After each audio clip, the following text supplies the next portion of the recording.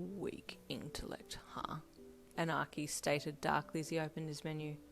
Have fun with my weak intellect.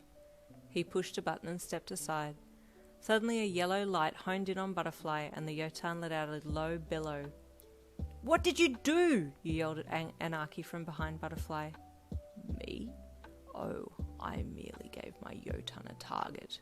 He won't stop now until Butterfly is no more. You can't do that, you cheating whore, you screamed. Young lady, someone needs to domesticate that tongue. I will take it upon myself to complete that task, Anarchy said with a smirk. Quick as a flash, Butterfly shot forward and disappeared, reappearing behind Anarchy with his blade pressed up against Anarchy's throat. You lay one finger on my girl, and I'll have your head. Don't think it's beyond me to take out you and your Yotan, Butterfly said to the shocked male. I'd like to see you try, Anarchy replied in an unintentionally shaking voice, thoroughly alarmed by Butterfly's words but trying to play it cool in front of you. Mark my words, Butterfly said as he released Anarchy and walked back to you. Don't worry, On. I'll be done soon. Wait for me by the stands, and if he does anything to you, don't hesitate to call me, and I'll come immediately. You nodded and kissed him on the cheek. Good luck, you whispered. I have you. Therefore I have all the luck I need, he replied as he took your hand and squeezed it. You smiled and backed away as he pulled his hood up over his head and turned to face the Yotan that had been standing somewhat impatiently, just a bit behind Anarchy. Anarchy opened his menu again, and with a few flicks and clicks prepared to release his Yotan from semi-tame to wild. The minute he released his beast, it shot forwards and crashed right through Butterfly. Through? You gasped as you walked quickly backwards, keeping your eyes on the fight. The Yotan is a creature of the undead, able to phase through objects while dealing damage, Anarchy replied to your gasp. Works beautifully with the glitch that's already present, he added. You grit your teeth and refuse to acknowledge him, keeping your eyes on the fight and detailing the damage between the two fighters. The Yotan's health bar still seemed healthy, but Butterfly's had taken a serious hit that time, despite having his sword drawn and using it. This isn't good, you thought as you backed far enough away to turn and walk up the stairs into the stadium. If the Yotan is able to deal damage even though it phases, there needs to be at least one part of it that stays solid during the fight so it can make contact. You watched helplessly as Butterfly tried to attack the creature time and time again, only to have it phase through his attacks and deal a serious amount of damage to his body. Marvellous, isn't it? Anarchy sneered.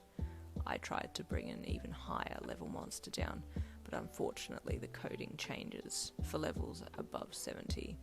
They must have brought in a different programming team for the last 29 levels, he mused, just a bundle of confidence now that his Yotan had the upper hand, and you seethed quietly from beside him. I mean, it certainly helps to know Butterfly's stats. You can imagine my surprise and delight when I saw that he was only level 63. Anarchy cackled. Makes this so much more fun. You bristled. At least he's not a 69 level asshole like you. I do like this wild side, Anarchy cooed as he slid closer to you. It will make taming you all the more fun. You can go and slide your whack ass back over that way, boy, before I throw hands, you shot at him, your top lip curling into an almost snarl. You know getting Butterfly's information is cheating. Everything you've done is cheating. When he beats your cheating ass, victory is going to be so much sweeter. When? Anarchy shot back. When he beats me? My dear, take another look at his health bar. Your beloved Butterfly is most certainly not going to win. You looked back at the fight between the Yotan and Butterfly, and your heart sank. The Yotan's health bar was sitting somewhere around 90%, but Butterfly's had just dropped another bit, and his bar had turned orange, indicating he was somewhere just under halfway, around 48%. Swallowing thickly, you balled your fists up. He can't lose. Butterfly never loses, you thought. Butterfly changed tactics multiple times, but each time was useless against the Yotan's phase attack, and he dropped back for the 5th time, panting, his health bar dropping quicker and quicker each round. As he went down on one knee, you stood up worriedly. No, Butterfly, you can do this, you called out. Butterfly opened his menu quickly and clicked something before closing it and dropping his head and Anarchy let out a loud, victorious laugh. "Finish him, Yotan," he called from beside you. The beast lunged forwards towards the still kneeling Butterfly, and your heart leapt into your throat. Just as the Yotan made contact with Butterfly, you heard him yell "weapon switch," and a white cloud engulfed the fighting pair, coupled with a loud wind sound shaking the arena violently. "What on earth?" you yelled, confused. You blinked and tried to focus on where the fighting pair had gone, and through the white mist you noted, with joy, that the Yotan's health bar had dropped significantly. "He hit him!" you squealed, your head whipping over to look at Anarchy. The cheating player was sitting there with mouth agape, his face pale and fear-ridden. "What's up with you? Can't handle your beast getting its ass kicked?" you shocked cheekily. "No, that can't be. He can't have that. That's impossible," Anarchy whispered, dumbfounded, eyes glued to Butterfly. "That was an impossible quest." "What the hell are you on about now?" you groaned. "What impossible quest?" As the white cloud cleared, you heard the Yotan scream and back up in terror as Butterfly pushed himself up to standing again, holding a blazing white sword that had an eternal fire coursing around it. "Ooh, cool sword," you said. "You know nothing, do you?" Anarchy shot. "That's the holy sword of light." "Cool sword," you repeated. "That's what I'm calling it." "How the hell did he get that HSL?" Anarchy spat. "I tried to hack that quest to get it myself, but I couldn't. Everyone who's tried to complete that quest failed. How does he have it?" The irate male raged, clutching his head. "Because he's flippin' Butterfly, that's how!" you exclaimed excitedly as you bounced up and down, your foxtail swishing with enthusiasm. "Anyway, what's this quest thingy?" "I don't have time to tell you. I have to control my Yotan," Anarchy snapped impatiently as he flicked his menu open. "Hey, whoa!" you yelled. "You can't cut in now. They're in the middle of a duel." "I can do whatever the hell I want," he yelled at you. "Over my dead body, asswipe," you hollered, throwing yourself at him and tackling him to the ground. "I'm not letting you screw things up while my man's trying to beat your stupid ass Yotan." "Get off me," Anarchy screamed as he tried desperately to wrestle you off so he could program some recall commands to pull his Yotan back. "Never!" you screamed as you railed punches onto him. Meanwhile, each hit Butterfly was dealing out was super effective against the Yotan, and its health was draining quickly. Butterfly's bar, however, was at critical level of less than 10%, dangerously in the red, and his breathing was heavily laboured. As you kept Anarchy busy, forcing him to focus on fending you off, you'd glance up to see how Butterfly was faring in the fight. He was back down on one knee again, and the Yotan was starting to wobble slightly, both their health bars showing the wear and tear of the fight. The Yotan was about 30% health, and Butterfly was at 9% and struggling. "Please beat it! Please beat it!" you begged Butterfly silently as you saw him try and raise the HSL for another hit. He was near spent, and your heart ached for him as you continued to keep Anarchy from cheating yet again. The Yotan stumbled forwards and picked up the pace, charging straight towards Butterfly, who was now on hands and knees. "Butterfly, don't give up!" you screamed in a panicked voice.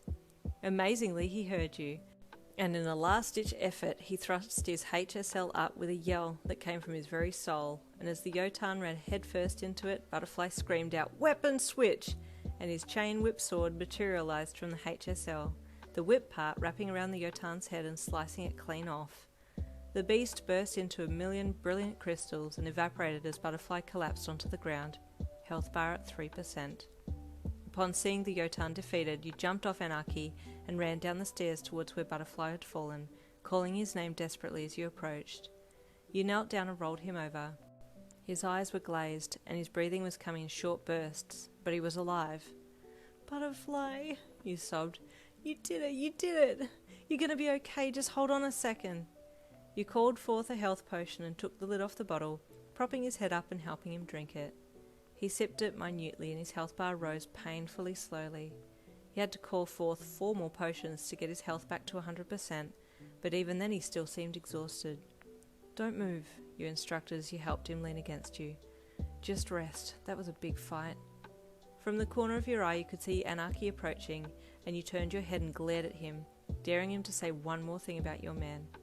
"Butterfly," he called in a low voice as he approached the two of you on the ground in the middle of the arena. although I don't want to admit it. You won fair and square. You nodded proudly, and Butterfly just sat there looking down at the ground. You have my word that I will no longer disrupt the peace of RFO, Anarchy continued. You have definitely earned my respect. Butterfly nodded silently and refused to look Anarchy in the eye. The disgruntled player nodded to you before turning and leaving the arena, well and truly beaten. Butterfly, are you okay? Your question was cut short by him turning and flinging his arms around your neck, his arms shaking uncontrollably. I was so scared. His voice trembled as he clung to your neck. I thought I was going to lose the fight and lose you too. I love you, I really do. I can't see a future without you. You were slightly shocked at his sudden confession of love, but his vulnerability was so raw and honest that it melted your heart. Butterfly, I love you too, you whispered back to him, scrunching your face down into his neck.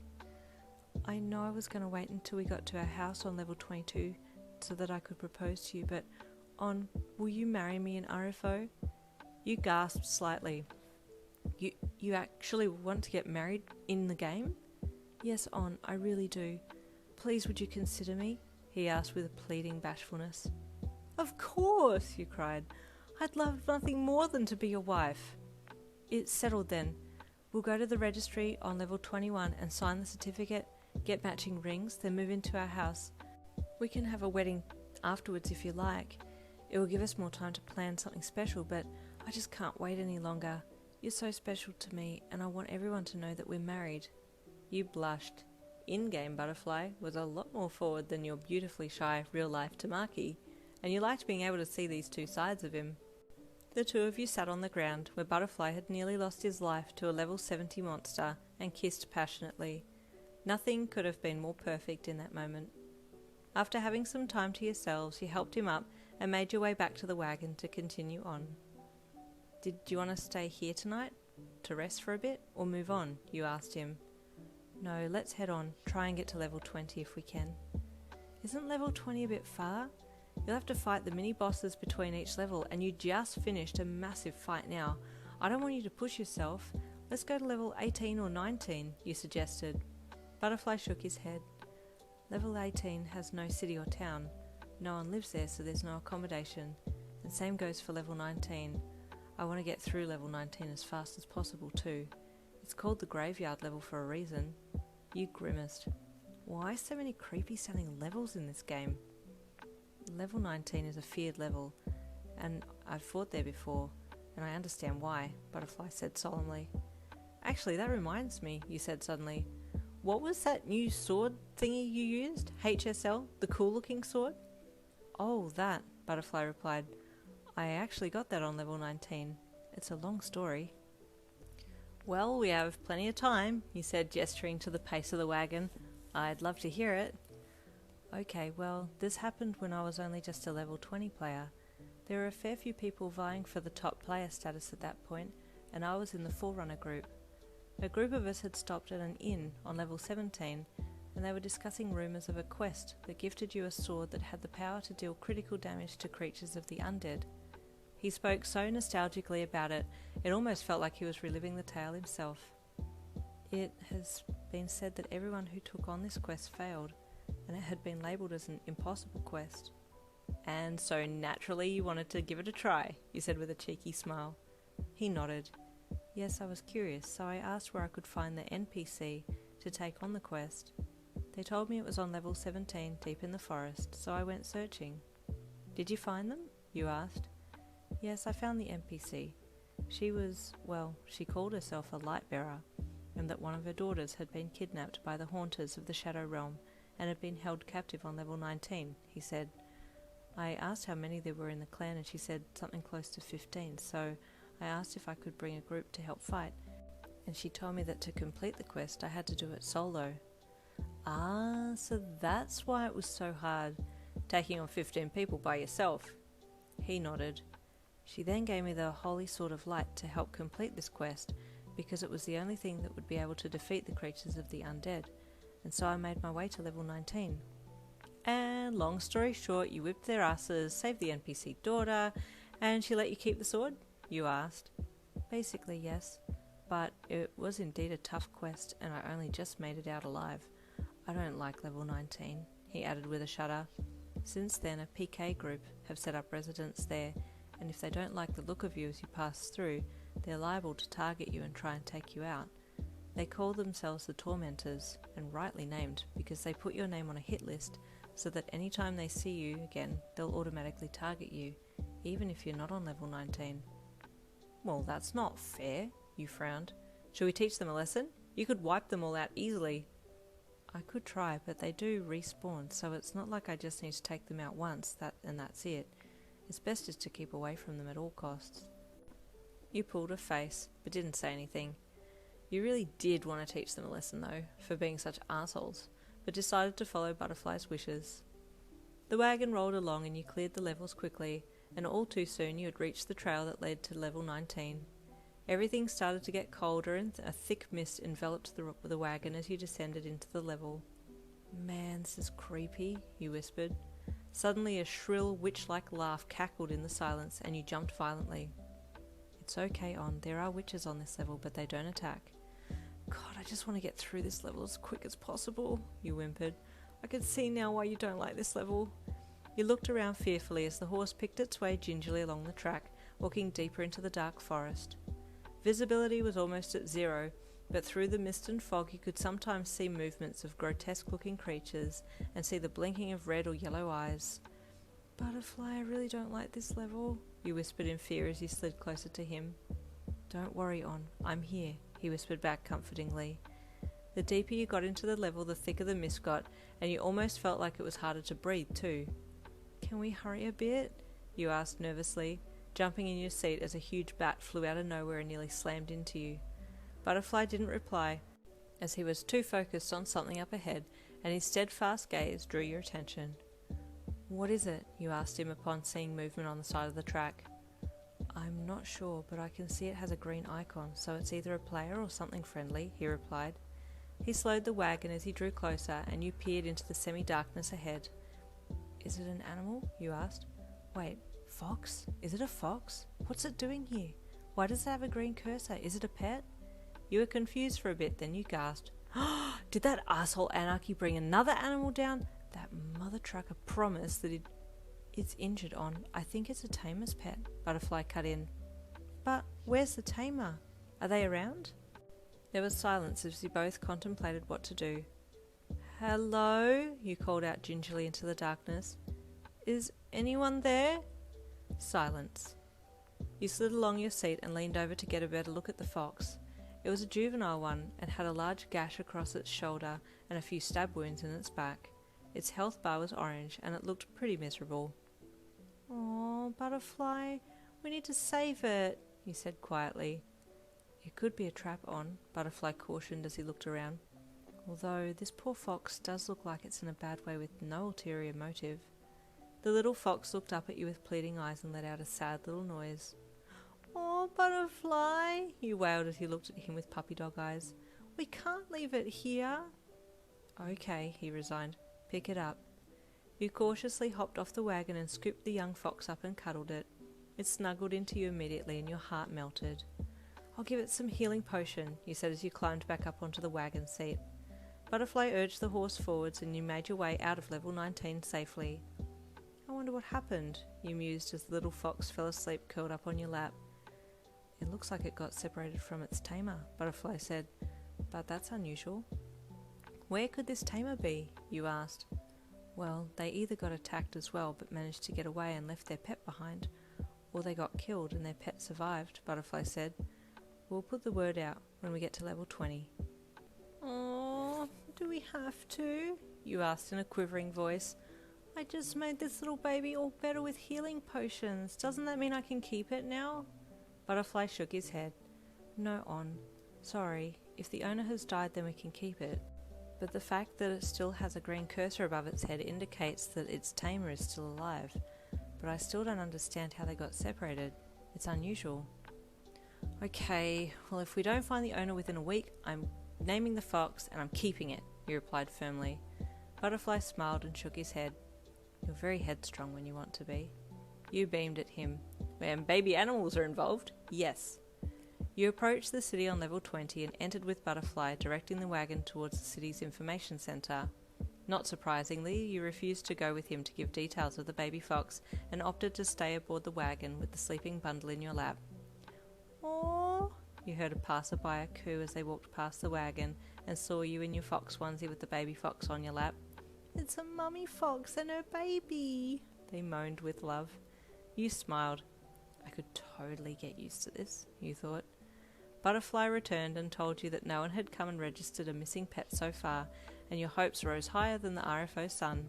You just might get to keep your baby fox after all. The next day at school you were mucking around with your best friend, coming up with new inside jokes and random things to say, and started a chain of words that just seemed to keep going and going. It all started with her saying that she had stubbed her toe yesterday, and it hurt like a mother trucker. Naturally you responded with, "The mother truckerest of the mother trucker?"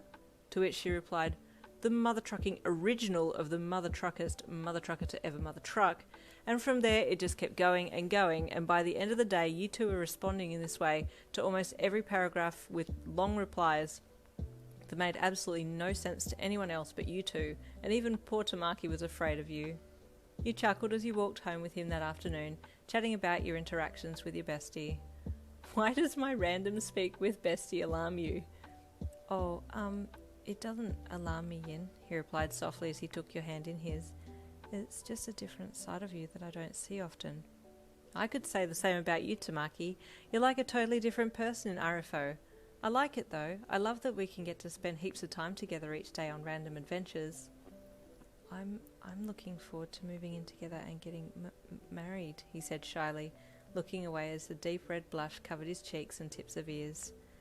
"It's surreal that we're getting married in game, huh?" he replied with a happy sigh. "I like that feature," he said as he hesitantly looked at you. "I like it too, Shy Bean," you replied cheekily, stopping him so that you could kiss him on the tip of his nose. "You ready to head to level 21 today and get our wedding rings and then head on to our new home?" He gave you a cute little smile and nodded vigorously.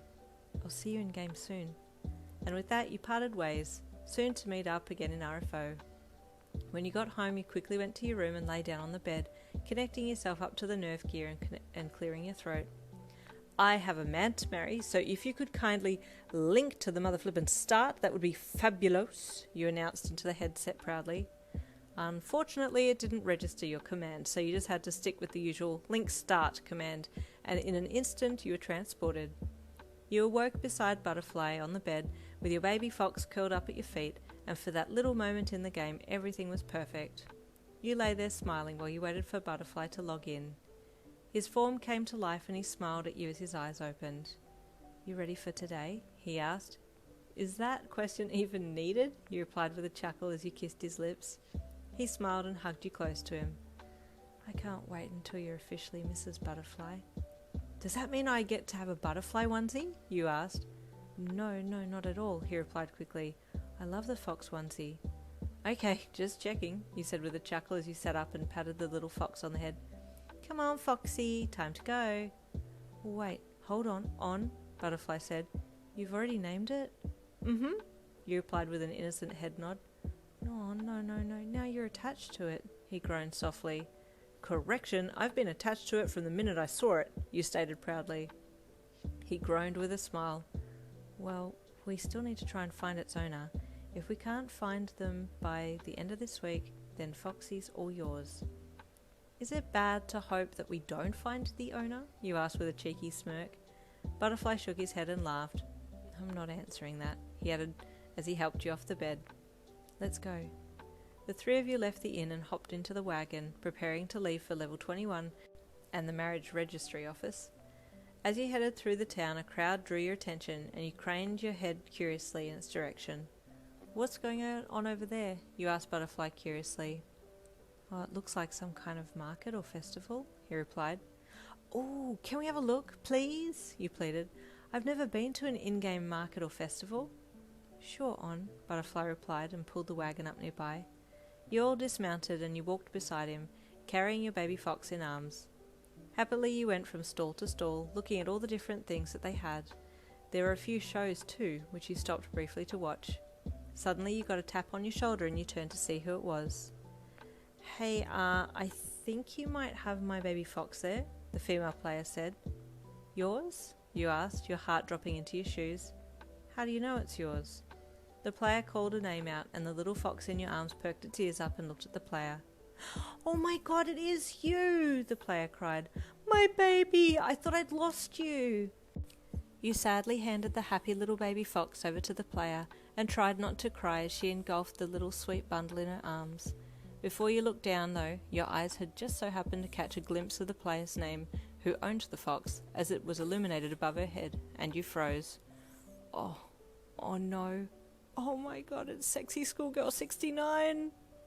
You panicked for a second before realising that you had the upper hand here because you knew who she was, but she had no idea who you were, so after calming down, you turned to Butterfly. Okay, we'd better go now, Butterfly, you said quickly. Wait, Butterfly? You're the top player, right? Nice to meet you, Sexy Schoolgirl 69 said. Yes, Butterfly replied shyly. That would be me. Changing subjects, but how did you and your fox get separated? I've never heard of that happening before. Oh, your bestie replied. Yeah, that was really weird. I was grinding on level 19 and... Your snort cut her short and she looked at you. Oh, sorry, continue, you said quickly, clearing your throat to cover your snorting sound. You got something to say? She snapped, turning to you to square up. You rolled your eyes. Bitch, don't be like that. Okay, only you would be crazy enough to grind on level 19. Are you insane? That's the creepiest level ever. And what would you know about me? She replied offensively. You stopped. I can't say anything like that. You shut your mouth, then cleared your throat again. Sorry, you're right. My bad. She glared at you for a bit, then turned her attention back to Butterfly. Anyways, as I was saying, she said with a huff, I was grinding, then I came across that PK group, unfortunately, and apparently I was too close to their lair and they didn't like it. The tormentors? Butterfly asked. Yeah, those assholes. Anyway, they surrounded me and my little baby. He's too young to fight, so I teleported. I thought I had him close to me, but he didn't teleport with me, she said, confused. Then when did this happen? Butterfly asked. She thought for a moment.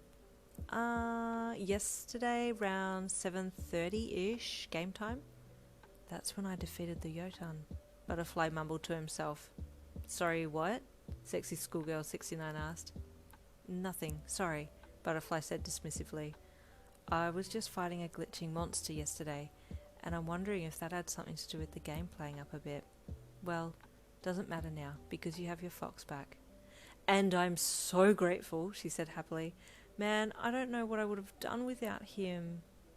Would have been lost like my will to live, you said without thinking.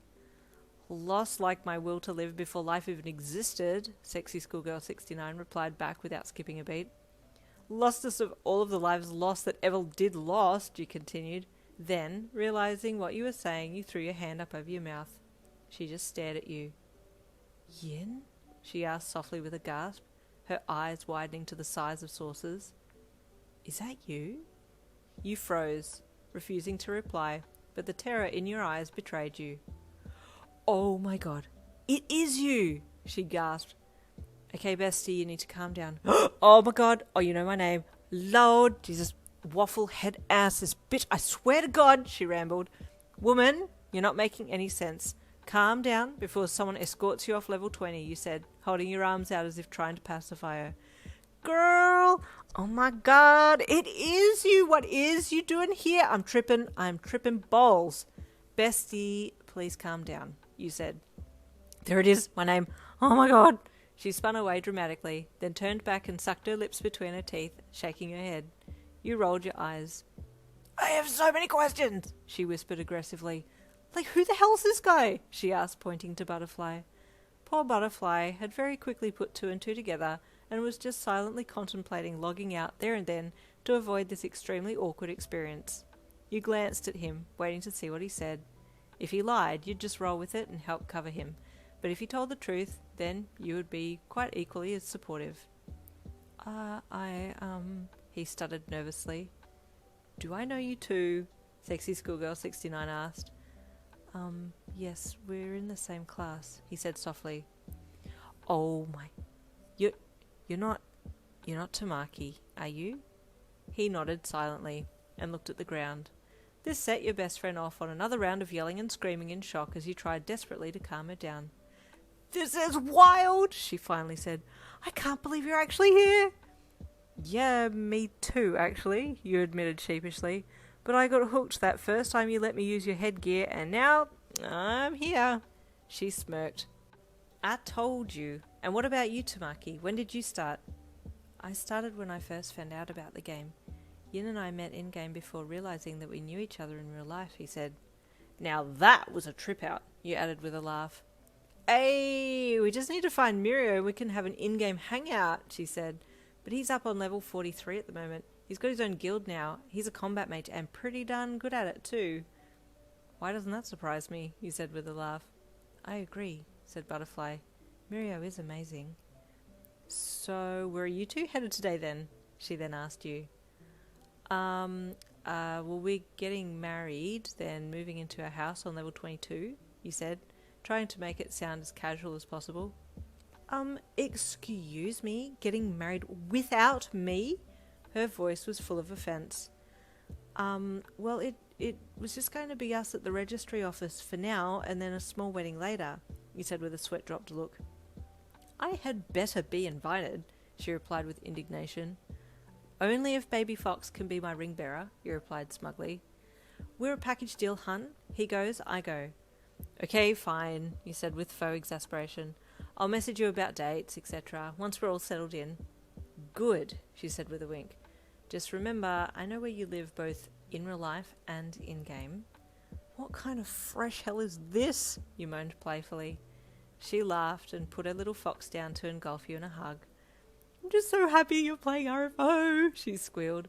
"We can have so much fun together in here." "Bring Mirio along too. We can hang out as a group," you said excitedly. You chatted a little longer before saying goodbye to your friend and then heading back to the wagon. "Man, crazy, hey?" you sighed, shaking your head as you walked beside Butterfly. "Guess it was bound to happen at some point." "As long as she doesn't take you away from me, I'm okay," Butterfly said softly. I like our in-game time together." You smiled at him and then leaned over to kiss his nose. "I promise it won't affect our time together in here. Now let's go get married!" Butterfly seemed to be on a whole other level as he easily made his way into level 21. He was a man on a mission, and defeating the mini-boss at the gates of level 21 was child's play to him at the moment. Level 21 was all town. No fields, no nothing, no open grass areas, and you were a little confused for a bit. "Hey, random question, Butterfly, but are there no monsters on this level? Aren't there some kind of bad guy on each level? If there's no fields, where do the monsters live?" Butterfly was about to reply you when you both heard a cry in the distance. "My purse!" a voice wailed. "There's your answer," Butterfly replied with a little chuckle. "The monsters on this level are different. They're in human form. NPCs that trick people or steal stuff." "Is that even allowed?" you asked. "Well, I guess so. That's how this level is designed. Just keep an eye out for any purple cursor characters getting close to you," he warned. "So, how do you defeat them?" you asked curiously. "You just avoid them, really. You can't really fight them," he replied. "Okay, well if anyone tries to get handsy with my mahi, I'ma slap 'em," you said solemnly. Butterfly chuckled. His little laugh could light up New York at night.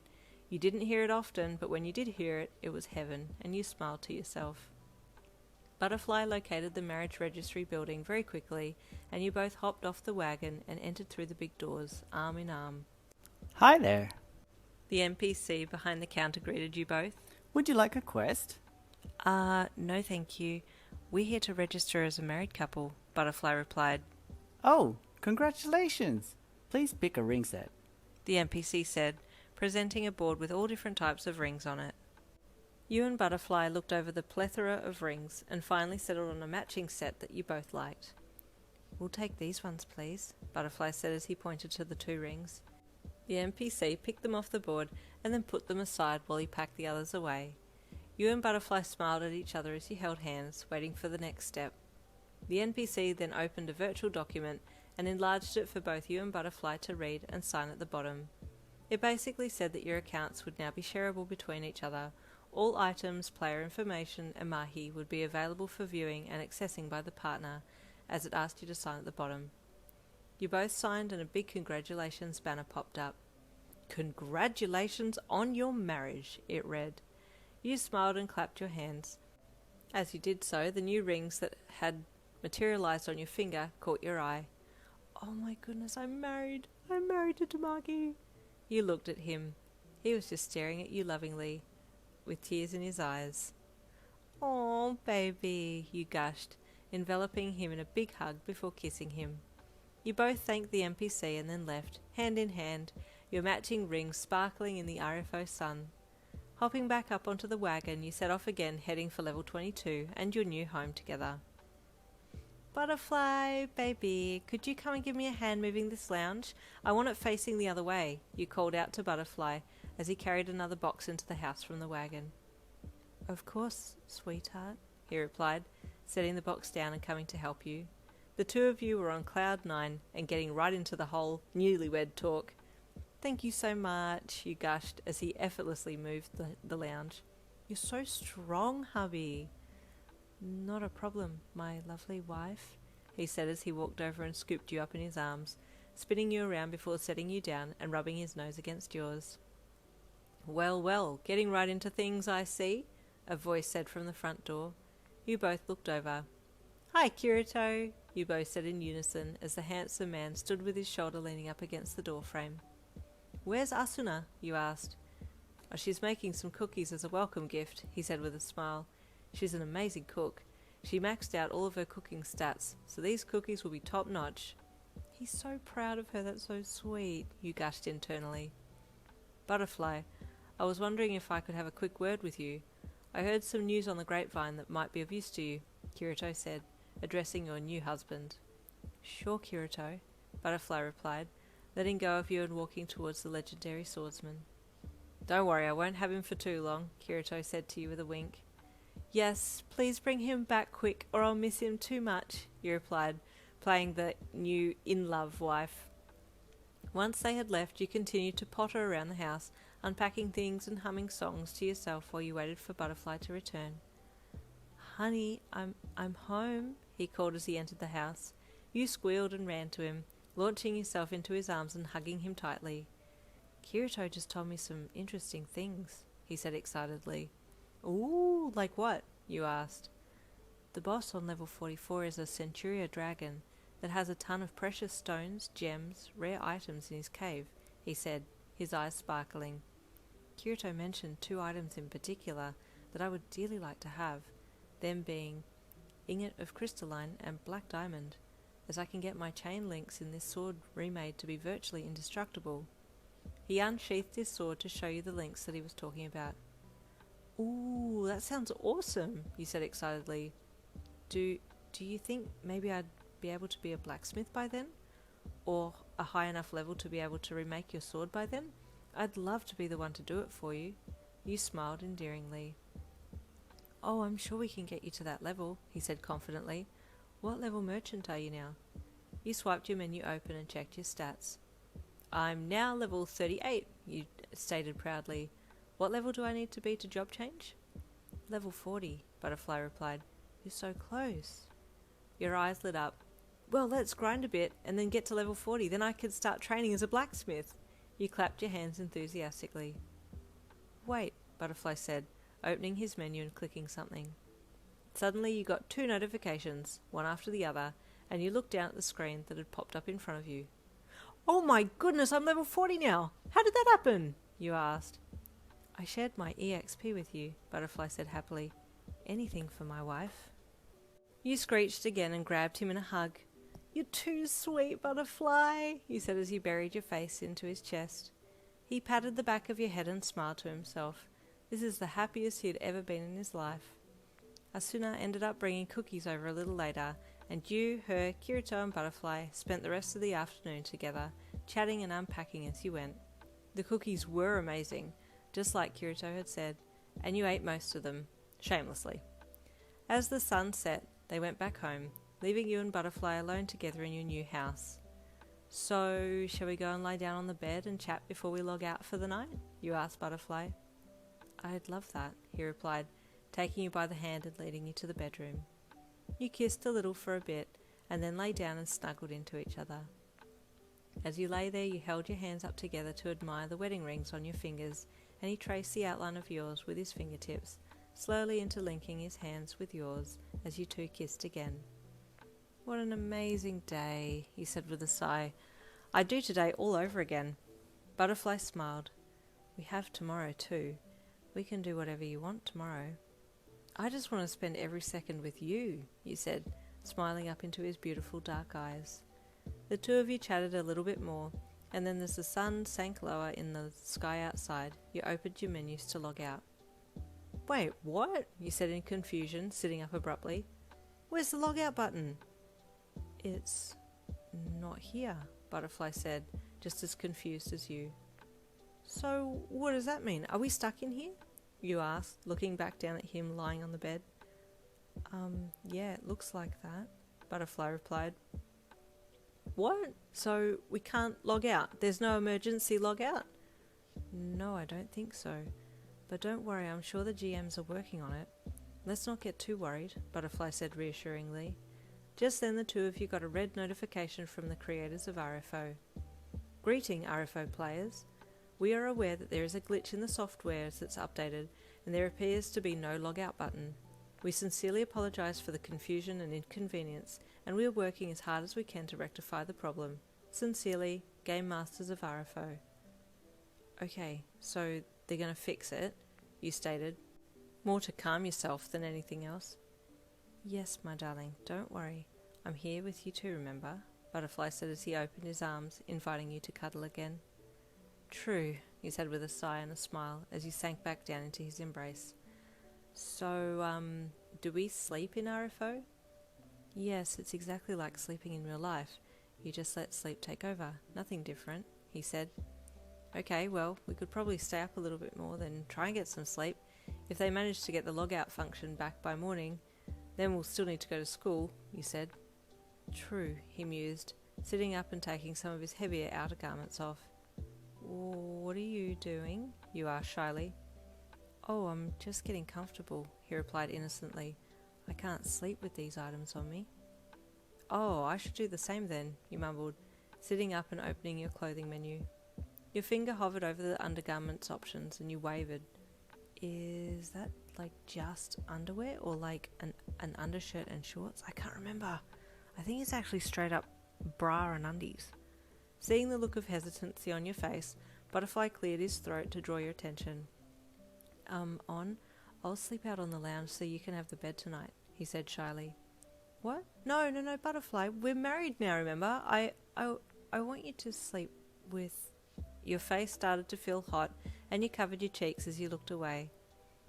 I don't want you to feel uncomfortable, that's all, he whispered softly, looking down at his hands.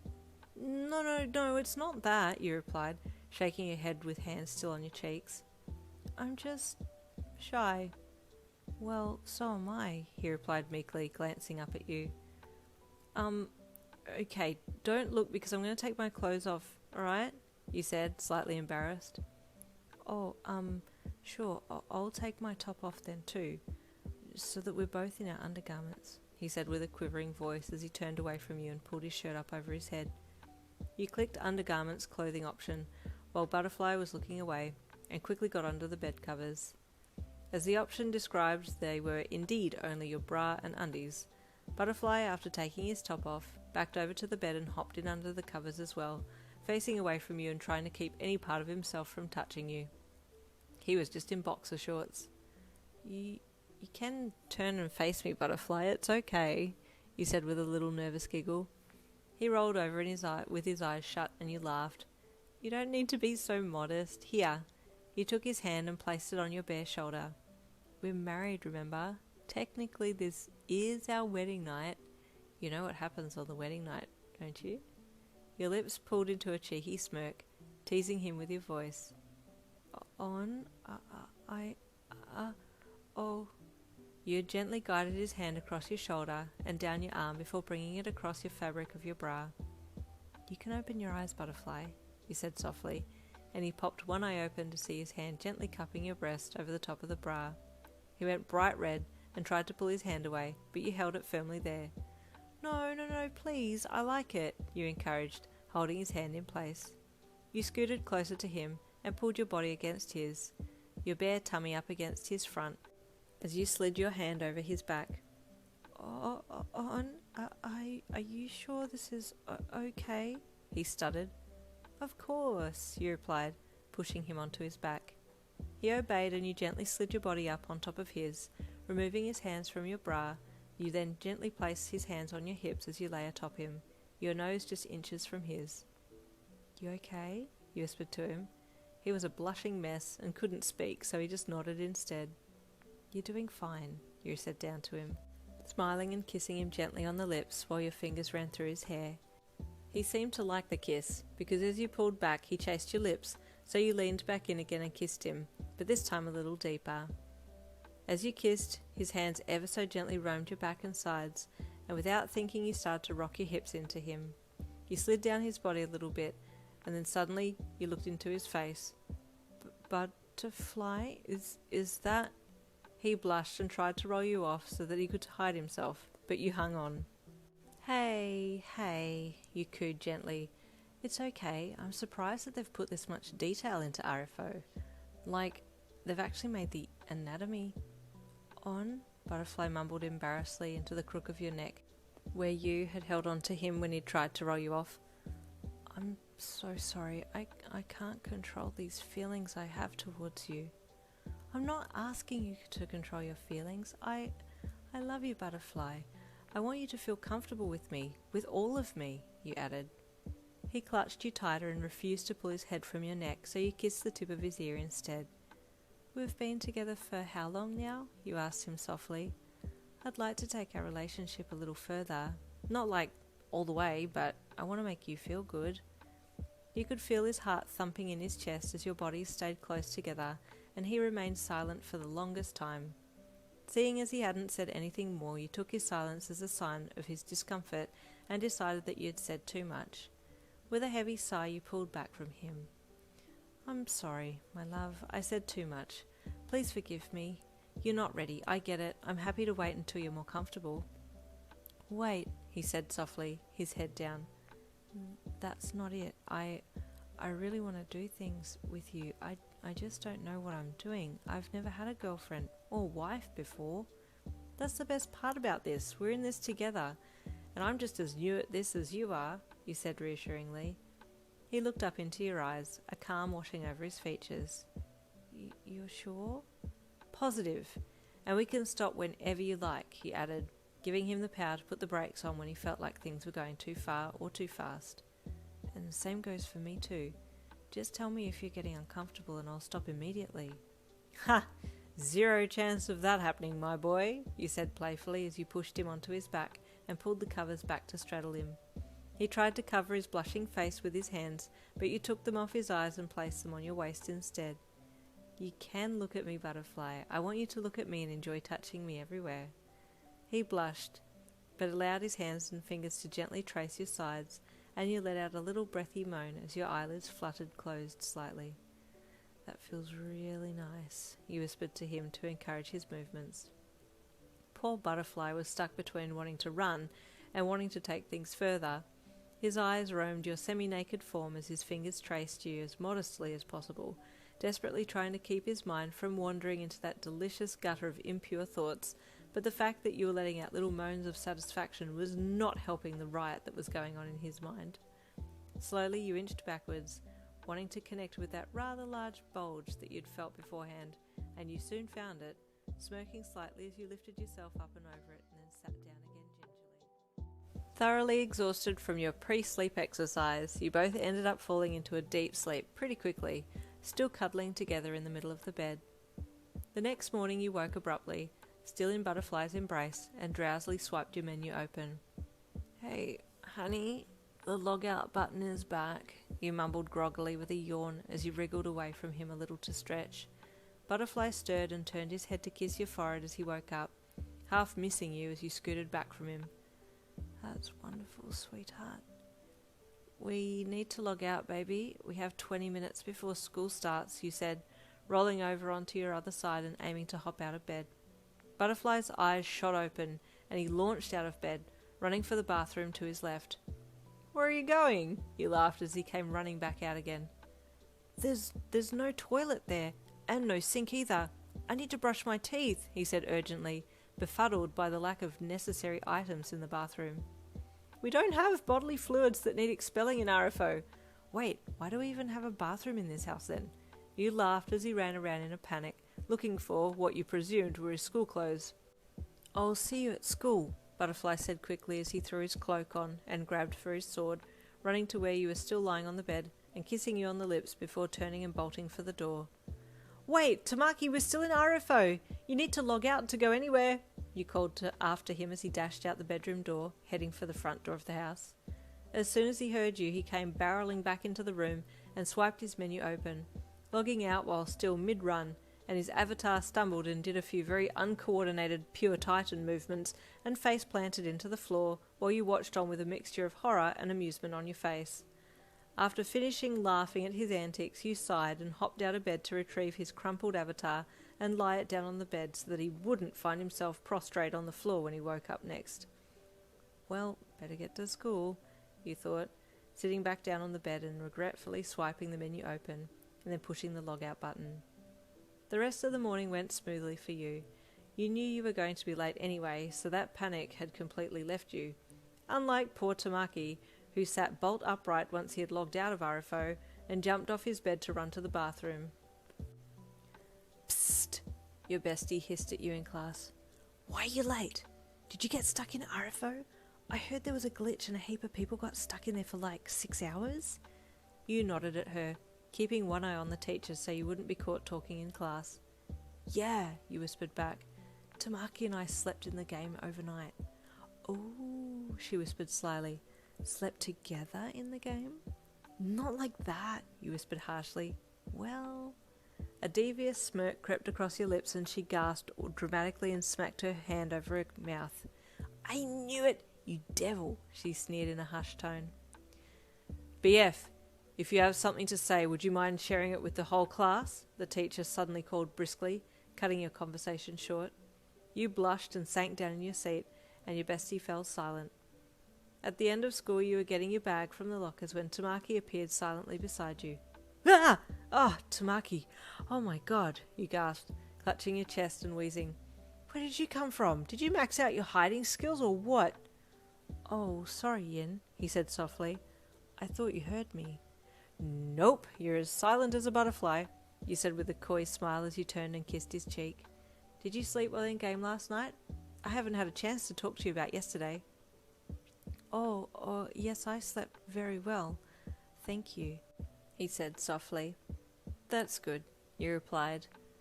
You leaned up and kissed him, and he returned your kiss eagerly.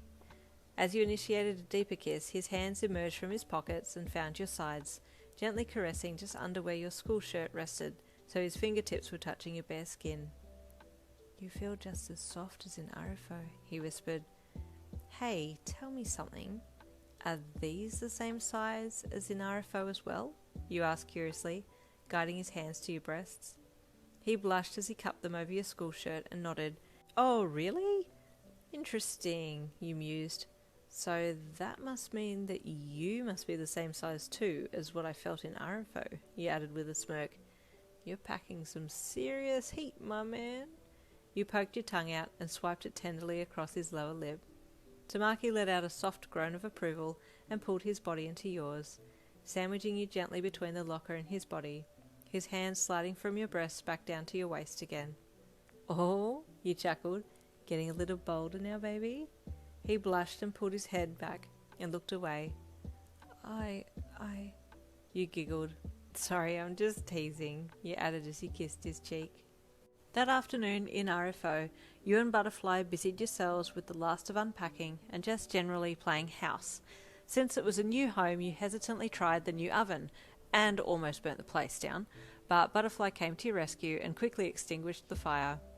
"Okay, this oven is the spawn of Satan. How come it doesn't work like my old one back on level 1? You asked Butterfly as he removed the charred remains of whatever it was you were trying to cook from the oven.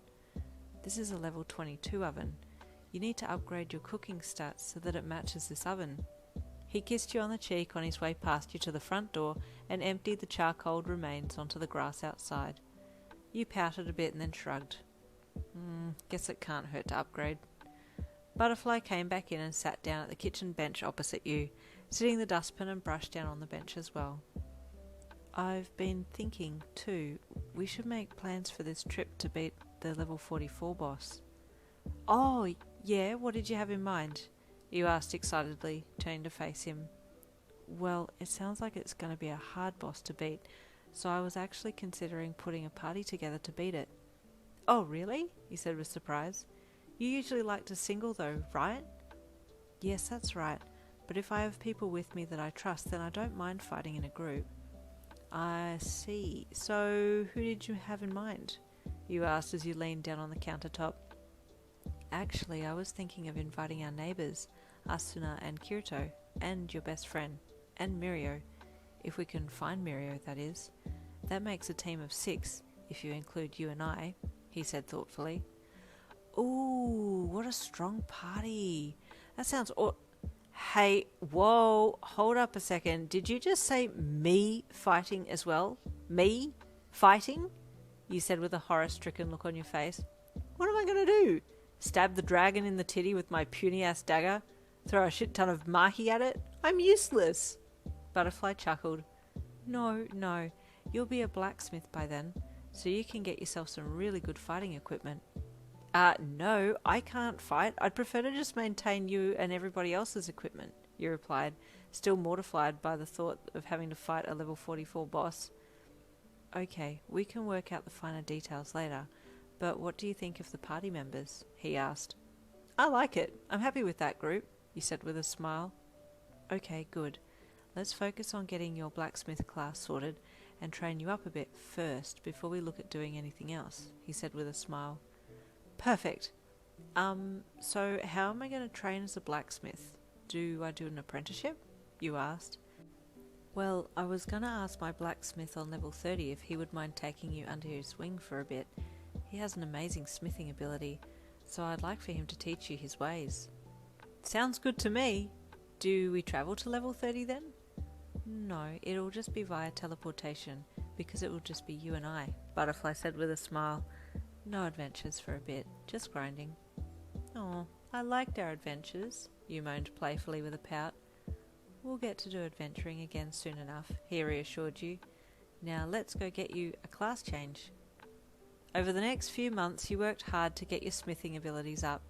You are now a qualified blacksmith and a pretty terrible one at that, but you were hard-working and determined to learn, and Butterfly couldn't have been prouder of your efforts.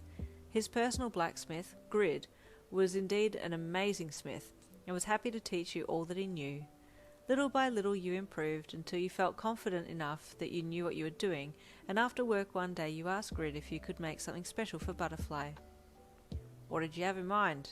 He asked as he packed a few last swords away. I don't know really. Something that might be useful in a boss fight. Let's just say the boss is a dragon, you said, trying to think as practically as possible. Does the dragon breathe fire? Grid asked. Dunno. Maybe? I'm pretty sure it would, he replied vaguely. Okay, well, some kind of water element item would be super helpful, he said, pulling the sign outside the shop inside for the night. A water aura bracelet? Oh my gosh, that sounds amazing, you said. How do I make that? How does it work? First, you need to get 2 items, water crystal and wind, Grin stated plainly. For water crystal, you have 3 options on where to get them from. 1, head to level 25 and fight a llama farmer or a giant llama itself. 2, go to level 28 and farm some sea slugs till you get just enough crystals. Or 3, go to level 32 and take on a giant sea serpent that lives there.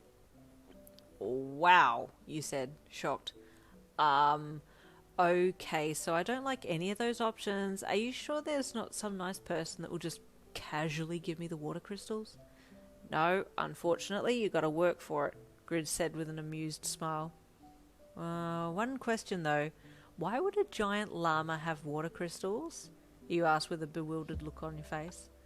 The farmer up there feeds his llamas water crystals to improve the quality of their fur, so you can either take him on or go for one of the llamas to get what you need, Grid said. Farmer has a gun too, might I add. He's an NPC. Okay, gotcha. Avoid the demon llama farmer with gun, you said with a thumbs up. I don't like any of the ideas of a level 32 sea serpent either, so I guess sea slugs it is. You grimaced and your whole body shuddered. They're not that bad, Grid said with a shrug. Some squirt water, some squirt ink, but you'll be fine. Just stab them with your dagger a few times and hey presto, monster drop. Easy as pie, huh? 20 minutes later you were up on level 28, grinding for sea slugs. I'm a kill, Grid, when I get back, you growled to yourself as yet another sea slug squirted ink right into your eyes.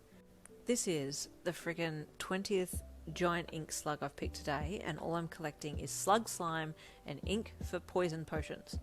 You stood back and wiped ink from your face, scowling menacingly down at the lump of sea animal. Another brightly coloured sea slug slid into the rock pool that you were standing in, and you lunged at it, screaming death threats as you shot towards it. You stabbed the poor thing mercilessly until it exploded into crystals and stood there panting loudly, your breaths coming in short, sharp bursts as you held the dagger in hand. Suddenly you were aware of eyes on you, and you looked up to see two terrified fishermen sitting on the rocks nearby.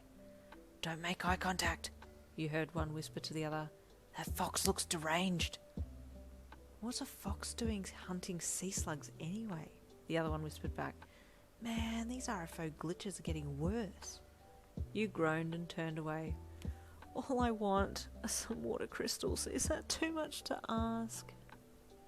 After getting squirted with ink a fair few more times, you finally worked out that the water squirting slugs had blue markings on their underside, so you changed tactics to punting slugs with your toe to roll them over before stabbing them to check if they were the ones that you were after. You knew this whole ritual looked a bit strange, and it probably didn't help that you yelled, "Nope, this isn't the Krusty Krab," when you kicked over a slug that didn't have blue on the underside. However, when you did manage to find a slug with blue on the underside, you'd yell, "This is Patrick Star!" at the top of your lungs as you stabbed it merrily with a wide grin on your face. After farming about 20 sea slugs, you finally had enough water crystals collected, and you left the rock pool area covered in ink and water, but content with your grinding efforts. "Let's not fish here again, hey, if that fox comes back," the fisherman said to his friend as he watched you leave for the day. The pair had watched your whole theatrics as you grinded solo for the water crystals. The mental health bar on that one's dangerously low. "I got the water crystals! Start the car!" you hollered as you slammed the door open to Grid's workshop, water and slug ink dripping down your fox onesie. "Well done," Grid stated plainly. "Now you have to get the wind item." "Wind item?" you repeated in an almost defeated voice, your shoulders slumping down. "Yep. Need the water crystals and wind to create the water aura bracelet. There are a few elements you need to combine to get the desired end product." "Okay, where do I get the wind item from?" you asked, wringing ink and water from your tail. "Hummingbirds. In the forest on this level. They're little and cute, just need to catch about 50 of them and squish them," he said nonchalantly. "Squish them?" you gasped. "I can't squish them," you added with a pitiful wail. "Well, you can't get your wind item then, can you?" he said, stopping what he was doing to look at you. "Oh, this is for Butterfly," he said with dejected resolve. "If I have to squish hummingbirds to get wind for his bracelet, I'll do it." "No, I'm so sorry," you wailed as you squished yet another hummingbird in hand. You watched as the crystals floated up to the sky before sighing and finding another bird to hunt and catch. "That's..." you squished another one. 30?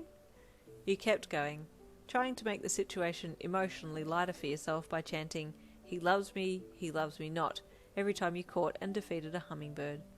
As you hit 50, you triumphantly yelled, "He loves me!" and turned to skip back towards town. A few minutes later you entered the workshop with a triumphant grin on your face and proudly stated that you now had water crystals and wind for the bracelet. "Well done," Grid said with a smile. "We'll make the bracelet tomorrow. For now you need to go home to your man and maybe clean up a bit," he laughed. "You're a mess." "I can't be looking that bad, can I?" You asked as you stepped back and looked to the right to see yourself in the mirror on the wall. Your onesie was now almost completely black from the sea slug ink, and the tail and ears were droopy from the weight of the water. You did indeed look a mess. Yeah, okay, best to call it a day. I'll be back tomorrow. You waved goodbye to Grid and left the shop. After making it to the teleport site, you transported back to level 22 and trudged the short walk home, water and ink dripping from you as you moseyed along. Hey hubby, I'm home, you sang as you entered the house, looking down to make sure you weren't dripping ink on the floor as you shut the door behind you. Welcome back to... Butterfly screeched when he saw you. Sweetheart, what happened to you? Are you okay? His voice was laced with concern as he rushed to your side. I'm fine, I promise, he said with a laugh. It looks worse than it is. Take the onesie off, I'll have it cleaned for you, Butterfly said as he tried to unzip it at the back. Oddly enough, you felt a little bit vulnerable standing there in your underwear as Butterfly took your clothes off, but he didn't seem fazed at all this time. Here, On, have my cloak, he said, taking it off and handing it to you. Oh, no, that's okay, I can just wear the rat onesie, or village clothes, you said, opening your menu. No, please, put on my coat, he asked shyly, as he presented the cloak a little closer to you so that you'd take it from him. Okay. You reached out and took it, and then slipped it on. You didn't think that Tamaki was that much taller than you, but his cloak absolutely dwarfed you as you pulled it on, and you held your arms out in front of yourself and stretched them to try and push your fingertips out of the sleeve holes, but you couldn't, so you pulled your elbows back to your sides instead and flapped your hands to show just how much extra sleeve there was. Tamaki was watching you with an adorable expression on his face. He loved how small you looked in his outfit, as well as how cute your little antics were, and you flicked the hoodie up over your head to see if it made you look cool, but instead it just completely covered your face. Tamaki heard you say something underneath, but it was muffled, and then you giggled and shuffled around a bit with your arms out in front, the extra sleeve length dangling from your fingertips. Look, Butterfly, I'm a ghost, you said, like an excited child, bouncing a little as you flapped your arms around and made a fake woo noise to imitate a ghost. Oh no, Butterfly chuckled. A level 100 ghost has appeared. I need to defeat it. He grabbed you in a bear hug and spun you around as you squealed and laughed, and then he carried you over to the couch and collapsed onto it, pulling you down on top of him as he fell backwards. You shrieked as your centre of gravity was disrupted, and coughed slightly as your body landed heavily on his. You reached a sleeve-covered hand up and grabbed for the hoodie to lift it up so you could peek out from underneath and look down at him. Did I defeat you? You chuckled when you managed to lift the hoodie up high enough to see him from underneath it. You stole my heart, Butterfly replied softly. I love you, On. You're cute, funny, encouraging, loyal. I'm so lucky to be able to call you my girlfriend and wife. You leaned in and rubbed your nose against his before kissing him. I could say the same thing to you too, Butterfly. You're shy, bold, reserved, and a total badass. You're everything. He kissed you back and smiled. On, I want to marry you in real life one day. Please wait for me. I don't plan on going anywhere without you, he replied as you lay your head down on his chest and snuggled into him. I'm so glad I decided to play RFO. The next day in RFO, you were at Grid's shop early, excited to be able to make your gift for Butterfly. As promised, Butterfly had gotten your fox onesie cleaned in a seriously fast time frame, and you had it back on again, at his request. Hey, you called brightly to Grid as you entered his shop. Good morning, On, he replied politely. You ready to tackle the bracelet today? You bet I am, you replied enthusiastically. Okay, he said, somewhat hesitantly. I need to warn you though, this is a somewhat technical piece to make, because of its unique status, so don't be upset if it takes a few goes to get it right. Oh, okay, that's okay. I'll just keep trying until I get it right, you said, unfazed by his warning. Let's go to the back of the shop so I can combine the elements in the workshop section, he said, turning and leading the way out the back. Have you made unique items before? You asked him curiously. Yes, I've made a few. I have also made legendary and myth status items too, but they're difficult to put together, so my success rate is somewhat low. That's why I'm warning you that this might not happen first go, he said as he pushed the workshop door open and ushered you inside. Okay, fair enough. What is a myth item? There's a hierarchy of items in RFO. They start at common, then go to uncommon, epic, unique, legendary, and lastly, myth. Myth means that they are the rarest of rare, and only a few people end up with these items.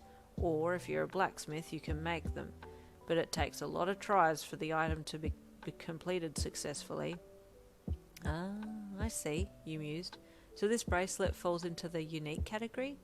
Correct, Grid replied, pulling out a beaker and setting it down on the bench, then turning to start up the furnace. When the bracelet's complete, it'll ask you to name it. I just called it Water Aura Bracelet, but that's not necessarily its name. You can call it something else if you like.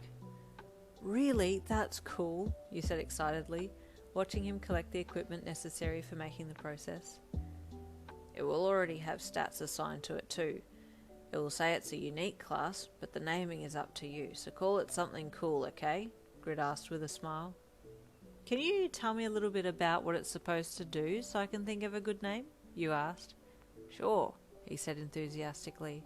When it's activated, it will release a vortex of water that will spiral around Butterfly, or whoever's wearing it, and the water is moving at such a speed that it deflects and quenches fire, ultimately protecting its wearer.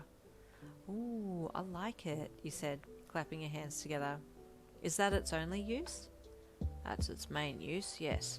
But by using it and accumulating skill points, you'll be able to unlock extra features, such as using it as like a fire hydrant and projecting water at terrific speed, or you could also use it as a projectile, like a water jet. Man, this is awesome, you said excitedly. Let's make this thing. Okay, you're all set here.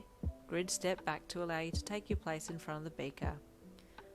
Okay, first, what metal are you going to use for the bracelet? You can use any metal in this shop. You thought for a moment, then replied, Stainless steel, please. Do we have any with higher chromium stats for fire retardation? Grid's jaw nearly fell open in shock at your response. Wow, I'm impressed with that reply, actually. You've come a long way. You beamed at him. Thank you. Yes, we do have stainless steel with higher chromium stats, Grid said with a suppressed smile. I'll grab it. Just give me a second. While I'm getting that, put the water crystal and wind items from your storage and set them on the bench. Aye aye, sir, you replied with a salute. You did as Grid instructed and awaited his return.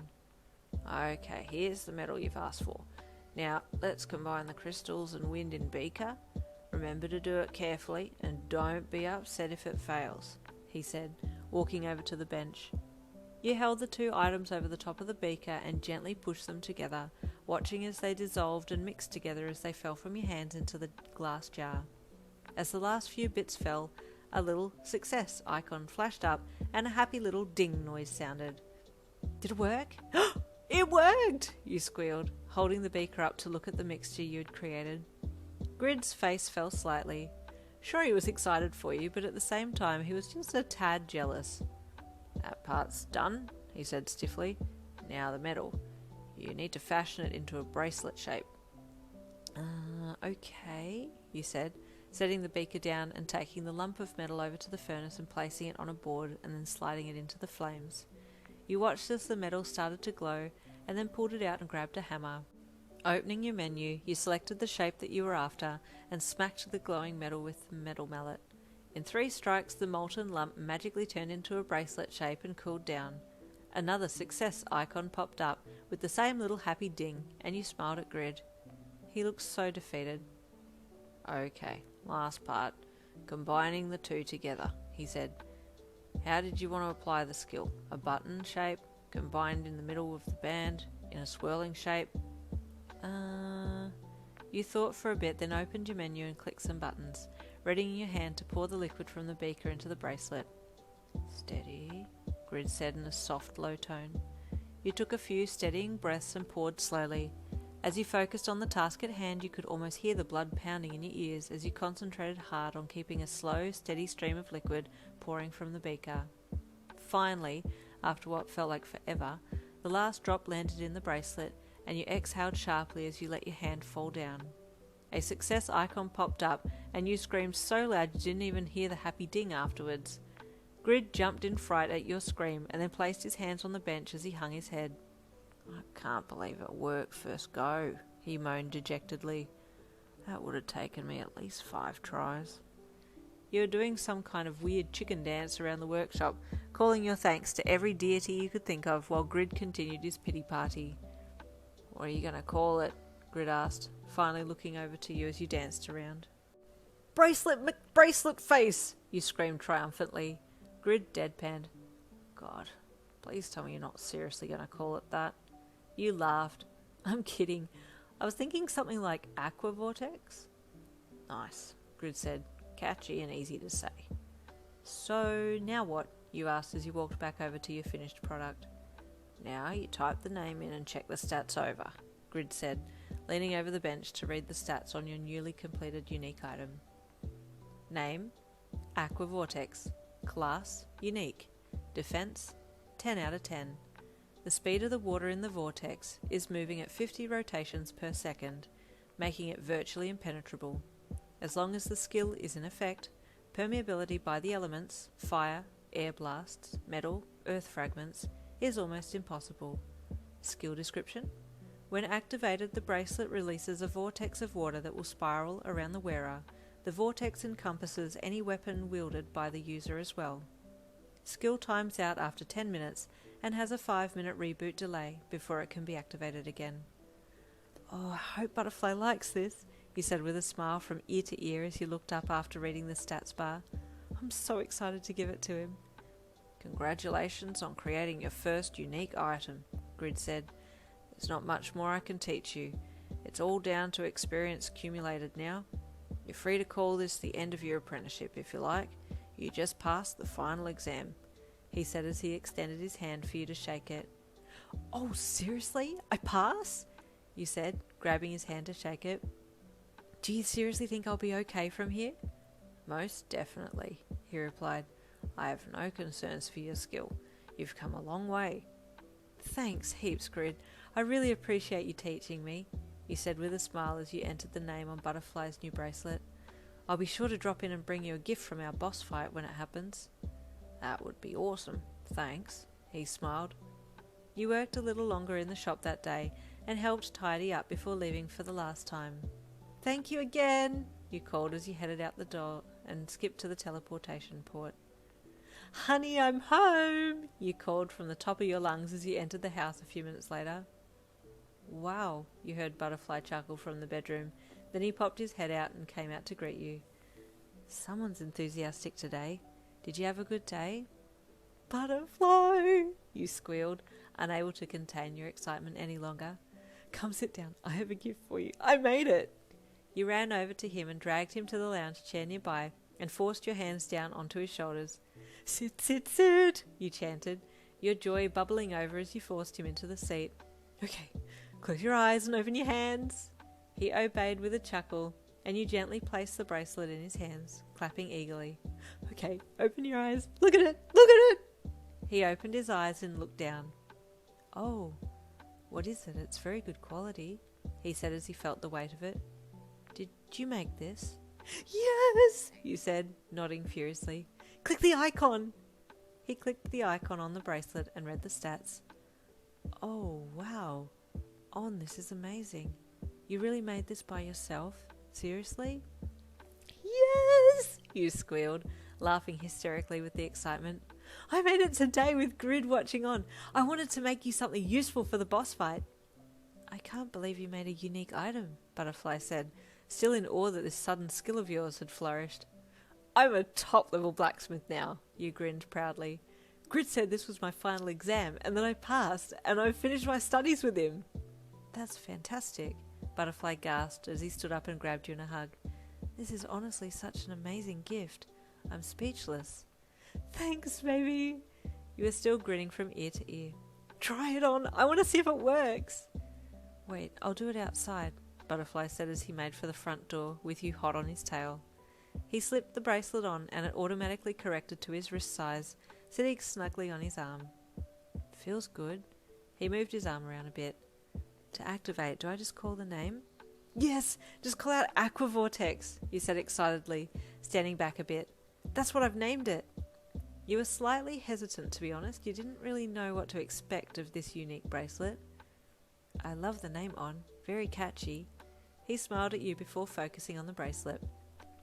Aqua Vortex, he called, throwing his arm out in front.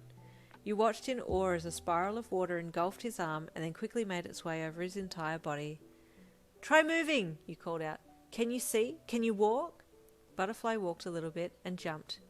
Yes, it's perfect, he called back. He reached for his sword and unsheathed it, and the water quickly spiraled around the body and up to the tip to protect it too, and you squealed with excitement. This is really cool, Butterfly called as he tried a few movements with the bracelet still activated. Wow, a voice called from beside you. What's this? You looked to your left and Kirito had walked over to see what was going on. Oh, hey, Kirito, I made that! You pointed to the bracelet around Butterfly's wrist. Impressive, he replied as he watched Butterfly in action. So you're a blacksmith now? Yes, indeed, he said proudly. And a good one at that, he winked at you. I've never seen that item before, but I'm assuming it's a unique class with a combination of water crystals and wind to create a water vortex that would act like a type of water shield. Is it a particular design? Is it to protect against fire attacks? Is the bracelet made of chromium enforced steel? Your jaw fell open. Yes to everything. How the heck did you know all that? Kirito shrugged. I've been around long enough. You're amazing, you said as you stared at him. Kirito, you need to try this bracelet my beautiful wife made, Butterfly gushed as he walked over to you two. It's phenomenal. Kirito held his hand out for Butterfly to place the bracelet on his wrist and then walked away a little from you two to activate it. What's it called? Kirito called to you. Aqua Vortex, he replied excitedly. Cool name, On, he replied with a smile. Then he turned his attention on the bracelet and held his arm out to activate it. Aqua Vortex, he called loudly, and the vortex enveloped him.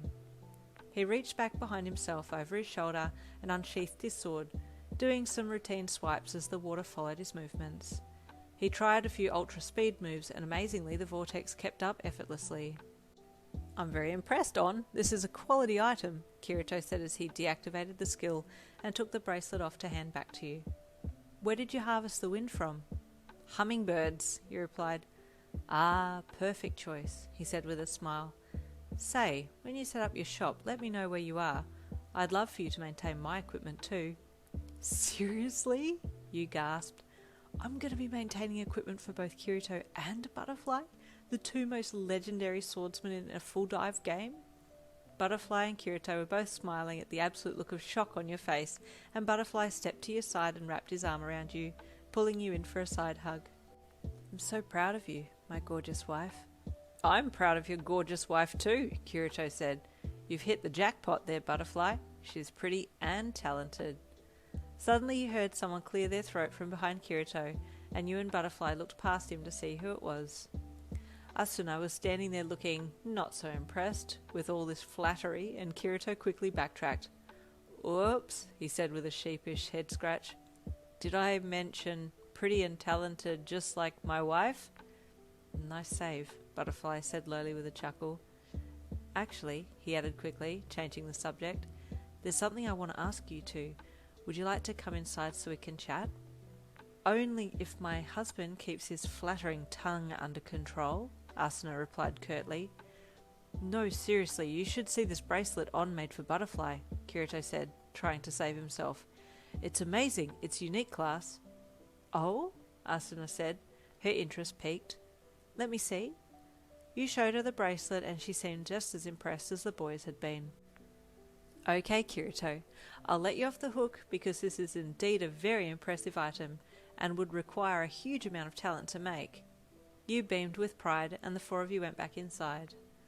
So, what do you want to talk to us about? Kirito asked Butterfly as he and Asuna sat down on the lounge. Well, as you know, Kirito, the boss on level 44 has those two items I need to reinforce my sword, and I'd like to put together a raid party for the mission. And you'd like us to join you? Kirito asked. Well, yes, Butterfly said nervously. Would you consider it? Who else will be in the party? Kirito asked, getting straight into strategy planning mode. Well, you, Asuna, myself, On, and two of my other in-real-life friends, a beast tamer and a combat mage, Butterfly said. Sounds like a good team, Kirito said thoughtfully. What do you think, Asuna? He turned to his wife. I'd love to join. Sounds exciting, Asuna said happily. Okay, we're in, Kirito said with a smile. Will On be maintaining our equipment? He looked from Butterfly to you and smiled. Yes, I definitely will, you replied enthusiastically. Perfect, he said. This will be a good raid. Butterfly beamed. Wonderful. I just need to ask my 2 other friends now, and we can start working out an attack plan. That's where Asuna shines, Kirito said, his eyes sparkling with pride. She was vice commander of the Knights of the Blood Oath in Seio, specializing in strategizing. Oh, stop it, Kirito. You're making me blush, she gushed with an embarrassed giggle, putting her hands to her cheeks to cover the pink blush dusting them. You smiled. They were such a cute couple. You all chatted lightly about possible ways to attack the boss when you suddenly remembered something important. Butterfly, does the dragon spit fire? Yes, I think it does, he said, replying your urgent question. Oh, thank goodness. Otherwise, I've made a completely useless item. He chuckled. Even if I can't use it in this fight, I'll definitely use it in other ones. Thanks, hun, you said with a smile, reaching for his hand to squeeze it. Hey, have you told Mirio about Tamaki being Butterfly in RFO? You asked your bestie at lunch the next day. Nah, babe. I wouldn't expose him like that. If he wants Mirio to know, he can tell him his damn bloody self. Okay, you laughed. I'm just asking because Butterfly wants to put together a raid party to take on the level 44 boss, and he wants you and Mirio on the team as well. Me? Your bestie yelped. Why me? Because he trusts you and he likes your skill, that's why. But don't worry, I'll be there too. Okay, but how's Butterfly going to get Mirio to join? Your best friend asked. Not sure yet, but do you know where Mirio hangs out in-game? Because we need to accidentally on purpose bump into him so that Tamaki can reveal himself, you said with a chuckle. Well, he's up on level 43 as far as I know. We could go and chat to him now. You know, pretend like we're just innocently asking questions, but we're really trying to get intel. Ooh, sneaky. I like it, he replied, taking her cue and standing up to follow her outside onto the grounds. She located Mirio quickly, and you walked over to where he, Nijiri, and Tamaki were sitting. Tamaki smiled when he saw you approaching and scooted over so you could sit down next to him on the bench seat. Hey baby, you whispered as you plopped down next to him and snuggled into his side while wrapping your arms around his arm, resting your head on his shoulder. He gingerly patted your head and sat still, almost afraid to move. Tamaki, Nijiri laughed. You look like you're about to pass out. I am about to pass out, he whispered shakily back. There's a beautiful girl on my arm and I don't know what to do. You looked up at him and giggled. Oh, stop it, you little flirt. Can't a man flirt with his own wife? He whispered cheekily to you, bending his head down to kiss you on the forehead. Wife? Nijiri spluttered. Did you just say wife? Inside joke, you said hurriedly, while waving your hand in a stop motion. Tamaki blushed and you nudged his knee with yours. Sorry, he whispered, his head still turned towards you as he nuzzled into the side of your head with his. Anyways, your bestie suddenly said loudly, Mirio, where you at in RFO these days? Oh, my guild is going to take on the level 44 boss soon, Mirio said excitedly. You felt Tamaki stiffen slightly, and you discreetly rubbed his arm to calm him. You are? When? Your best friend asked, expertly getting the information you needed. Today or tomorrow, Mirio replied confidently. We're pretty set. We've gathered as much information about the boss as possible, and we just need to get to the cave. Tamaki stood up abruptly. Yin, I just remembered we need to discuss something important. Would you come with me a minute? Sure, you said happily, getting up and linking arms with him as you walked away from the group. We need to act today, Tamaki said, once you two were out of earshot of the others. We need to find Mirio in-game and ask him to join our raid party. Okay, but isn't that going to upset his plans for taking on the boss with his guild? You asked as you both walked towards the classrooms. Well, yes, possibly, but I need him with me on this mission. He's been my best friend since primary school, and I want to fight alongside him, Tamaki said softly. Oh, you're such a sweetheart, you said with a gentle smile as you both walked into an empty classroom. You slid the door closed behind you as Tamaki sat down in a chair that was sideways to the desk, leaning his elbow against the top of the wooden board to think. He was deep in thought, possibly about how to approach Mirio in-game about the request, but you had other ideas. Silently you walked over to him and stood in front of him, running your fingers through his hair as you pulled his head against your torso. Without thinking, he wrapped his arms around your waist, and you stepped forward and positioned yourself so that you were straddling his legs, then sat down in his lap, still facing him. His curious eyes met yours as you kept your fingers knitted into his hair, and he gazed into your eyes. "We haven't spent much time together," you whispered needily as you pressed your forehead against his, your eyes still boring into his. But I see you every day in RFO and school," Tamaki said, confused as he slipped his hands behind you and ran his hands up and down your back. "No, I mean together," you said, biting your bottom lip as you pulled yourself deeper into his lap. "I've missed your touch." "Oh," Tamaki stuttered with a blush, finally catching on to what you were talking about. His hand slid down to your hips, and he tilted his head slightly so that his lips could meet yours. As you started kissing, you let out a soft moan as he pulled your hips into his with his hands, his tongue gently exploring your mouth as you two kissed deeply. "Maybe we could spend some time alone tonight in RFO before we log out," you quizzed airily after you had broken away from the kiss. "Okay, so either RFO has a birth control option or y'all better save up enough mahi for condoms," a disgruntled voice said from the door, and you jumped at the sudden intrusion. "Oh, God, it's just you, bestie. Far out, don't scare me like that," you said with relief. "Ugh, I need to bleach my eyeballs," she said with fake disgust. I sincerely apologize, best friend. I'm so embarrassed," Tamaki mumbled softly, trying to hide his face against your chest. "Don't be embarrassed, baby," you whispered to him. "She's just jealous," you added loudly so that your bestie could hear you. "I'ma ignore your statement and just ask you a valid question. Was this the important thing that needed discussing?" she asked, gesturing to the somewhat provocative position that you were still in. Well, we were discussing that we needed to find Mirio in-game today so Tamaki could reveal himself, and then ask Mirio to join the raid party, but then you got horny and decided to get jiggy in the classroom," Bestie finished for you. "Well," you sung, rolling your eyes to the left with a smirk and avoiding eye contact with her. "Anyways," she said exasperatedly, "Mirio is going to be at his guild headquarters tonight for final plans. His headquarters are on level 25. I can take you there if you like." "Yes, please," Tamaki said quickly, pulling his head off your chest to reply your best friend. "Okay, settled. Let's meet on level 25 in the main square near the teleportation site at 6 p.m. game time," your best friend said before walking out of the room. "I'll make sure you're back home with enough time to have sexy VR times after finding Mirio," she called over her shoulder as she left. "I'm so embarrassed," Tamaki wailed, burying his face into your chest again. You just laughed. "Don't mind her, baby, it's fine." "So is this it?" Butterfly asked as you and Sexy Schoolgirl 69 and he stood outside a building that was supposed to be the headquarters of Magada's guild, Magic Ramen. "On second thoughts, this is definitely the place," he added, after seeing the guild name. He stepped forwards to the door and pushed it open, making to walk inside, and you went to follow, but Sexy Schoolgirl 69 grabbed your arm quickly. "I'll wait out here, babes. If Magada sees me, he'll know that you two will be people that he knows too.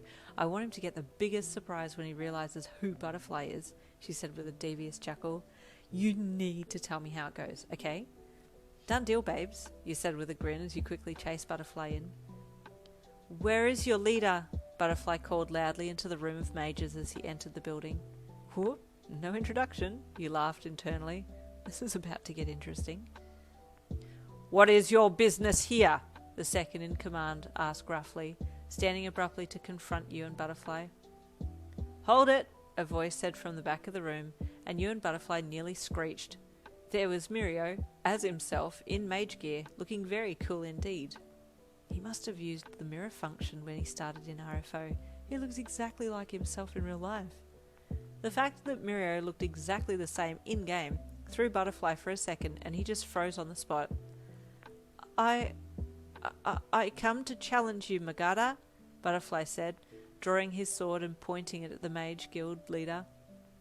If I lose, I will join your guild, but if I win, then you will join my raid party for the boss on level 44. There was a gasp that went through the guild members at this bold declaration, and Magada smirked. And who do you think you are? He asked, assuming a power stance with hands on hips with his chest puffed out. Oh, my name is highlighted above my head, Butterfly replied awkwardly. See? He pointed up to his username icon. Oh, of course, yes. Butterfly. Is that pronounced butterfly? It's pronounced #1 player in RFO, sir, one of the guild members said quietly to Magada from the side. #1? Magada gasped. Well, this is veg garlic extra fantastic. I accept your challenge. A groan went through the members. Yeah, I can't take this guy seriously, you thought as you giggled out loud. And who might you be? Magata then asked, looking at you, drawn by your laughter. Oh, I'm no one important, trust me. I'm just here to watch my man make you join his party, you said with a confident smirk. An ooh swept through the guild members, and you saw Magada's lip pull slightly as if he wanted to smirk back, but he remained stoic. Confident. I like it, he replied. What makes you so sure your Butterfly here can beat me? Without warning, Butterfly shot forward, disappearing and then reappearing behind Magada. If I can take your watch from your arm without you realizing it, would that prove her confidence in my ability to beat you? Butterfly asked as he stood behind Magada, their backs to each other. I guess it would, Magada replied with a slightly cocky edge to his tone of voice. He looked down at his wrist that usually housed his watch. It was gone. Wow!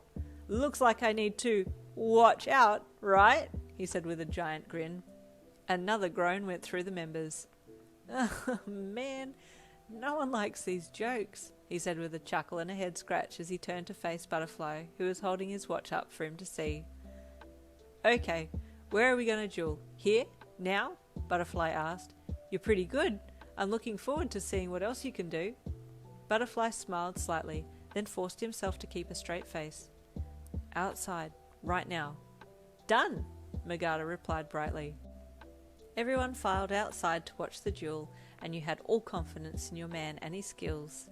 He had taken on a glitching Yotun, so surely Magada couldn't be harder than that. You invite, Magada called, and Butterfly opened his menu to send the request for a duel to Magada as they took their places a bit away from each other.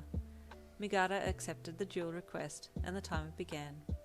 At first, Butterfly drew his sword and waited to see if Magada would make the first move, but when the combat mage refused to attack, Butterfly launched forwards without warning, intending to use his usual agility attack, but Magada disappeared immediately after calling for a cloak of deceit to hide him, and Butterfly, unfortunately, shot through where Magada would have been. The top player skidded to a halt and spun around in a crouched position, calling for a weapon switch to the Holy Sword of Light, and a gasp went through the Magic Rama Guild. They knew that if Magada was using dark magic, then the HSL would cancel his skills as holy light arts prevailed over dark or evil arts. All Butterfly had to do was land a hit with the sword and Magada's form would be revealed. But where was Magada?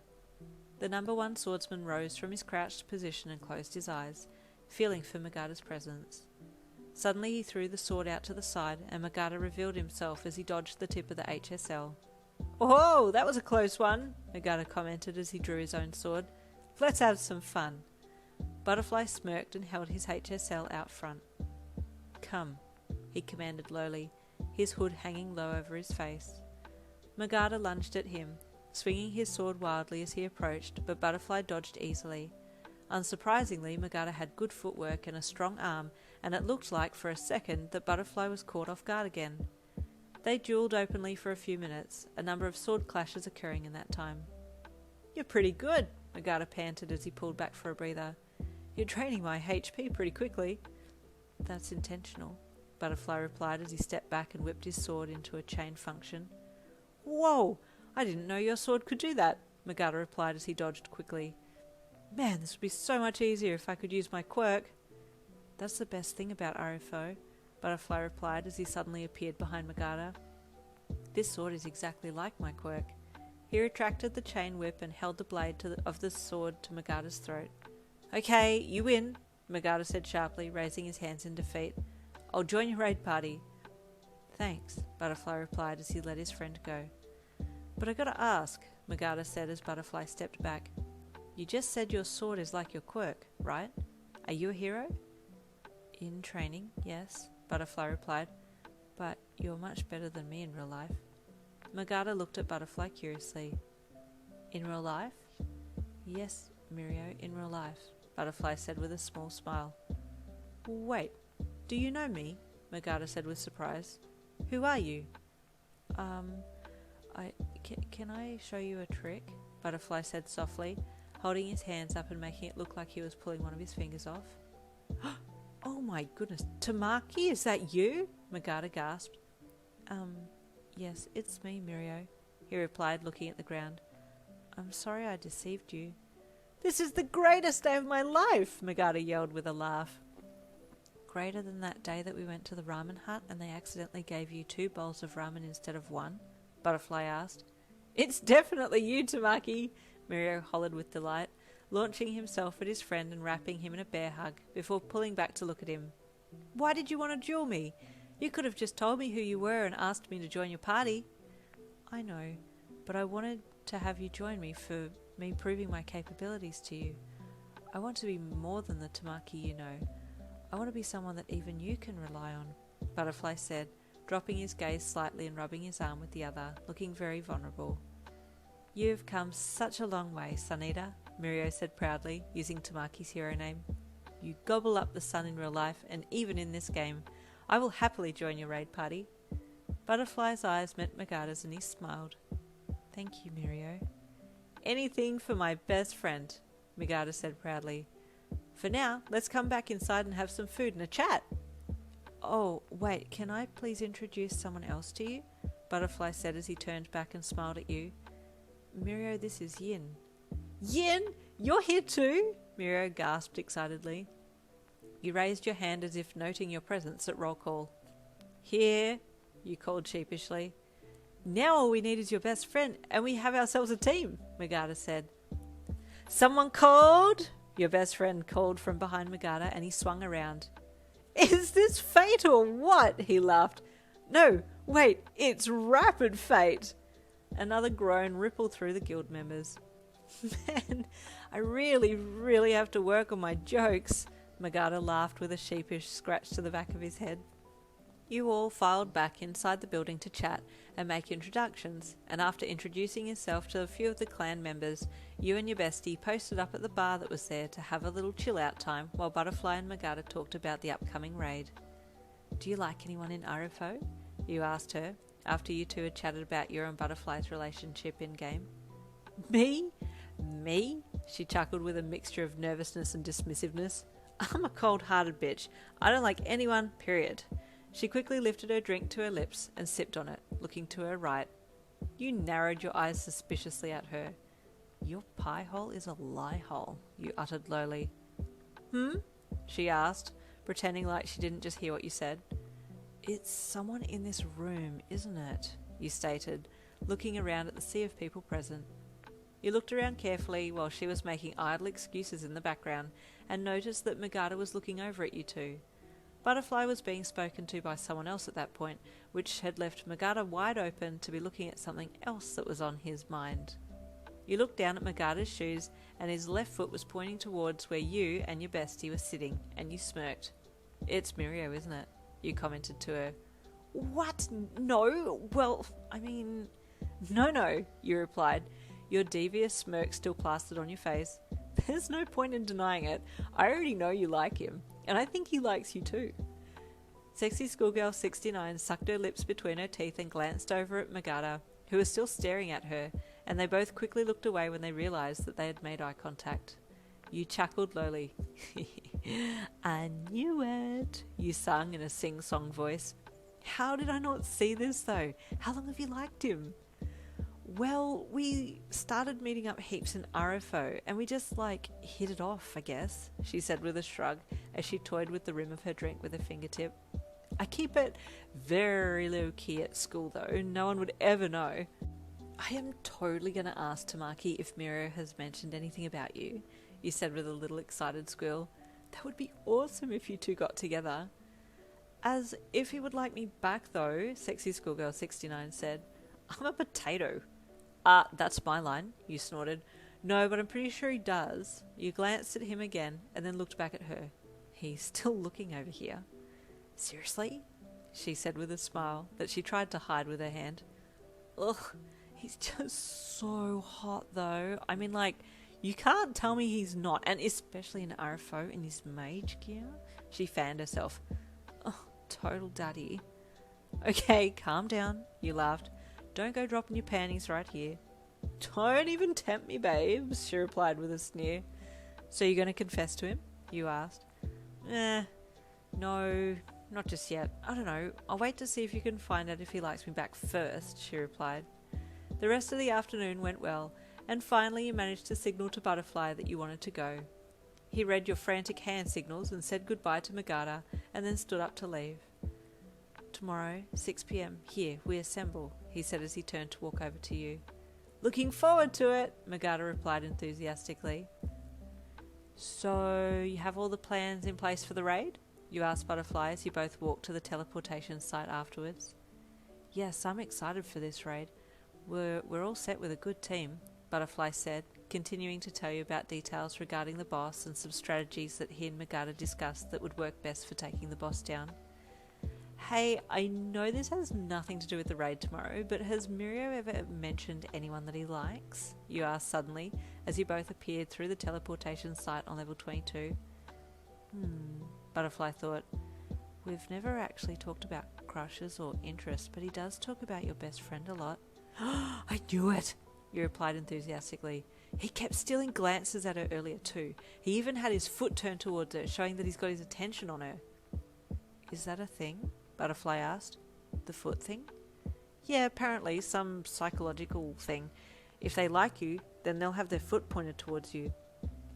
Interesting, Butterfly mused as you two walked down the track to your house. Anyway, I'm totally going to get them together, then we can go on double dates, you squealed as you both entered the house. Changing the subject, but, Butterfly looked shyly at his feet, shutting the door behind him. At school, you said that you wanted to be alone with me, he added softly with a bashful one-finger scratch to his cheek. You caught on immediately and smirked. Oh, yeah, I guess I did say something like that, didn't I? You let out a little seductive giggle. Should we retire to the bedroom? Butterfly blushed deeply and nodded, keeping his head lowered as he followed you to the bedroom. How do you want me, oh Butterfly? You asked teasingly. I would like you on the bed, on your back. His bashful gaze finally ventured to make eye contact with yours. Enjoying that he had spoken his mind to you, you bit your bottom lip and obeyed. He was being a little bolder this time and you liked it. Hopping up on the bed quickly, you lay back, as he had asked, and he hopped up beside you and positioned himself between your feet, one hand caressing your ankle. Would you mind removing your onesie on? He asked. I want to start by giving you as many kisses as I can. Kisses where? You asked coyly. Everywhere that you'll allow me, he replied softly. Your heart caught in your throat and you swallowed thickly as your body felt like it was heating up a bit. Sure, you replied softly and opened your menu to remove your onesie. Your outfit vanished into thin air and Butterfly started kissing up your legs, amid your giggles and ticklish writhing, and you paused when you had to click the consent box. Once the box was clicked, he kissed up to your knees, and then slowly his kisses got closer to your inner thigh, and your breathing started to catch a bit as your body quivered under him. Butterfly, it feels so good, you whisper moaned as his lips got dangerously close to your panty line. Well, thank you for that, you said softly as you nuzzled into his neck. That felt amazing. I'm glad, he replied with a smile. I love you, On. I love you too, Butterfly. So are you sure we're ready for this raid? You asked Butterfly as the two of you walked from the teleportation site to Magada's HQ the next day. Positive, he said confidently. Okay, but like, what do? I don't really have any combat skills. That's okay, On. Magada and I have come up with the perfect plan for you, and don't worry, I won't let a single thing happen to you. No one touches my girl and gets away with it, he said in the most serious tone that you'd ever heard. Ooh, serious much? You thought with a smile. I love your protective side, Butterfly, you said as you quickly reached up and kissed his cheek as you walked. He smiled happily as you both reached the doors of the building. I'm just grateful to have you by my side, he said as he reached out and took your hand, pushing the door open with the other. Sexy Schoolgirl 69 and Magada were already there in the empty room, and you gave your bestie a sly look as you sidled up beside her after letting go of Butterfly's hand. So, any progress? You whispered coyly. I told you I ain't making a move until you let me know if I've got a chance, she replied with an eyebrow raise as she pulled you away from the boys. Okay, but Butterfly did tell me yesterday that Magada talks about you often, you said with a mischievous grin when you were pretty much out of earshot of the other two. He does, she hissed lowly. Oh my god, do I have a chance? I'd say yes, but that's just me, he replied with a shrug. Don't come at me though if I'm wrong. She deadpanned. Was that supposed to be helpful? Because it wasn't. You laughed. Don't worry, just let it be and things will just happen naturally. She snorted and rolled her eyes. Hey, I just remembered too, where's my baby fox at? I haven't seen him with you since that day you stole him from me. Excuse me, sir, he was mine to begin with, she shot back with indignation. And he's right here, she added, opening up her virtual storage and calling him forth. A rather large fox materialized beside her and you gasped. Oh, my baby's all grown up, you gushed as you reached out to pat him. At first it looked like he was about to arc up at you, but then he must have remembered you and he settled quickly and butted his head into your open palm. Oh, he remembers me too, you wailed lovingly. He's my big saver fluff, Sexy Schoolgirl 69 said proudly. Since I've been leveling up, he has too, and he's pretty badass at fighting. He protects me like crazy, and I'm not gonna lie, it's actually pretty cute to see just how riled up he gets if someone's gonna have a go at me. But, like, you can pack him away in storage now too? You asked. I didn't know you could pack pets away. Oh, it's a skill. You can unlock it when they get to a certain level. It's very handy. I bet, you mused, patting the large, handsome fox. Hey, you two, Magada called. Let's talk about strategies before the other two get here. Other two? Your bestie asked as you, her, and her fox walked over to Magada and Butterfly. Yeah, there's 2 more people joining our party. Not sure if you've heard of them. Kirito and Asuna, you said casually. She wheezed so hard you thought she was about to pass out. I'm sorry, she wheezed out in a strained voice. Did you just say Kirito and Asuna? Yep, you replied happily. Nice couple. Do you know who they are? She screeched. Well, I do now. They were big in Sayo, you replied nonchalantly. Big in Sayo? They beat the frickin' game, woman? She replied emphatically. Yep, well, they're joining us, you replied, still playing it super cool. You watched as she simulated having a heart attack, and your amused eyes met Butterfly's and Magada's, who had halted their conversation to watch your best friend's theatrics. Don't mind her, you said dismissively, waving your hand. She's like this sometimes. Magada raised an eyebrow, and Butterfly just looked concerned. After she had calmed down, you all took a seat at a nearby table and talked about strategies to consider when taking on the boss. Okay, so it's a dragon boss that spits fire, you confirmed. Yes, and 5 henchmen, Butterfly added. Most bosses have henchmen that you have to fight first to get to the boss. They're like the boss's bodyguards. I see, you said thoughtfully. And then we just have to watch the boss's attack patterns, find its weakness and exploit it, you concluded. Yeah, basically, but then remember that when the boss gets down to the red on his last health bar, he changes his attack pattern and goes into what we call rage mode, Butterfly replied. That's when it really counts, but don't worry, we have a very capable combat mage with us who can heal and fight. Butterfly looked at Magada and grinned widely, but Magada was eyeing your bestie softly, so you cleared your throat to get the blonde mage leader's attention. He quickly looked at you and you jerked your head towards Butterfly. Oh, yep, that's me, Butterfly replied confidently. What am I supposed to be doing, though? He added sheepishly. Fighting and healing, you deadpanned. Ah, yes. Usually I'm a lover, not a fighter, but I'll swap out the lover for healer in this case, he said with an over-exaggerated laugh that tapered off as you all just sat and gave him a blank stare. The Kinks? You don't know the song? He asked happily, looking around at you all, hoping that one of you would know the song and laugh, or at least crack a smile. You all shook your heads slowly and he face-palmed. I only know the fighter-lover song by Tiny Temper, your bestie said. I'll take it, Magada replied enthusiastically, doing a big thumbs up to her. So getting back to the boss fight, you said, drawing their attentions back to the meeting at hand. What exactly will I be doing? Maintaining our equipment, a voice from the door said, and everybody looked over to see Kirito and Asuna had just entered. Oh my god, oh my god, oh my god, oh my god, oh my god! Your bestie started chanting softly and frantically, and you had to kick her under the table to get her to calm down a bit. -10 on the fangirling, you whispered harshly as the two Sao heroes approached the table to make introductions. Butterfly stood and made the brief introduction of Kirito and Asuna, and your bestie was having a hard time not cutting in and proclaiming her undying love for the pair. Magada was the first to introduce himself, followed by your bestie, who all of a sudden realised what she had named herself in-game and immediately felt embarrassed at having to say her online name out loud.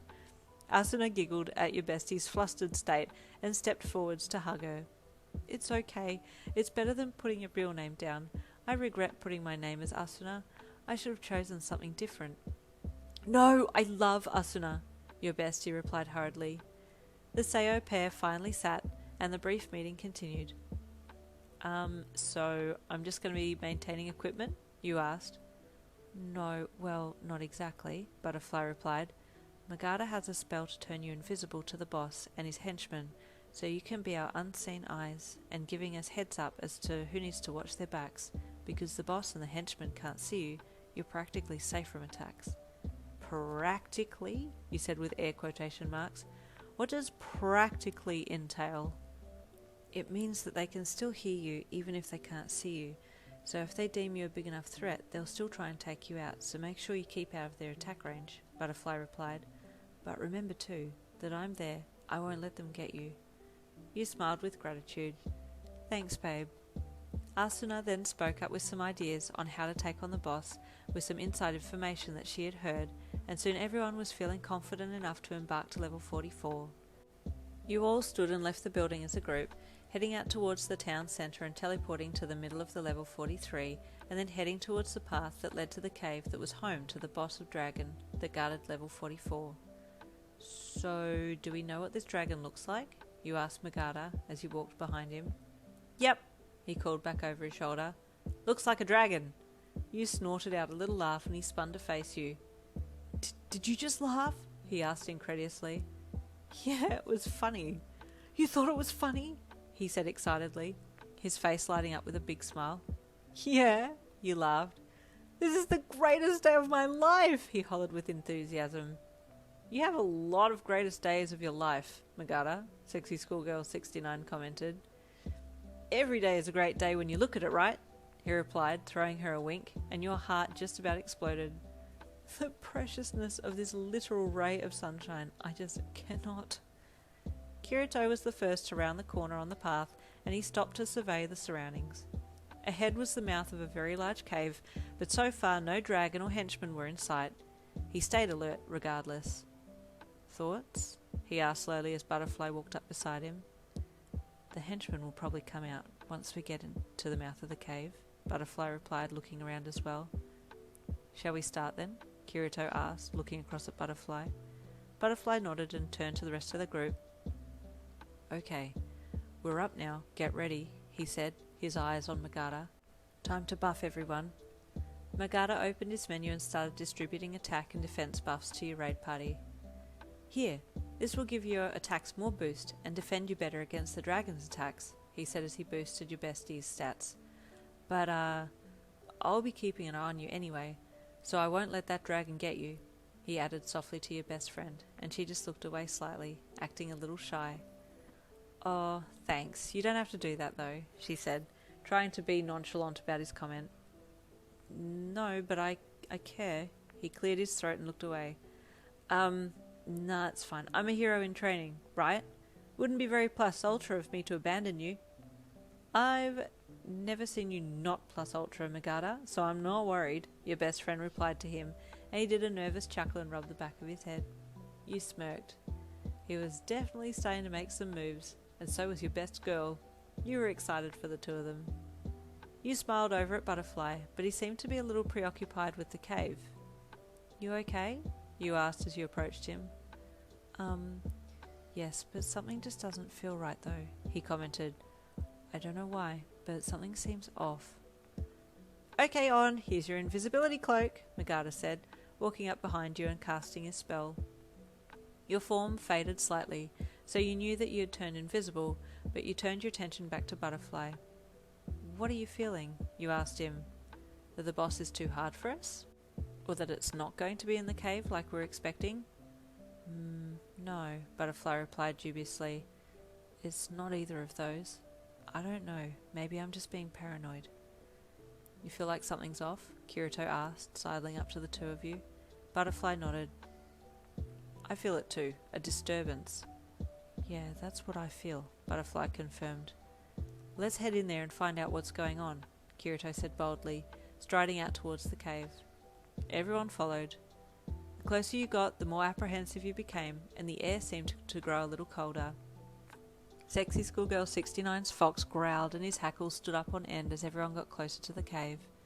Just then, manic cackling could be heard coming from behind the rocks of the entrance of the cave, and Kirito, Asuna, Magada and Butterfly all drew their weapons of choice.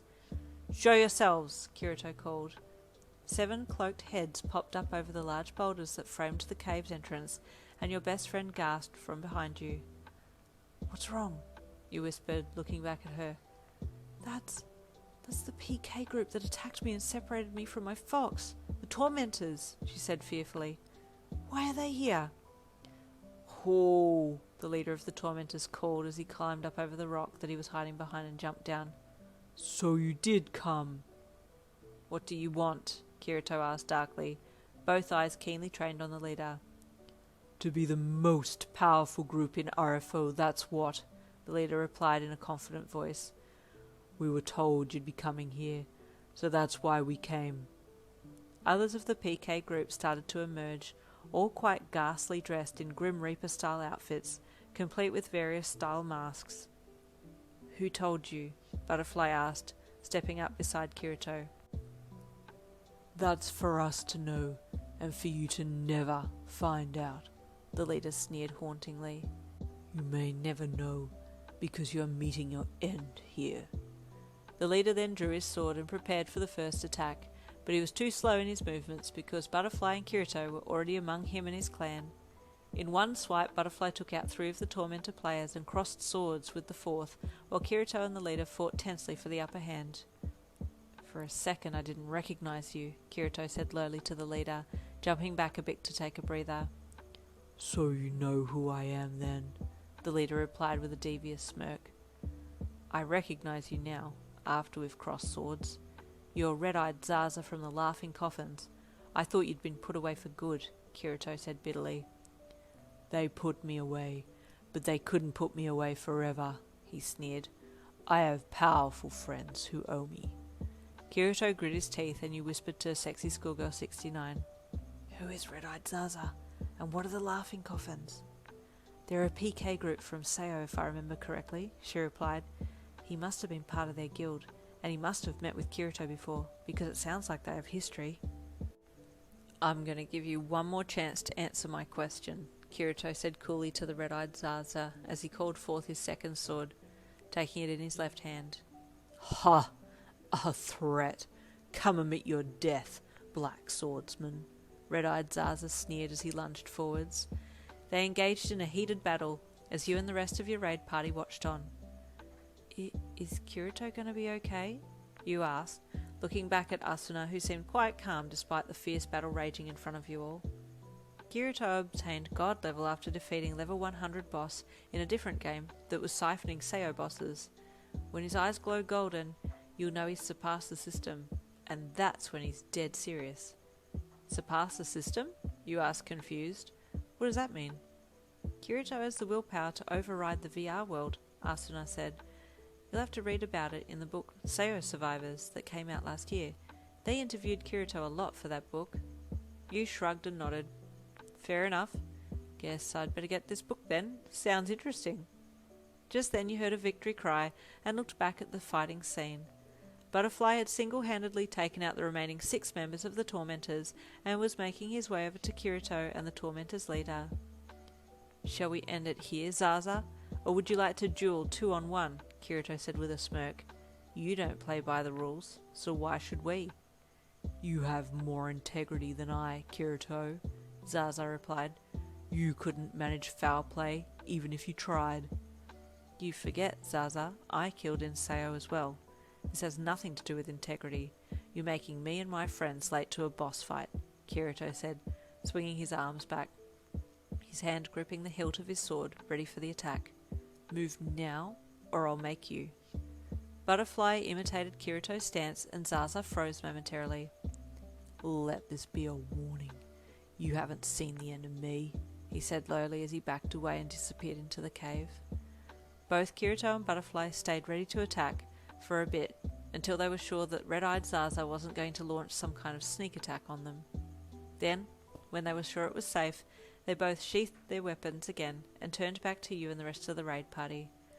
Whoa! That was a bit of a speed bump, hey? Megata said with a nervous chuckle. Were they supposed to be there? Not sure, Kirito replied. But Butterfly and I felt like something was off just before they appeared, so that must have been it. Well done, you whispered as you sidled up to your husband. You sure showed them. Yes, thank you, Butterfly, for kicking their asses for me and my fox. It was a pleasure to watch you hand their asses to them, your bestie said. Well, shall we head forward now? Kirito asked, taking Asuna's hand. Sure, she replied happily. You reached out and took Butterfly's hand and looked back at the only 2 who were not holding hands at that point. Well, you said to Sexy Schoolgirl 69, motioning for her to take Megata's hand. We're going in teams of 2, looks like it, so best get into a team of 2. Well, you heard her, Megata said, in a slightly embarrassed, quivering voice. Better hold hands. Okay, because we have to be in teams, yeah? Your bestie replied him as she looked away, her fingers brushing his palm as she slid her hands against his. Yeah, he stammered back. The 2 of them were now shy as heck as they held hands and followed you and Butterfly towards the cave, with Kirito and Asuna leading the way. You did that on purpose, Butterfly whispered to you, and you giggled. I'm just playing a game called Ship It and Set It Sail Immediately, you whispered back with a smirk. I've never heard of that game before, Butterfly replied, and you giggled. It's a game I made up, and it's so much fun. At that point, all 6 of you entered the cave, with Fox by Sexy Schoolgirl 69's side. It was pitch black inside, and everyone stopped to let their eyes adjust. Do we keep going? You asked, Kirito and Asuna, who you could just make out ahead. I assume so, Kirito replied. Megata, do you have a light spell you can cast? Oh, yeah, I do. Sorry, Megata called from the back. Poor Sunshine is all flustered, holding his crush's hand, and he can't focus on anything else. You cackled internally. Do you need both hands for the spell? You heard your bestie ask Megata. Yeah, but I'll hold your hand straight away again, when I finish, you heard him reply, and you stifled a giggle. Oh man, these 2 are so cute. Suddenly a ball of light floated ahead of you and settled up in front of Kirito and Asuna, and you glanced back to the 2 at the back as they were just resuming holding hands again. You smiled and looked up front again, and Kirito and Asuna had started to walk, so the lot of you commenced moving forwards again. Slowly you picked your way along the path as it got narrower and narrower. Is it just going to keep getting smaller and smaller and stop somewhere? You asked Butterfly, who was still holding your hand. No, it should open up soon, he replied, giving your hand a squeeze. A little further on, Kirito and Asuna stopped to wait for everyone to catch up. Everyone ready? Kirito asked, pointing to a smaller mouth in the cave to pass through. I have a feeling the dragon is just through there. Megata quickly buffed everyone again, and Kirito stepped through the narrow cave opening, the ball of light floating just ahead of him. As you entered behind Butterfly, you saw shimmers of light, and your eyes scanned the cave to find out where it was coming from.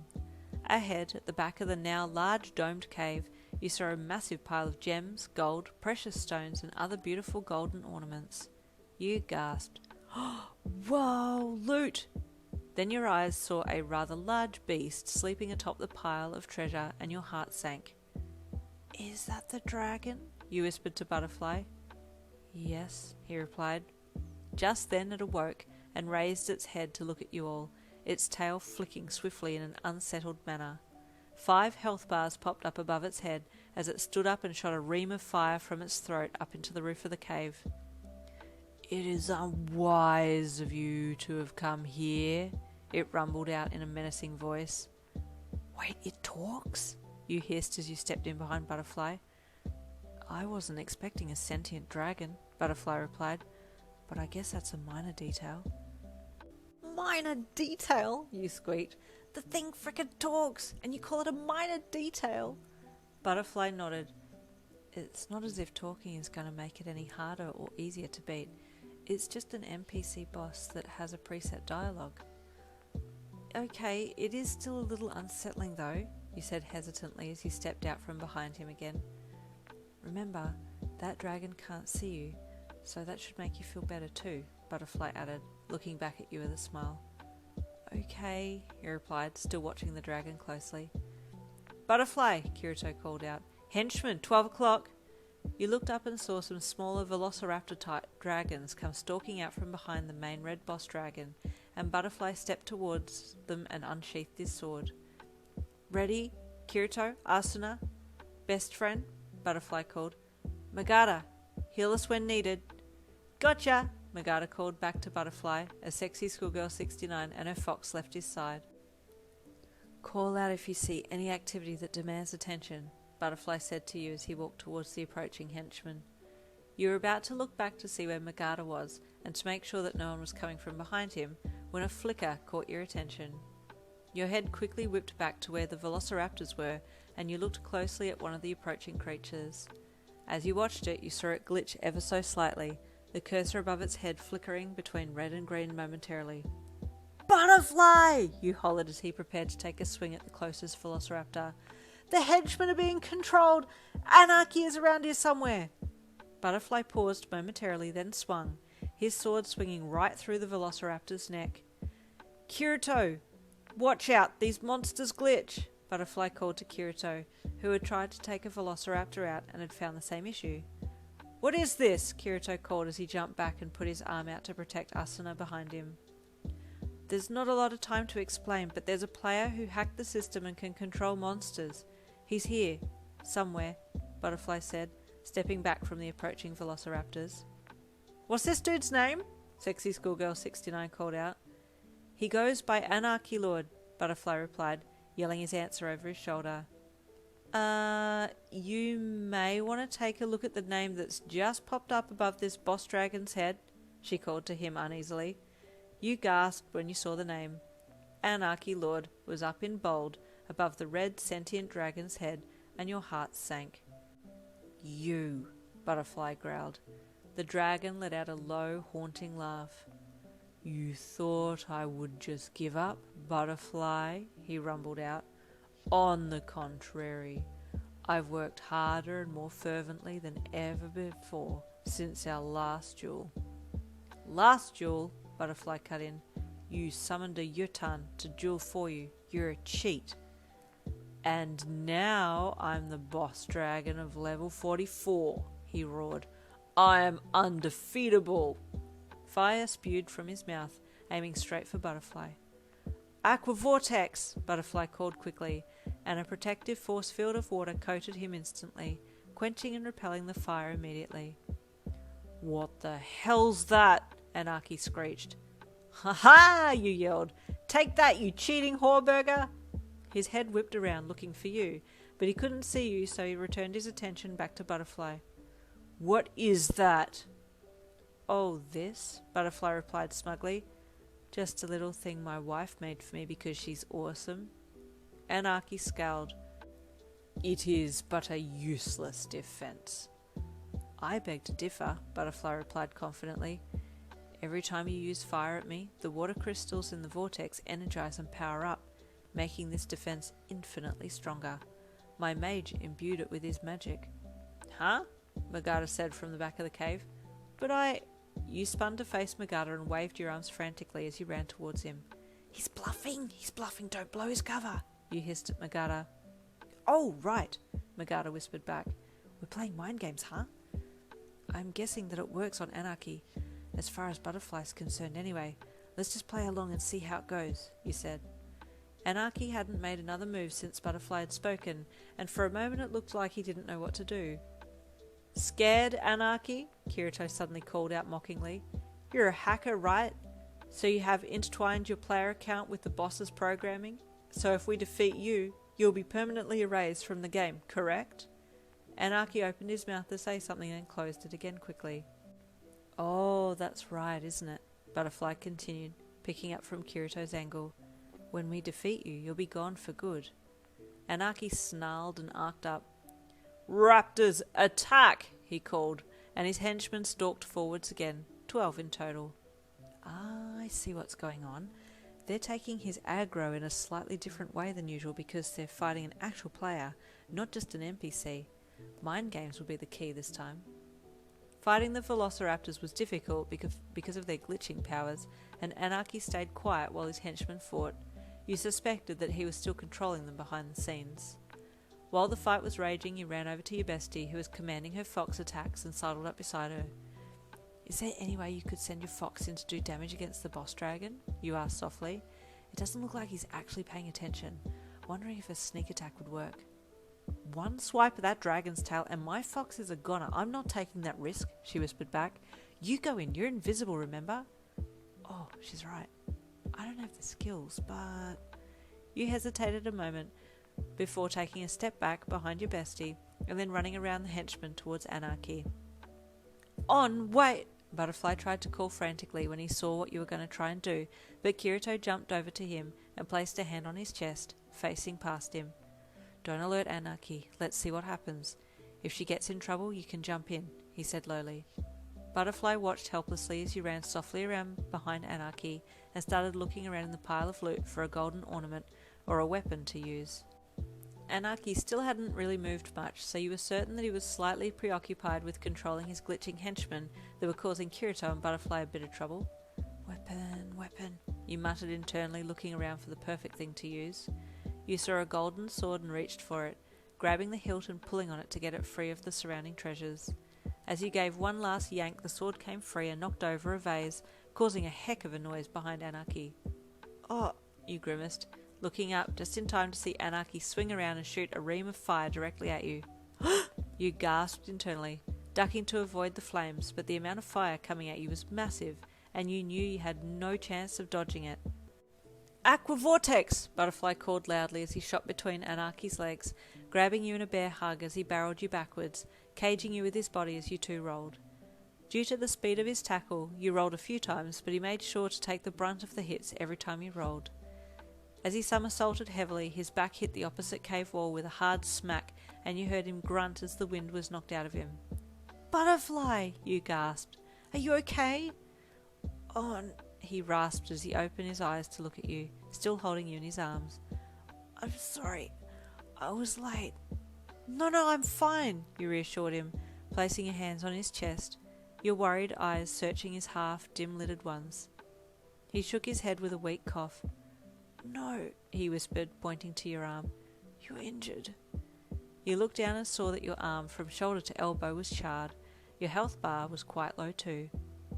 Oh, wait, is my invisibility cloak gone? You asked, looking down to see that your form wasn't faded anymore. Butterfly nodded as he sat up off the cave wall and hugged you to him. I'm sorry. I'm so sorry. Butterfly, it's okay, he chuckled softly. I'm still okay. No, but I promised nothing would happen to you, and now you're injured, he whispered into your neck as he buried his head into you. Baby, you cooed gently as you cradled his head with one arm and ran your fingers through his hair. You still saved me. If you hadn't jumped in, I would have been a goner. Don't be so harsh on yourself. He hugged you and looked up over his shoulder to Anarchy. The dragon was currently being distracted by Kirito and Asuna, who were taking turns switching in and out to take him down. I'm going to make him pay, Butterfly suddenly said darkly as he pulled himself up and drew up to standing. Magada, he called weakly to his best friend. We need some healing, please. Magada had been spending his time healing Sexy Schoolgirl 69, her fox, and occasionally Kirito and Asuna, but the last two didn't seem to need a lot of help. Coming, he called to Butterfly, as your bestie took yet another hit from the raptor that she was fighting. Give me a second, he added as he healed her quickly. Hey, Sexy Schoolgirl 69, I'm coming back, okay? Don't take any more damage for a bit. I'll try, she yelled back as her fox jumped in front of her and barred another attack from the raptor. Magada turned and ran towards where you and Butterfly were standing. Whoa! What happened to you, Butterfly? You look like you took a massive beating, he said as he started to heal his friend. No, not me, Butterfly cried, pushing Magada's potions away. Don't heal me. Heal On, she needs it the most. No, I'm fine, you replied emphatically. Heal Butterfly. He's the one who's going to be going into the heat of battle in a bit. Magada just gave you both a pathetic look. Listen, I know you two are looking out for each other, but I need to start on someone. Who's it going to be? Her. Him. Guys, I need you to cooperate. Magada! Sexy Schoolgirl 69's shrill cry broke through his sentence and he spun around just in time to see two raptors lunge at her from both sides. Without a second thought, he bolted back towards her and did a flying kick to one raptor, using it as a springboard to then launch to the second one, throwing a roundhouse kick at it, but it glitched right as he hit it, causing him to land inside it while its form went into a static type mode. Magada, get out! Sexy Schoolgirl 69 screamed, as Magada stood inside the glitching raptor, confused. As he stood there, it suddenly stopped glitching and burst into crystals, evaporating immediately. Whoa! How'd you do that? She called. Power! Magada replied, pulling his signature move, what he did after he had defeated somebody in a fight. Did it hurt you though? You okay? Sexy Schoolgirl 69 called. It drained a little of my HP, but not much, Magada replied with a smile. Do it again! You're the only one that's been able to defeat one yet, she encouraged. Spurred on by her enthusiasm, he tackled one raptor that he had previously sent sprawling with a flying kick and hung on around its neck while it thrashed and roared wildly, trying to dislodge him. He waited till it glitched, then forced his body inside the glitching section and waited. The raptor bugged out a bit and then exploded into crystallized defeat. Yeah! Take that, you spazzing Furby-ass bitch! Sexy Schoolgirl 69 hollered, high-fiving Magada as he emerged from the crystals. Looks like they're having fun, you said, watching her and Magada take on the raptors, as your limping Butterfly half carried you away from both of the main fighting fronts. Yeah, he panted. Are you sure you're okay? You asked him again, as he sat you down on the ground. Your health bar took a massive hit when you saved me. I got hit with a bit of fire just before the aqua vortex activated, he said weakly, as he knelt down in front of you. Here, you said, let me heal you as best I can. You pulled out health potion after health potion, and healing potion after healing potion from your storage, and gave them to him to drink, but he would only drink half, and then hold the bottle to your lips so you could have the rest, much to your dismay. You need this more than me, you said for the 5th time as he held the bottle to your lips. Shh, he said softly. Drink. I need you here with me. I can't lose you. Baby, you whined. I'm not going anywhere. Yo, so you two just gonna sit there and continue your own little romance scene, or you two gonna fight? Sexy Schoolgirl 69 asked suddenly, appearing beside you both. You jumped in surprise. Aren't you fighting the raptors? Yeah, babe. They're all gone now thanks to Magada, she beamed, pointing to the smiling mage beside her. It's a wrap, Tor, Magada said with a wink and finger guns. You wanted to groan out loud at this poor pun, but Sexy Schoolgirl 69 burst out laughing. You're laughing! Magada gasped excitedly. You're hilarious, boo, Sexy Schoolgirl 69 replied, slapping him on the back. Wait, so you defeated them all? You asked in shock, breaking Magada out of his disbelieving stare. That didn't take long. Well, once I got used to phasing inside them, each one got easier to beat, Magada replied proudly. Whoa, good job, you said with a smile. Now we just have to beat this cheating Oompa Loompa ass looking bitch over here, you said, jerking your head towards where Anarchy was being detained by Kirito and Asuna. Then we'll be sweet. Couldn't have said it better myself, Sexy Schoolgirl 69 said with a very satisfied grin on her face. And that's where I come in, Butterfly said lowly, raising himself to standing. He intended to kill my girl. He's raised the gates of hell. Oh, Lord, he coming for your ass, Anarchy, Sexy Schoolgirl 69 said with a devious chuckle.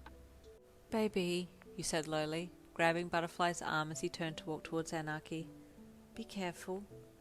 He turned back to you and grabbed you into himself, his lips connecting with yours firmly as you made out in front of Magada and Sexy Schoolgirl 69, your arms wrapping up around his neck in an instant to deepen the kiss. Wow, Magada said as you two pulled apart. Tamaki, I didn't know you had that in you, he said, breaking character for a moment to address his best friend by name. Yin has taught me so much about being confident, Butterfly replied, calling you by your name. This fight is for her. I'm going to kit Anarchy's backside once and for all, he added as he slid his arms from your shoulders, down your arms to your hands, and then squeezed them before letting go. Magada smiled. Go plus ultra out there!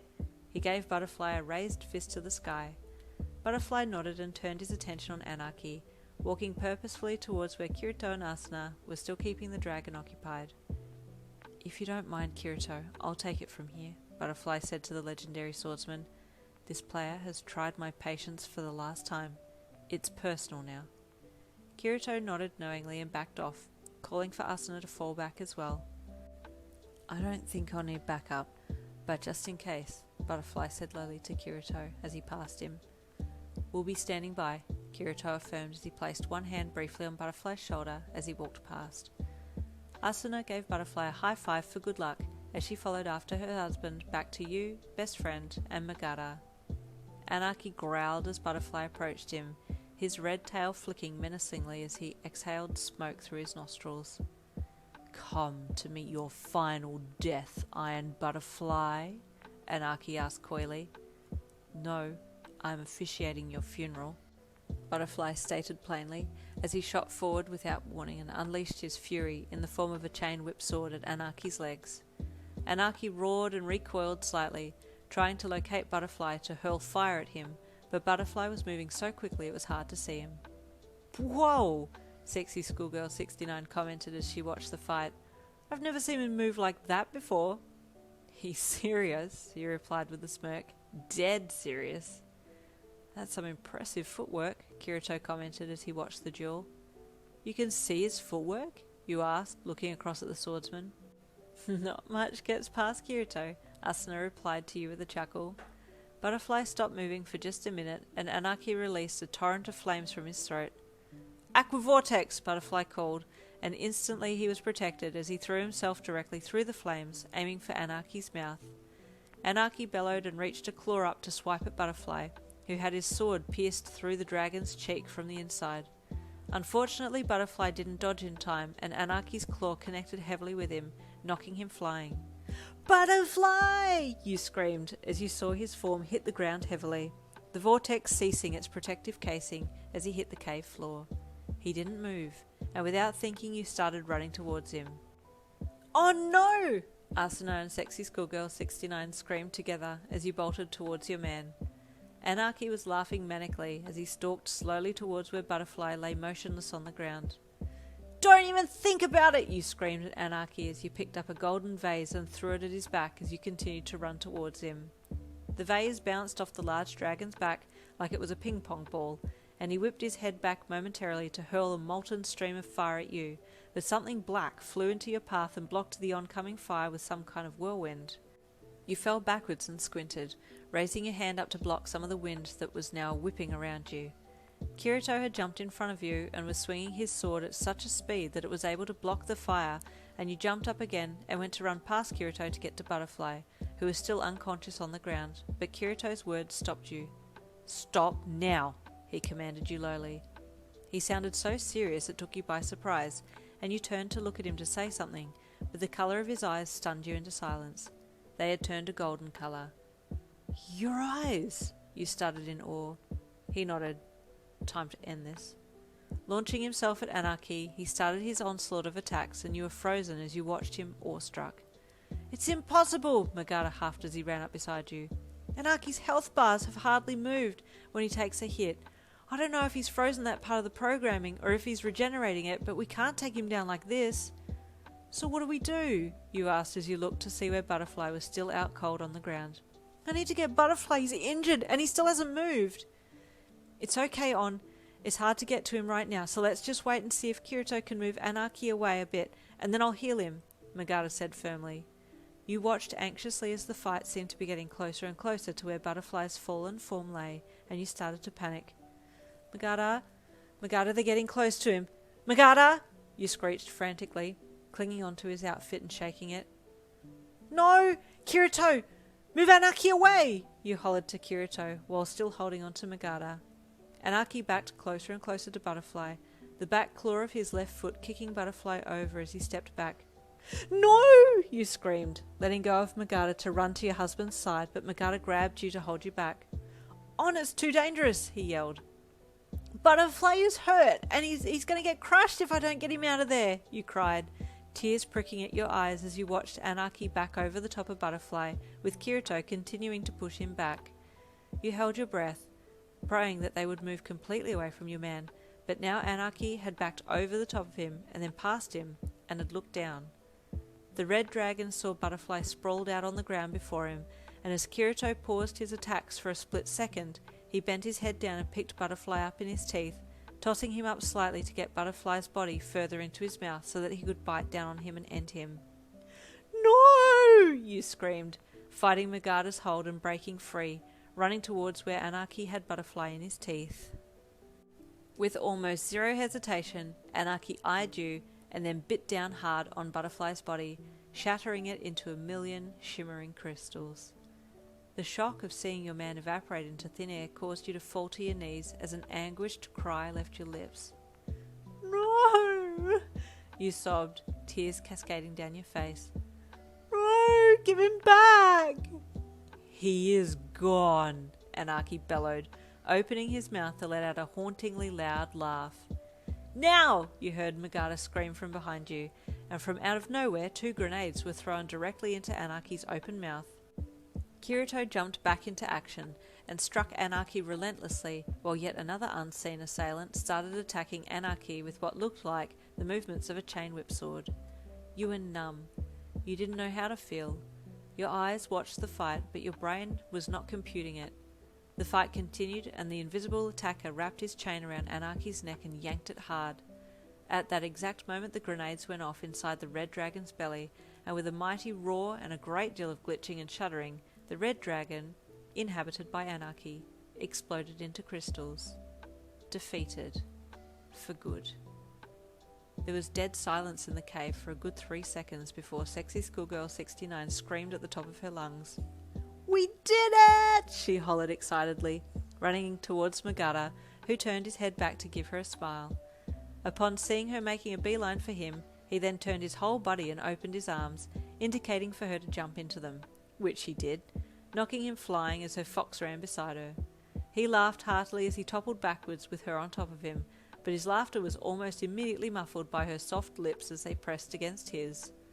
There was another round of dead silence from you, Kirito and Asuna, as you all tried to comprehend what had just happened between the pair. You kissed me, he gasped in surprise when she finally pulled back, sitting up on his torso while he lay on the ground. Yeah, that just happened, she said sheepishly. I should probably hop off now, huh? She added with embarrassment as she went to move. Magata grabbed her waist to stop her from hopping off and sat up. Wait, he said softly. You gave me too much of that reward. Here's your change. And with that he leaned back in and his lips met hers again. You burst into tears, partially because you were excited for her and partially because you had lost your butterfly, and seeing them kiss happily was painful to watch. You looked back over to Kirito and Asuna, who were in a beautiful embrace too, and you sobbed harder, wiping the snot that was running down your face on your sleeve. Why are you crying? A voice asked from behind you, and you swung your head back to see who had spoken to you, but no one was there. You looked around wildly and wiped your eyes. Who's there? You asked into thin air. On, baby, it's me, the voice replied. Butterfly? Where are you? You said, standing up. Hold on a second, Magata called to you as he finished another round of kissing with your bestie. Reveal, he yelled. You just looked at him confused. Sweetheart, you heard the voice say again. You turned back towards the voice and Butterfly was standing there with a tender smile on his face and his arms open. You... That's all you managed to get out before bursting into tears again, throwing yourself into his arms. I thought I'd lost you, you wailed into his chest as he held you against his body. I'm so sorry, On. I didn't have a chance to tell you what was going on, Butterfly said softly. What happened? How are you here? I thought you got crunched. Well, when Anarchy hit me with his claw, I did pass out for a bit, but when I woke up, Magata was beside me, and Kirito was protecting you from Anarchy's flames. Magata quickly made a clone of me, and left it lying on the ground and put a double invisibility cloak on me, so that I would be invisible to everyone here. But why? You asked with a quivering bottom lip. Why would you do that to me? Couldn't you see I was freaking out?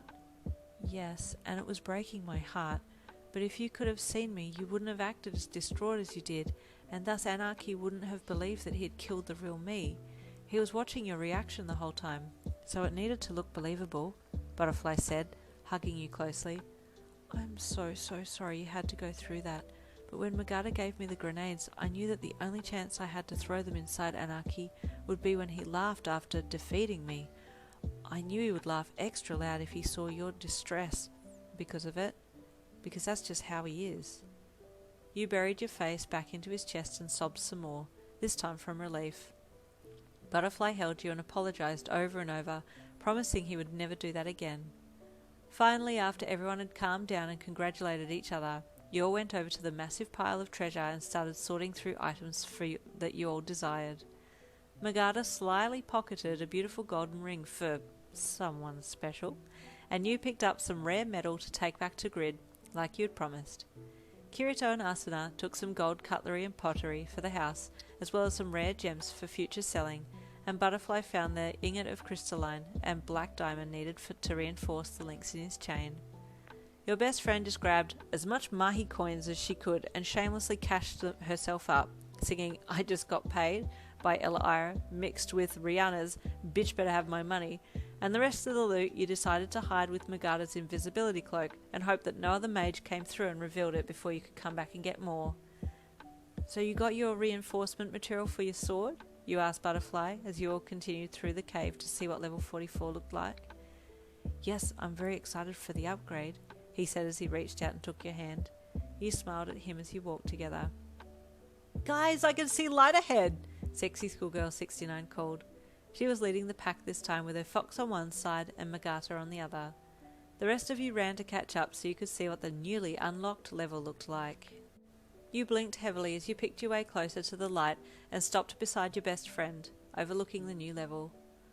Oh wow, you gasped in awe as you surveyed the surroundings.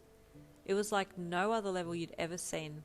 Beautiful suspended landscapes hung in the sky as wispy white clouds floated lazily by. There were archipelago islands of different sizes, the islands being connected by vast root structures or naturally occurring rock bridges. This would be an amazing level to live on, you said quietly to yourself. If you want to live here, just say the word, Butterfly said from behind you. Oh, I didn't think you'd heard me, you said, smiling back to him. Let's explore a little bit first before making a decision. As you all took the next step forwards, a level notification popped up, outlining different things on level 44, including information on the monsters on this level and different quests that were available. The monsters looked like large eagles, pterodactyls, and some kind of flying bison thing that looked a bit like Appa from Avatar. It said that they didn't actively seek out fights with humans, but would attack if you went near their nests or instigated a fight. Fair enough, you shrugged as you read that part of the information. I'd fight someone too if they went near my nest or attacked me. Want to explore a bit? Definitely, Sexy Schoolgirl 69 replied your question enthusiastically. Yes, of course you would. You're crazy enough to go monster hunting on level 19, so this wouldn't faze you at all, you snorted with amusement, elbowing her in the side. You all followed the track down the side of the mountain face until you got to the bottom, looking up at the suspended islands above. This whole level is just stunning, you breathed. Beautiful place to get married too, your best friend added slyly. Butterfly, you said excitedly. Could we get married? Absolutely, he said quickly, giving you a beautiful smile. You squealed and hugged him. The 6 of you broke into pairs and explored gently. Kirito and Asuna went to see if they could take on some of the eagles, and sexy schoolgirl 69 and Mirio went to have a little look at the surrounding islands. I bet they're just going to go and sit down and make out somewhere, you laughed to Butterfly. I think you're probably right, he replied with a chuckle. You and he just sat down by the water's edge and snuggled up next to each other, chatting and admiring the fish swimming in the river. So tomorrow I'd like to go and visit Grid and give him his gift, and also ask if I can remodel your sword. You rested your head on his shoulder. I would need your sword again though. Is that okay? Of course, he replied as he gently shifted away from you and turned his back to you so he could lay down with his head on your lap. I trust you completely. You smiled down at him and brushed your fingers through his hair as you sighed happily. You did it, baby. You beat level 44 boss and Anarchy all in one. I couldn't have done it without you by my side, he said softly as he reached a hand up to your cheek and caressed your face tenderly. I love you, he whispered. I love you more, you replied with a smile. Hey, Grid, did you miss me? You hollered as he stepped through the front door of Grid's blacksmith shop. He looked up and smiled. Ah, the warrior back from war. Did you bring me any spoils? Sure did. You pulled your gifts from your inventory. Here you go. Hey, thanks so much, he said with a smile as he accepted the various medals in hand. These are fantastic. You're welcome, you replied. Also, could I please use your workshop to upgrade and reinforce Butterfly's chain whip sword? What are you using for reinforcement? Grid asked curiously. Ingot of crystalline and black diamonds. Whoa, both? His sword will never break. That's the point, you laughed. No problem. Go use the workshop, Grid said with a smile and a head jerk towards the back door. Show me when you're done, yeah? I want to see your handiwork. Sure thing, boss, you said with a salute as you walked out the back door. You returned in an hour's time, grubby and sweaty, but with a big grin on your face. I did it, you said triumphantly. Of course you did, he replied flatly. That's another hard material to work with, but of course you successfully completed the remake without any failed attempts. Oh, I didn't remake it. I added to the existing sword, and it looks awesome. You pulled the sword out of your inventory and held it in hands to show Grid, whose face fell further. That's even more difficult than just remaking it. Is it? You said with surprise. Well, it took a while, but it didn't seem too hard. Anyway, here, have a look. Grid took the sword and activated the chains so he could check the links that you made. You've become a fine blacksmith, he said finally. Butterfly will be very pleased with this. Thanks, Grid, you said happily. Honey, I'm home, you shouted as you pushed the front door of your house open. With your sword! Oh, Butterfly said as he hopped up from the lounge and walked over to you, picking you up in a hug. Can I see? Sure, you giggled. I hope you like it. You pulled the sword from your storage and materialized it in hand before you gave it to him. It's a bit heavier now, Butterfly said, feeling its weight. I want to try it out. Want to go farming? You asked eagerly. Or Jewel? A voice from the door called. Oh, hey, Kirito, you greeted as you turned and saw your neighbour pop his head through the front door. Sorry, I just saw you come home, and Butterfly had told me that you'd gone to upgrade his sword, so naturally I've been wanting to see it, Kirito said to you before shifting his gaze to Butterfly. And maybe give you someone to practice it on? Oh, the Black Swordsman wants to play, Butterfly said playfully. Let's go then. You rolled your eyes and clicked your tongue at the antics of your husband and favourite neighbour, chuckling as you followed them outside. Where are you all going? Asuna asked as she walked towards you all from her and Kirito's house. These two just have to test out Butterfly's sword by fighting, you said with an eye roll. Why doesn't that surprise me? She replied with a smile and a head shake. So are we doing wagers, Iron Butterfly? Kirito asked slyly with a wink as he swung his arms around and rolled his shoulders to warm them up for the fight. I'm always up for making things more interesting, Butterfly replied with a small smirk. What's your wager? Okay, if I win, I get to be best man at the wedding, Kirito said. Butterfly giggled. Okay, well, if I win, you and Asuna move with us to level 44 and build next door so we can continue to be neighbours. Well, this will be the most interesting duel then, Kirito said, unsheathing his sword and swinging it back. I accept your wager. Come, Butterfly called tensely, holding his hand up before rotating it at the wrist and beckoning Kirito with his index finger. Not even going to draw your sword? Kirito smirked. You're either bluffing, or you're confident you can read my movements and counter accordingly. The latter, for sure, Butterfly replied with an equally mischievous smirk. Wait, they haven't even invited each other to the duel yet, you gasped to Asuna. What if someone dies? No one will die, Asuna chuckled. They're evenly matched and know their weapons well. This will be an interesting duel. She sat down on the grass to enjoy the show. You were still dubious, but decided to trust her and shrugged before sitting down beside her on the grass as well. So, who's gonna win? You asked her with a sly grin. You already know who I'm going for, she laughed. True, you replied. I'm glad we're on the same page then, and that you're going for Butterfly. That's not who... I know, you chuckled. I'm just kidding. I'm excited that you said they're evenly matched. That's big praise considering just how strong Kirito is. Well, the proof will be in this fight, she said, nodding towards the two men, who were in the middle of a standoff before starting. Ready? Kirito called. Are you stalling, Kirito? Butterfly jeered playfully.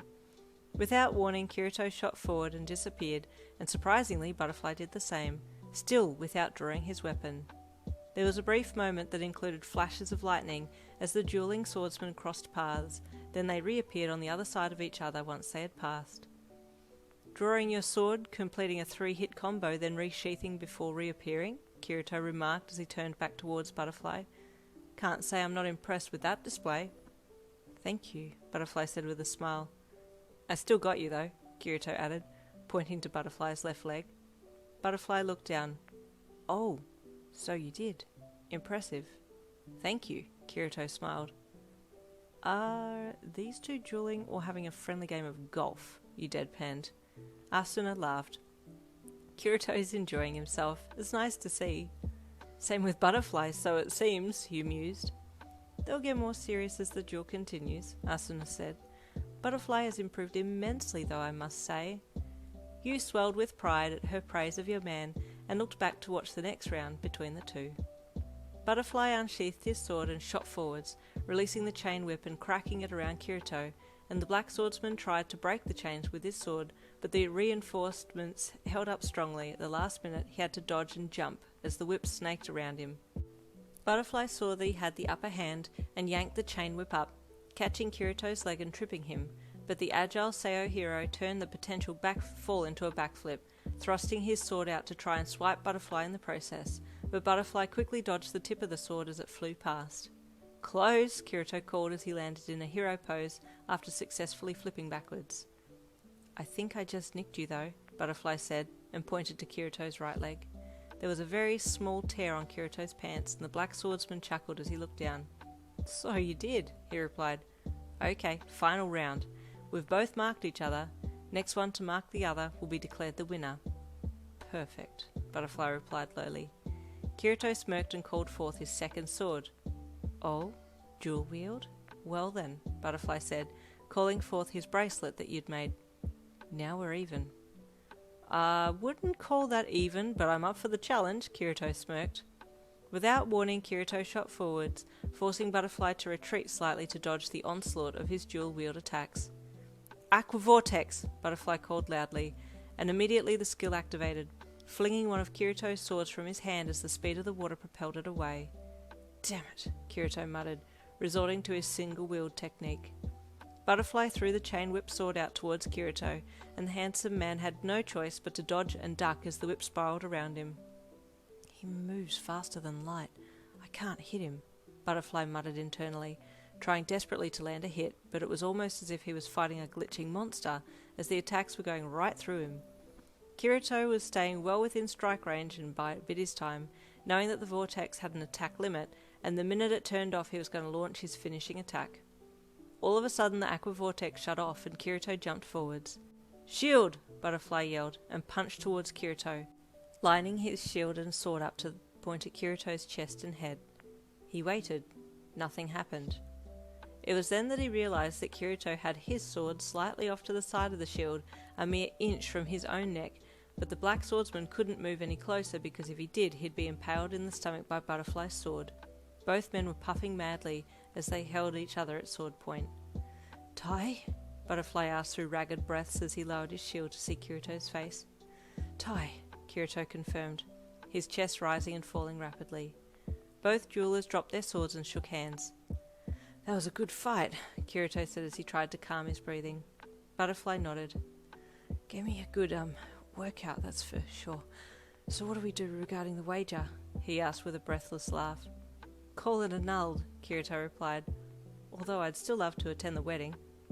"That's a given," Butterfly replied, "and you're always welcome to stay with us on level 44 anytime you're nearby." "Deal," Kirito replied with a smile. The two men approached you and Asuna and helped you up off the grass. "Butterfly, your leg!" you gasped when you saw the thin trickle of blood dried on the skin, visible through the rip in his pants. "And your pants too, Kirito," Asuna chided in an annoyed motherly tone. "What to do with you boys?" You all laughed and chatted lightly before finally saying goodbye and heading indoors to your respective houses. "So did you guys tie?" you asked Butterfly. "Yes, but I felt like I won because he couldn't break the sword you expertly reinforced," Butterfly said with a smile. "Thank you again for making it much better. It's perfect now." 3 weeks later. "Oh, they're all so pretty," you groaned as your thumb scrolled through the online catalogue for RFO's wedding dresses. "Get them all," your best friend said as she lay beside you on the school lawn. "So helpful," you replied with a snort. "No, seriously, help me. I don't know which to wear, and the wedding's this afternoon." "See, that's what you get for putting it off," she reprimanded, sitting up to look at your phone screen. "That one," she said, pointing to a gorgeous one. "You sure?" "Positive. Have I ever been wrong before?" she asked slyly. Your best friend was a lot of things, but she had this uncanny way of knowing what outfit would look good on you. Can't fight you there. Okay, I'll get it. Oh my god, you gasped. "What?" "It's so expensive," you wailed. "Girl, you have expensive taste." "Bitch, it's your wedding day. Go shine bright like a diamond. God bless Rihanna," she said, holding her hands up in praise. You flopped back on the grass dramatically. "Trouble in paradise?" a voice called, and your best friend lit up like a Christmas tree. "Hey babe," she called out, as Mirio and his two best friends walked over. Tamaki smiled gently at you as he approached, and sat down beside you on the grass. "Is everything okay?" he asked softly when he saw the dead look on your face. "I can't afford the wedding dress of my dreams, so I'm walking down the aisle naked," you said with a dead straight face. Tamaki went bright red, and his lips quivered as his mind went south with that image. "I'm kidding," you chuckled as he sat up and kissed his cheek. "I wouldn't do that." "Oh, well, I was gonna say that I would give you everything for the dress, but it's not because I don't want to see you." His voice trailed off and you covered your face bashfully. "Getting bolder, Tamaki?" you whispered, removing your hands so you could lean into his ear and kiss him on his earlobe. Thankfully, Mirio, best friend, were deep in conversation with Najiri as she added her bit every now and again, and none of them had heard the conversation between you and Tamaki. "So you ready for this afternoon?" you asked Tamaki as you leaned your head up against his shoulder. He nodded and smiled at you as he kissed your forehead quickly. "I know we're already married in game, but I want it to be officially official. I can't wait to see you in your wedding dress, walking down the aisle to me." "Same here," you beamed. "Hurry up, woman, you'll be late for your own wedding," your best friend screamed at you from the other side of the change room later that day. "What time is it?" you called back. "And aren't I supposed to be late? I'm the bride," you muttered as you looked down and straightened the front of your dress, looking at yourself in the mirror again and turning side on to see your profile. Guess it'll do, you thought as you opened the door and stepped out. "Well?" you asked your best friend. She welled up with tears and clapped a few times before putting her hands together with fingers touching her lips. "You look amazing," she wailed. "It's all because of me, but still." You rolled your eyes and laughed. "Okay, yes, credit to you. Thank you for choosing the dress." "You're always welcome, babes. Butterfly's gonna love undressing you out of this one," she gestured to the dress. Can you stop? You gasped with embarrassment. Okay, let's go. The two of you thanked the shop assistant as you left, and then hiked the front of your dress up as you both ran a bit to the teleportation site to head to level 44. Okay, stay here. I'll go and check if they're ready and then I'll come back, your bestie said as she stepped up onto the teleportation platform, calling to be taken to level 44. You took a few deep breaths in with hands on your stomach as you stood there waiting for her to return. Oh, I didn't think I'd be this nervous, you thought to yourself as you felt your stomach do flips. She returned shortly and smiled at you. Ready, babes? She asked as she held her hand out to you, indicating for you to step up onto the flat platform too. You nodded and took her hand, stepping up onto the teleportation platform beside her to be teleported to the level that you'd be wed on. As you and her materialised on level 44, you looked around and nearly cried. So many people had attended your outdoor wedding among the beautiful pink and purple leaf trees on that level. Gingerly you stepped down and stepped over to the beginning of the aisle that was set up to channel you down between the rows of chairs for the attendees. Musicians from level 31 had agreed to come and play a violin cover of your favourite song as you walked down the aisle to your man, who was standing at the front in a beautiful black and white suit. He had a tear in his eye as your best friend linked arms with you and walked you down to him. Magada was also in a black suit, and he couldn't take his eyes off your bestie as she moved beside you. As you made it to the front of the chairs, you smiled at Butterfly and stepped towards him. He took your hand and then gave his promise to Sexy Schoolgirl 69 that he would protect you and love you forever. She nodded with an approving nod after hearing his promise and handed your hand over to him, allowing him to lead you to the officiator of the ceremony while she took her spot as the maid of honour beside you. The wedding started, and to be honest, you didn't hear a lot of what the celebrant said because you were too caught up staring lovingly into Butterfly's eyes while the two of you held hands facing each other. He would mouth, "I love you," occasionally to you, and you'd squeeze his hand and smile back at him. All too soon it came for the ring exchange, and you looked at your bestie for the rings. She whistled loudly, and her handsome fox came trotting down the aisle with both your rings strapped to a small pillow on its back. A chorus of "awws" went through the crowd as he neared the front, and Butterfly took them off his back and held them up to you. The vows and rings were exchanged, and then came for the kiss. Poor Butterfly paused and glanced at the crowd nervously, not wanting to kiss you in front of so many people, but your softly encouraging words changed his mind. "Come on, baby, you can do it. Don't look at them, just look at me," you whispered lowly and sweetly. His eyes met yours and he leaned in hesitantly, so you quickly closed the gap and initiated the kiss, to which everyone clapped and cheered. The rest of the afternoon went well, and everyone had a great time. Then came time for the throwing of the bouquet, and all the single girls gathered for the throw. "Ready?" you called as you held the bouquet up and turned your back to the sea of anxious girls. 1, 2, 3! You threw the flowers backwards over your shoulder and a scream erupted. You spun around to see your best friend holding the flowers up triumphantly, and you burst out laughing. Magada was the darkest shade of red you'd ever seen, and it made the whole situation that much more funnier. "You're next!" you screamed to your best friend, and she threw you a peace sign. Butterfly came up beside you and hugged you after the throwing of the bouquet had been completed. "Do you think her and Magada are ready for this?" "Who knows? We just have to wait and see," you said as you turned and kissed your officially official in-game husband. "We've met our fate, so maybe one day soon they'll meet their fate too." "We met ours pretty rapidly though," he added with a wink. "Funny boy," you cheered playfully as you leaned up on tippy toes and kissed his nose. "Let's go cut the cake." In keeping with the traditional way of cutting the cake, you and Butterfly each cut a piece and fed it to each other. Butterfly was very careful to make sure that it all went into your mouth, but you got a little bit of it smeared on his nose, which made him blush when you kissed and licked it off. "Get married!" your bestie hollered from the sidelines, her hand firmly clenched in Magada's. "We are!" you shouted back with a grin, licking the extra cake off your lips as you threw your arms around Butterfly's neck and leaned in to kiss his cheek. "There's a lot of kissing today," he said softly with a smile, quietly happy that he was getting a lot more extra special attention from you. "It's a special day," you replied, letting your arms go from around his neck and stepping back to take his hand.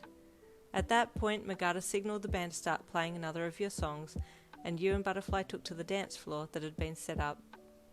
I'm not good at dancing," Butterfly whispered nervously to you as you got to the centre of the floor. "Don't be shy, just move with me," you said with a giggle as you tugged on his hand and started dancing away while pulling him around.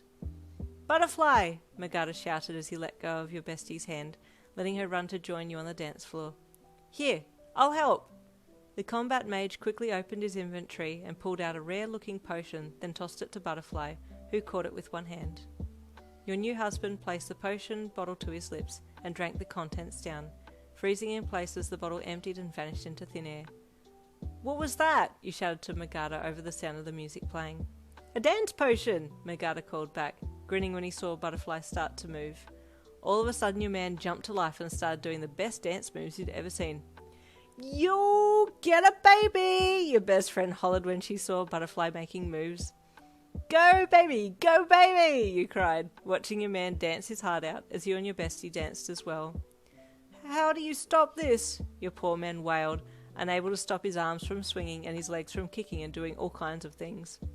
It'll wear off in a few seconds, Magada called out, thoroughly enjoying himself from the sidelines.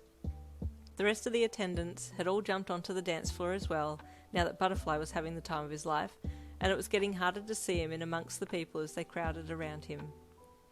Is he gonna be okay? You called to Sexy Schoolgirl 69, who was just vibing by herself on the outskirts of the dance floor a little way from you. I have no idea, he hasn't called out for help or anything yet, so I'm assuming he's fine. Let the man live a little, she replied, still dancing away. Somehow I don't think that he would consider this living, you thought with an internal chuckle. Before you could step forward and check on him, he found his way out of the dancing crowd, walking normally as the dancing potion had worn off. Are you okay? You asked with a small chuckle when you saw the look on his face.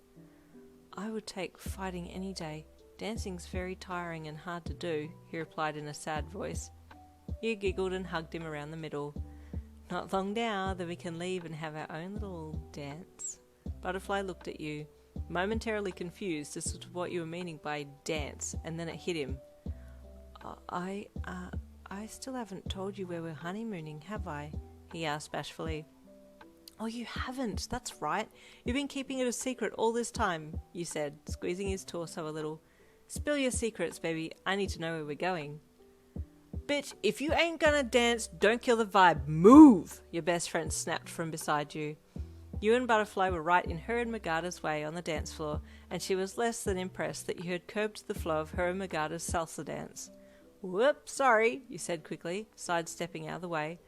I didn't mean to get in your way. Your tone grew in volume. You know, considering it's your special day and all. You shouted the last part at her as she and Magada quickly salsaed away. I'm the best friend! I get the spotlight! She shouted in reply as she disappeared off in his arms. Pretty sure it's supposed to be the limelight for the best friend and the spotlight for the bride, but okay. So, Butterfly said shyly, bringing your attention back to him now that you both stepped off the dance floor. Do you remember the beach level that had a few secluded villas on the island? Oh my god, you didn't! I did. You did? Yes. You really did? Yes. Level 36? I don't really know how more times I have to say it, Butterfly said with a sheepish scratch to the back of his head. Ah, you screeched. I'm so excited. Let's go now. It's our wedding, so we can leave whenever we want. I'll go whenever you want to go, Butterfly replied, smiling happily at you as you bounced a little on your toes. Okay, we're going now. Let's go. You quickly turned to everyone on the dance floor and hollered at the top of your lungs. Bye everyone, we're going! Everyone stopped and looked over at you, having temporarily forgotten that the reason that they were all dancing on level 44 was because of your and Butterfly's wedding. In a rush, they came running off the dance floor to congratulate you both and hug you once again before you went to your honeymoon destination. I'll see you at school tomorrow, you called to your best friend, who was over the other side of the dance floor, and she threw you a peace sign before continuing to dance with Magada. I'll hug and congratulate you when you get back, she shouted back to you. She gets it, you chuckled, unfazed that she hadn't tried to push through the crowds to get to you. With final goodbyes said, you and Butterfly hopped up onto the blue teleportation ring and held hands as you waved to the people gathered. Level 36, Butterfly called loudly up into the teleport ring, and you both vanished and reappeared on the platform of level 36. The weather on that level was so different to the weather on level 44 that you immediately found yourself. Oh, I'm so overdressed, you said playfully, looking down at your wedding outfit, then down at the perfect white sand that lined the beach. I am too, But we can change that once we get to our island, Butterfly said with a smile. I don't think I have any swimwear in my inventory, so it looks like I'll be swimming Rudy-Nudie, you said with a cheeky smile, giggling when a bright blush covered Butterfly's cheeks. Butterfly, you've seen me without clothes on so many times now. Surely you still can't be shy. It's just not something I'm used to, but I like it, he replied bashfully, then suddenly realised how forward he sounded. Wait, I didn't mean for it to sound like that. I'm glad you like it, you said. Now let's go. I want to see this island you've booked for us. He nodded and took your hand, delicately helping you step down off the platform onto the sand, and then holding onto your hand as you both walked down to the water's edge. I ordered a water taxi to pick us up, and I sent them a message just before we left 44. I hope they got it. Is that them? You asked, holding one hand up over your eyes to shade your vision as you looked out over the watery horizon. Butterfly looked up and nodded. That must be them. It's the only boat out here. You both waited on the shoreline as the boat approached you, and then the driver shouted a greeting to Butterfly. I assume you're the newlyweds because you look it, he called, cupping his hands to his mouth. That's us, you shouted back with a grin. Okay, hop in, he called, letting the nose of the boat run aground so that you and Butterfly could get on and climb aboard. Butterfly let you hop in first, and then he followed, pushing off with his foot to get the boat to slide back against the softly rolling waves a little. The driver picked up and placed a long stick in the water beside the boat and dug it into the sand, and then leaned back to pull the boat clear of the shore and turn it around so that he could take you back the way you'd come. So we have 4 secluded islands out here, he said, busying himself getting the motor to run smoothly so that he could sit down. 2 are occupied at the moment, and 3rd is about to be occupied by you two, he added with a grin. Me and my wife live on the main island, so you can just send us a message in a close group chat if you need anything. I will bring you the supplies by boat. But apart from that, it's just the 2 of you alone for the next few days. Any monsters out in the water that we should know about? You asked. I want to go for a swim, but, don't really want to hang out with Jaws for my honeymoon. Yeah, there are a few big ones further out in the water when it turns darker blue, but they usually don't come into the light blue waters. You looked out over the side of the boat and reached down into the light blue water that the driver had just mentioned, noting just how clear the water actually was as your fingertips dragged through it. So clean, you gushed, the coolness of the ocean making you want to dive in your wedding outfit and all. While you were busy feeling the water as you sped along, Butterfly talked with the driver, asking random questions about different things, and you smiled to yourself. I can't wait for tonight, our wedding night. I'm assuming we're going to do it again. You looked up at Butterfly and smiled bashfully when you saw him gazing lovingly at you, then looked back down to the water again. I wonder if he'd be up for doing it in real life. I mean, we're together in real life as well as in game, and we've done it in game, but not in real life yet. So I'd like to even that up, I guess. Okay, here we are, the driver said as he approached the small island once again and nose-dived the boat up onto the pristine white sand. You grinned when you saw the quaint, over-the-water bungalow with the thatched brown roof sitting alone in the middle of the dot-sized island. This is so gorgeous, he said to Butterfly as he held your hand and helped you off the boat. It always gets a reaction, the driver said. Well, enjoy you too. Remember to contact via message if you need anything. All the details are on the card in the villa. Thank you, Butterfly said with a smile, watching as the guy expertly manoeuvred his boat back into the water and waved as he disappeared off to his own island. Alone at last, you said to Butterfly, reaching your arms up and draping them around his neck before initiating a gentle kiss. What started out as an innocent lip kiss quickly turned to a passionate tongue kiss, and Butterfly slowly backed to the door of the villa, not wanting to break the kiss that was in full swing. Fumbling with the doorknob behind him, he finally got the door open and backed into the room. It was at that point you broke the kiss momentarily to look around, and you sighed with delight. Oh, this is perfect, you sighed, arms still around Butterfly's neck. It wasn't a very big or flash-looking accommodation, but it had all the essentials you'd need for a private little getaway. In the middle of the room was a larger 4-poster bed with netted drapes over it that shifted in the gentle sea breeze that was blowing in from the back door. Your eyes followed to the door and saw it opened out onto a decent-sized deck that was situated over the water, with a small ladder going down one side into the ocean swell. should you feel like going for a swim. Did you want to take these wedding clothes off? Butterfly asked. Yes, you replied, removing your arms from his and opening your inventory quickly so you could disrobe in an instant. Without a second thought, you clicked no clothes, and your wedding dress, and all that was under it, disappeared immediately, leaving you completely naked in front of your in-game husband. Butterfly's eyes nearly fell out of his head, and he looked around wildly, trying not to stare at your beautiful bare body form. Your turn now, he said with a playful smirk. Butterfly gingerly opened his inventory and clicked no clothes as well, his outfit disappearing in an instant, leaving nothing but a hard-on. Well, you mused with delight, looking down at it, then reaching a hand towards it to touch it. Do you consent to this touch? The consent box asked. Just quickly, this next chapter starts just after they've completed a little bit of intimate bedtime. So there's a whole chapter that's been completely deleted out, and it starts with them already in the bed, just in case you were confused. A soft breeze swirled in from the open back door, and you broke from the kiss to look out there, in awe of the picture-perfect sight beyond the white netted curtains that were crowning your bed frame. You want to go for a swim in the nudie? You asked Butterfly, who had sat up and back to give you some room to move. Okay, he replied hesitantly. You smiled and sat up, getting out from under him and skipping to the back door. The view completely opened out to the ocean with not another human soul in sight, and without thinking, you ran for the rails and climbed up them. Yin? Yin!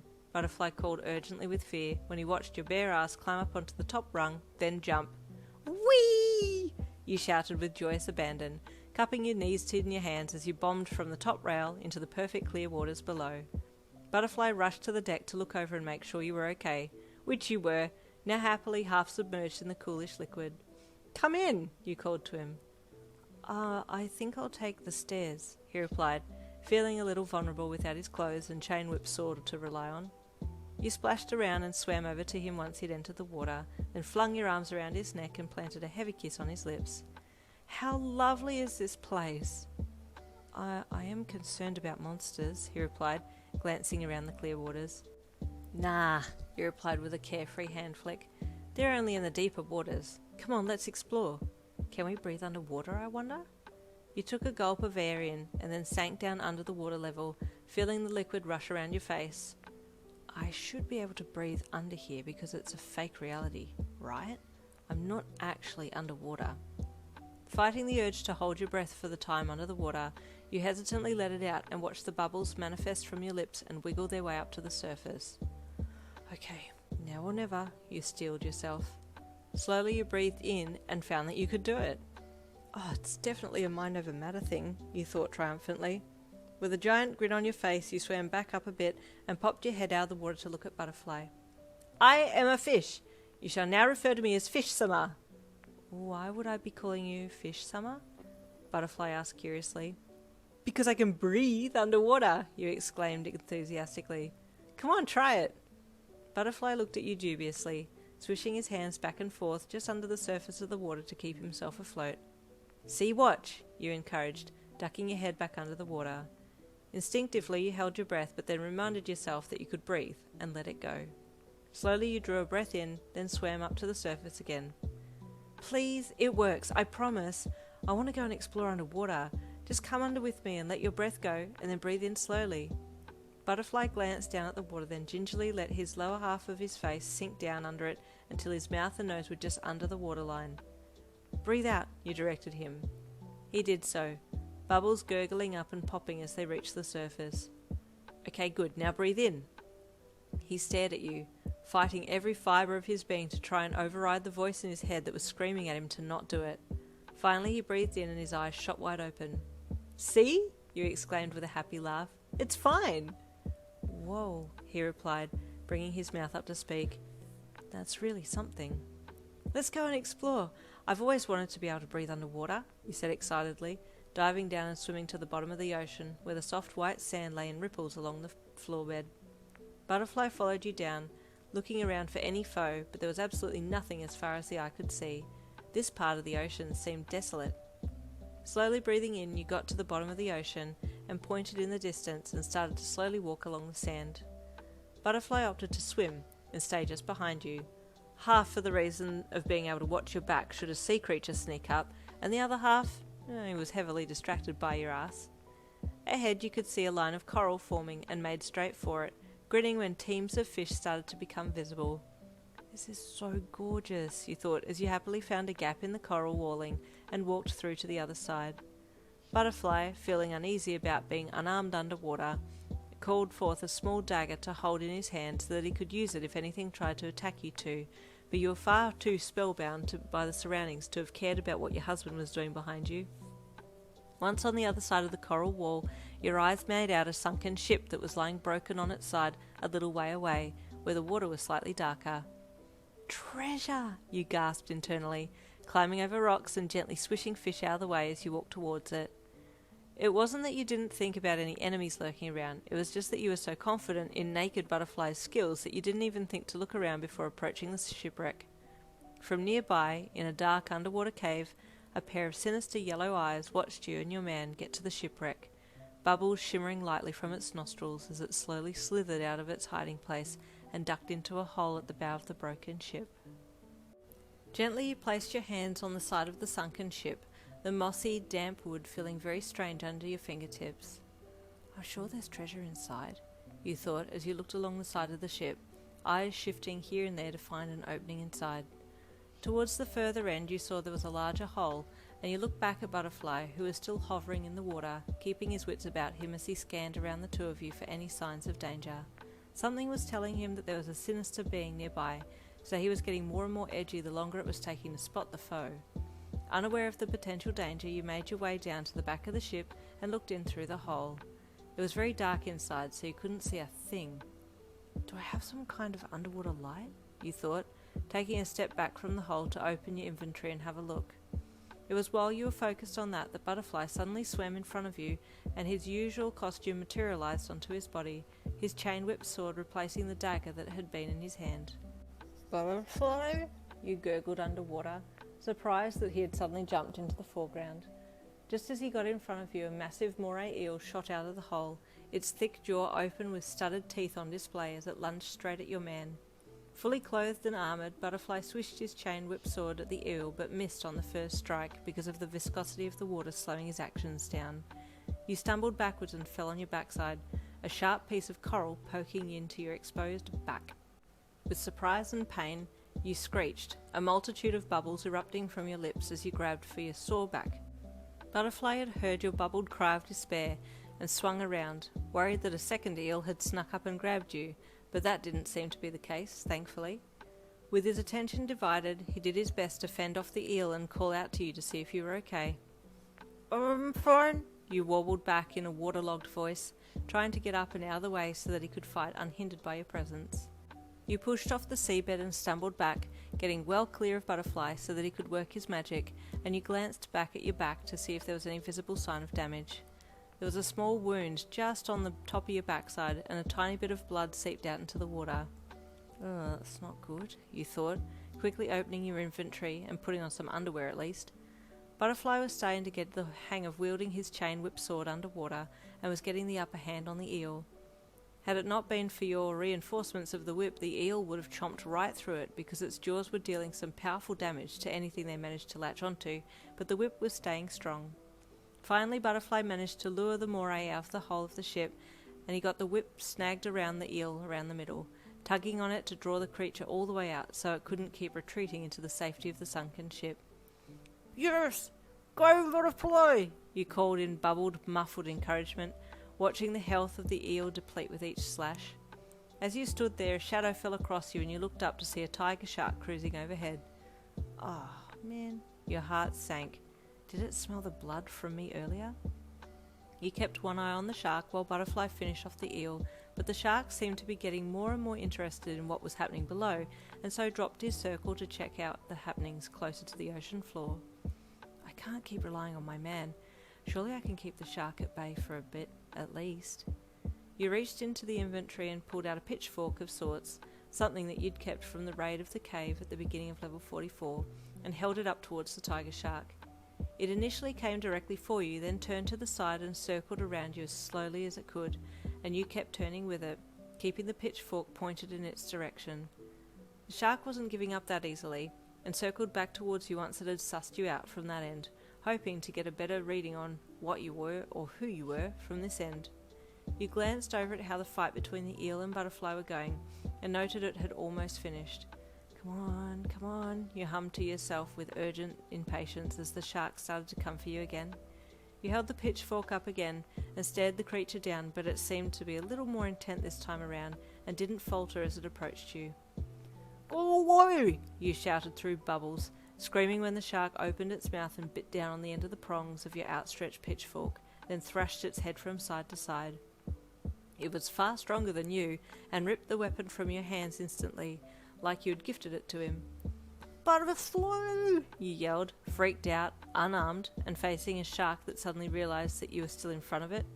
You stepped back hurriedly as the shark turned back to you, and as it swished its tail and opened its mouth, Butterfly was there, chain whip sword extended to take the creature on.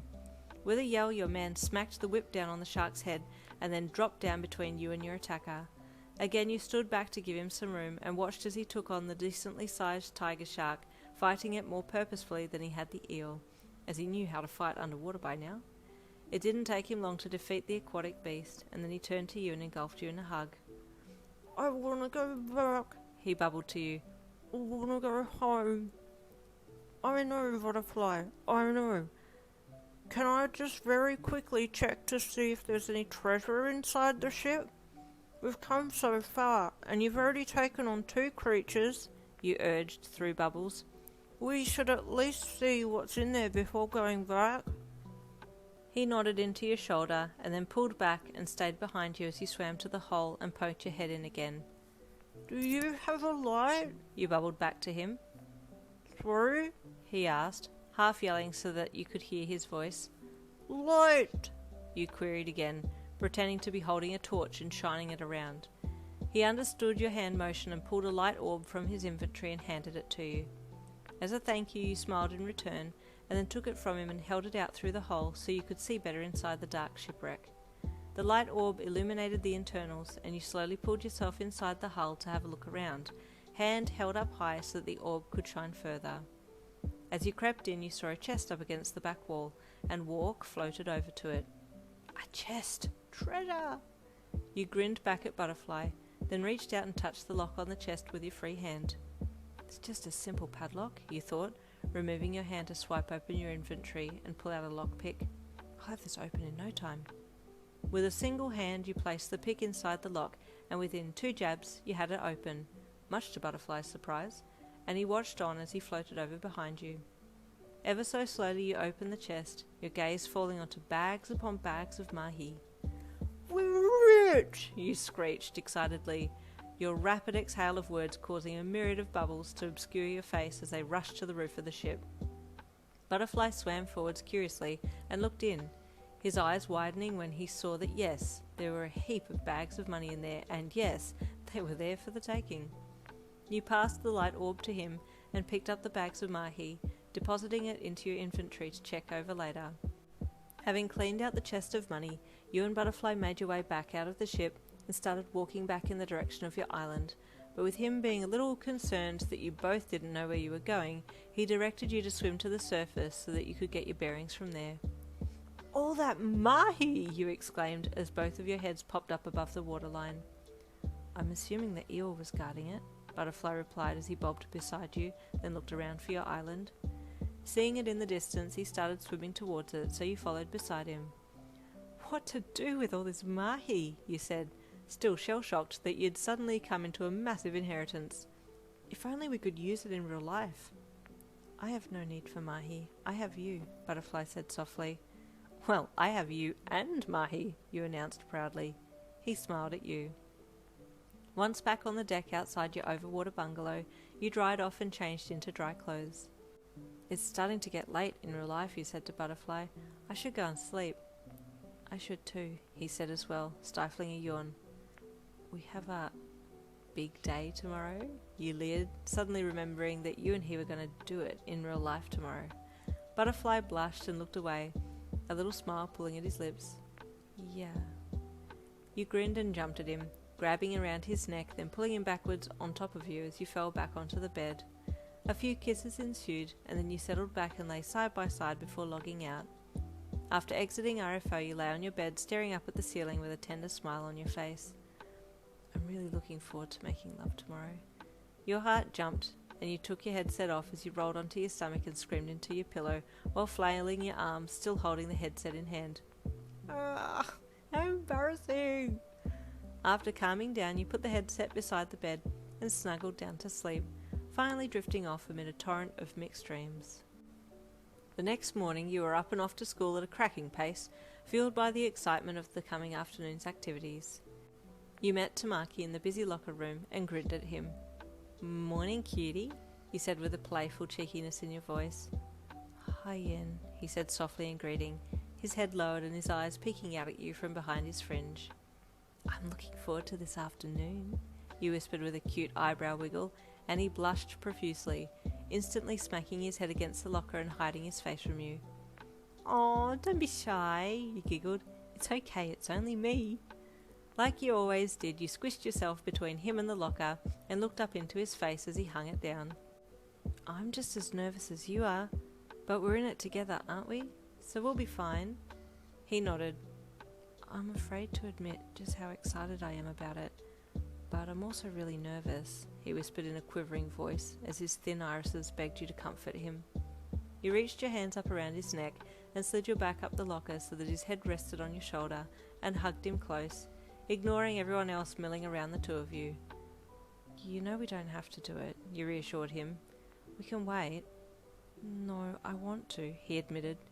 "You're my one true love." Your heart melted and you squeezed him more before reaching your hands to his cheeks and lifting his head while smushing his cheeks together. "And you're mine too. Like I said, we're in this together." He nodded and gave you a loving look. At that moment the bell rang, so you had to head off to class, which you did, hand in hand. Mirio grinned when you entered together, and he nudged best friend, who was sitting beside him on the desk.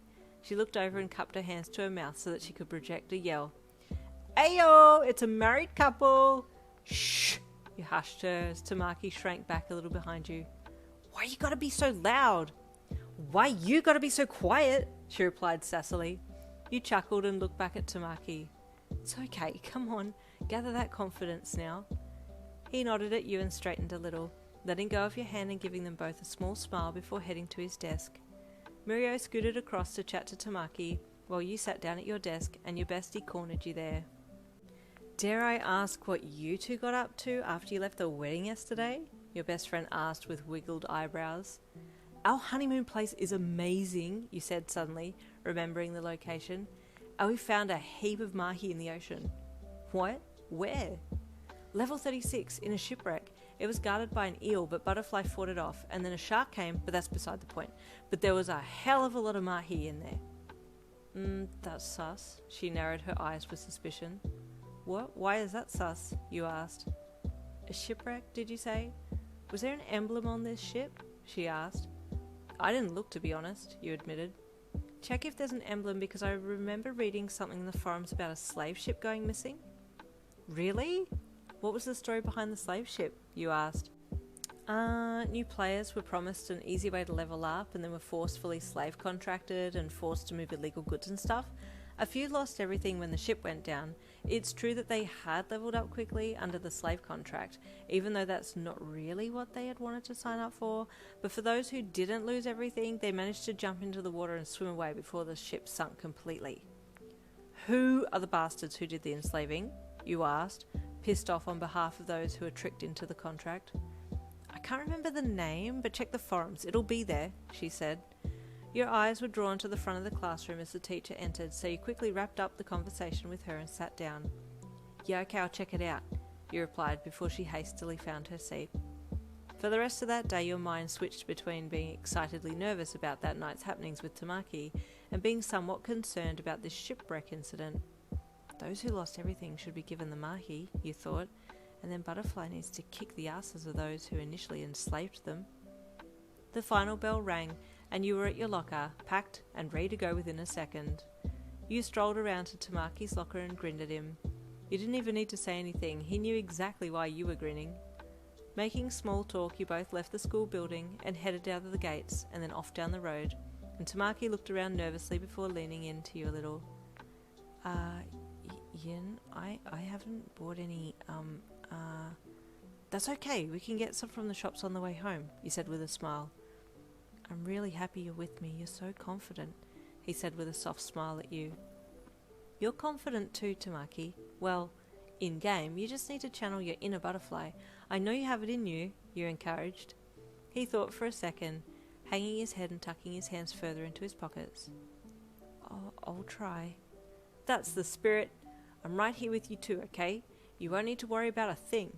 You beamed at him to give him the most visibly comforting support you could muster. He nodded again, and you both walked up to the doors of the medium-sized shop on the corner of the streets that connected at the end. Leading the way in, you took him straight to the cosmetics and other toiletry supplies section and looked around for the condoms. Okay, all we need is a packet of regular ones, you said softly to him. There's no need for anything fancy, and plus, I think they'll be the cheapest ones.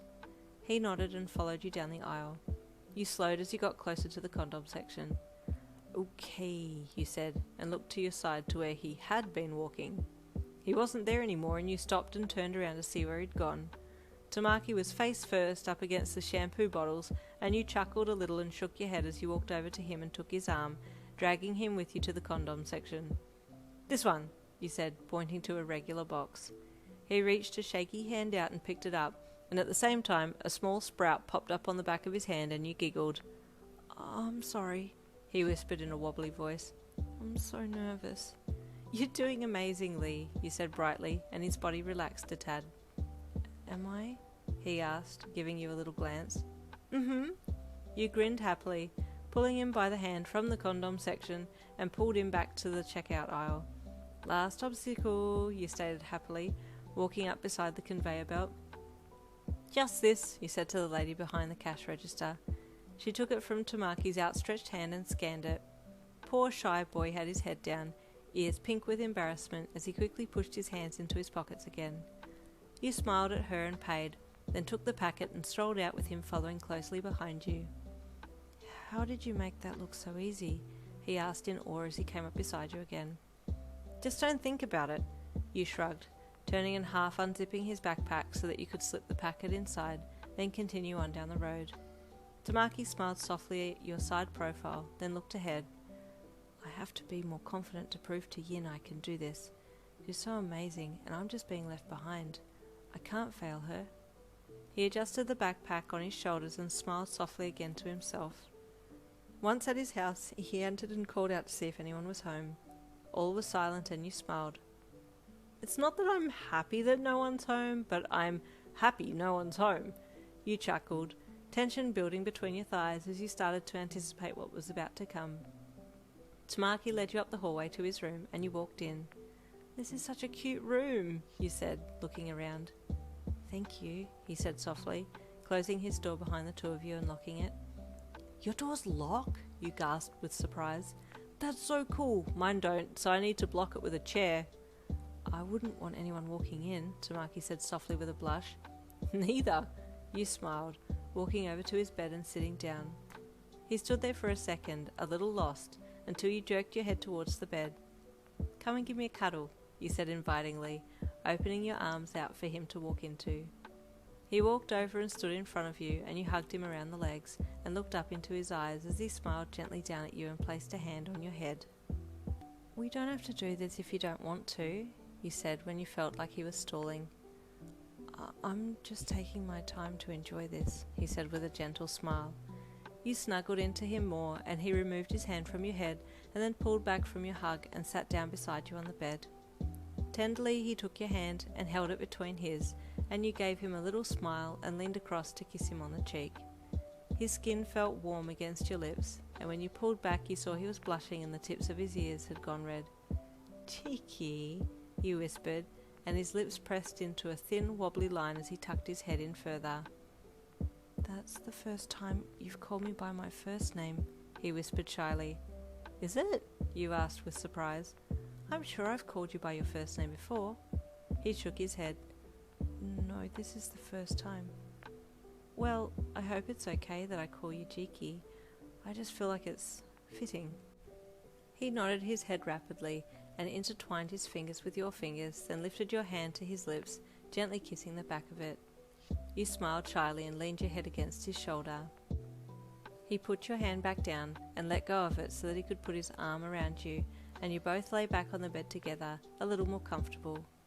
You rolled onto your side and snuggled into him, resting one leg over his, which seemed to get his heart racing because you could feel it thumping against the palms of your hands as you placed them on his chest. "Is this too much?" you whispered to him. "No," he replied in a shaky voice. "I like it too much." "You cute," you giggled, leaning in and rubbing your nose against his cheek. He turned his head to you and your lips met, then parted. You lay there, kissing gently and exploring each other's mouths with your tongues, getting more comfortable with the setting. As Tamaki's heart rate stabilized, you gently pulled your body up on top of his and lay on him, your knees either side of his hips. You desperately wanted to rock back and forth a little. He nodded into your hands, giving you a small smile. You leaned in and kissed the tip of his nose, then pulled back. "Did you want to clean up and then we can go and get dinner? Did you want to cook together?" you asked. "That would be really nice," he said with another soft smile, his eyes holding a gentle look to them. You grinned back and then let his cheeks go and rolled away from him so you could sit up and get your clothes back on. As you were struggling to pull your clothes on, your head popped up through the top of your undershirt and you came face to face with Tamaki, who had silently walked over to give you a kiss. But because he was so silent, you were a little surprised to find him suddenly in front of you and let out a little squeak of surprise, which surprised Tamaki, and he let out a little screech of fright, making you both recoil.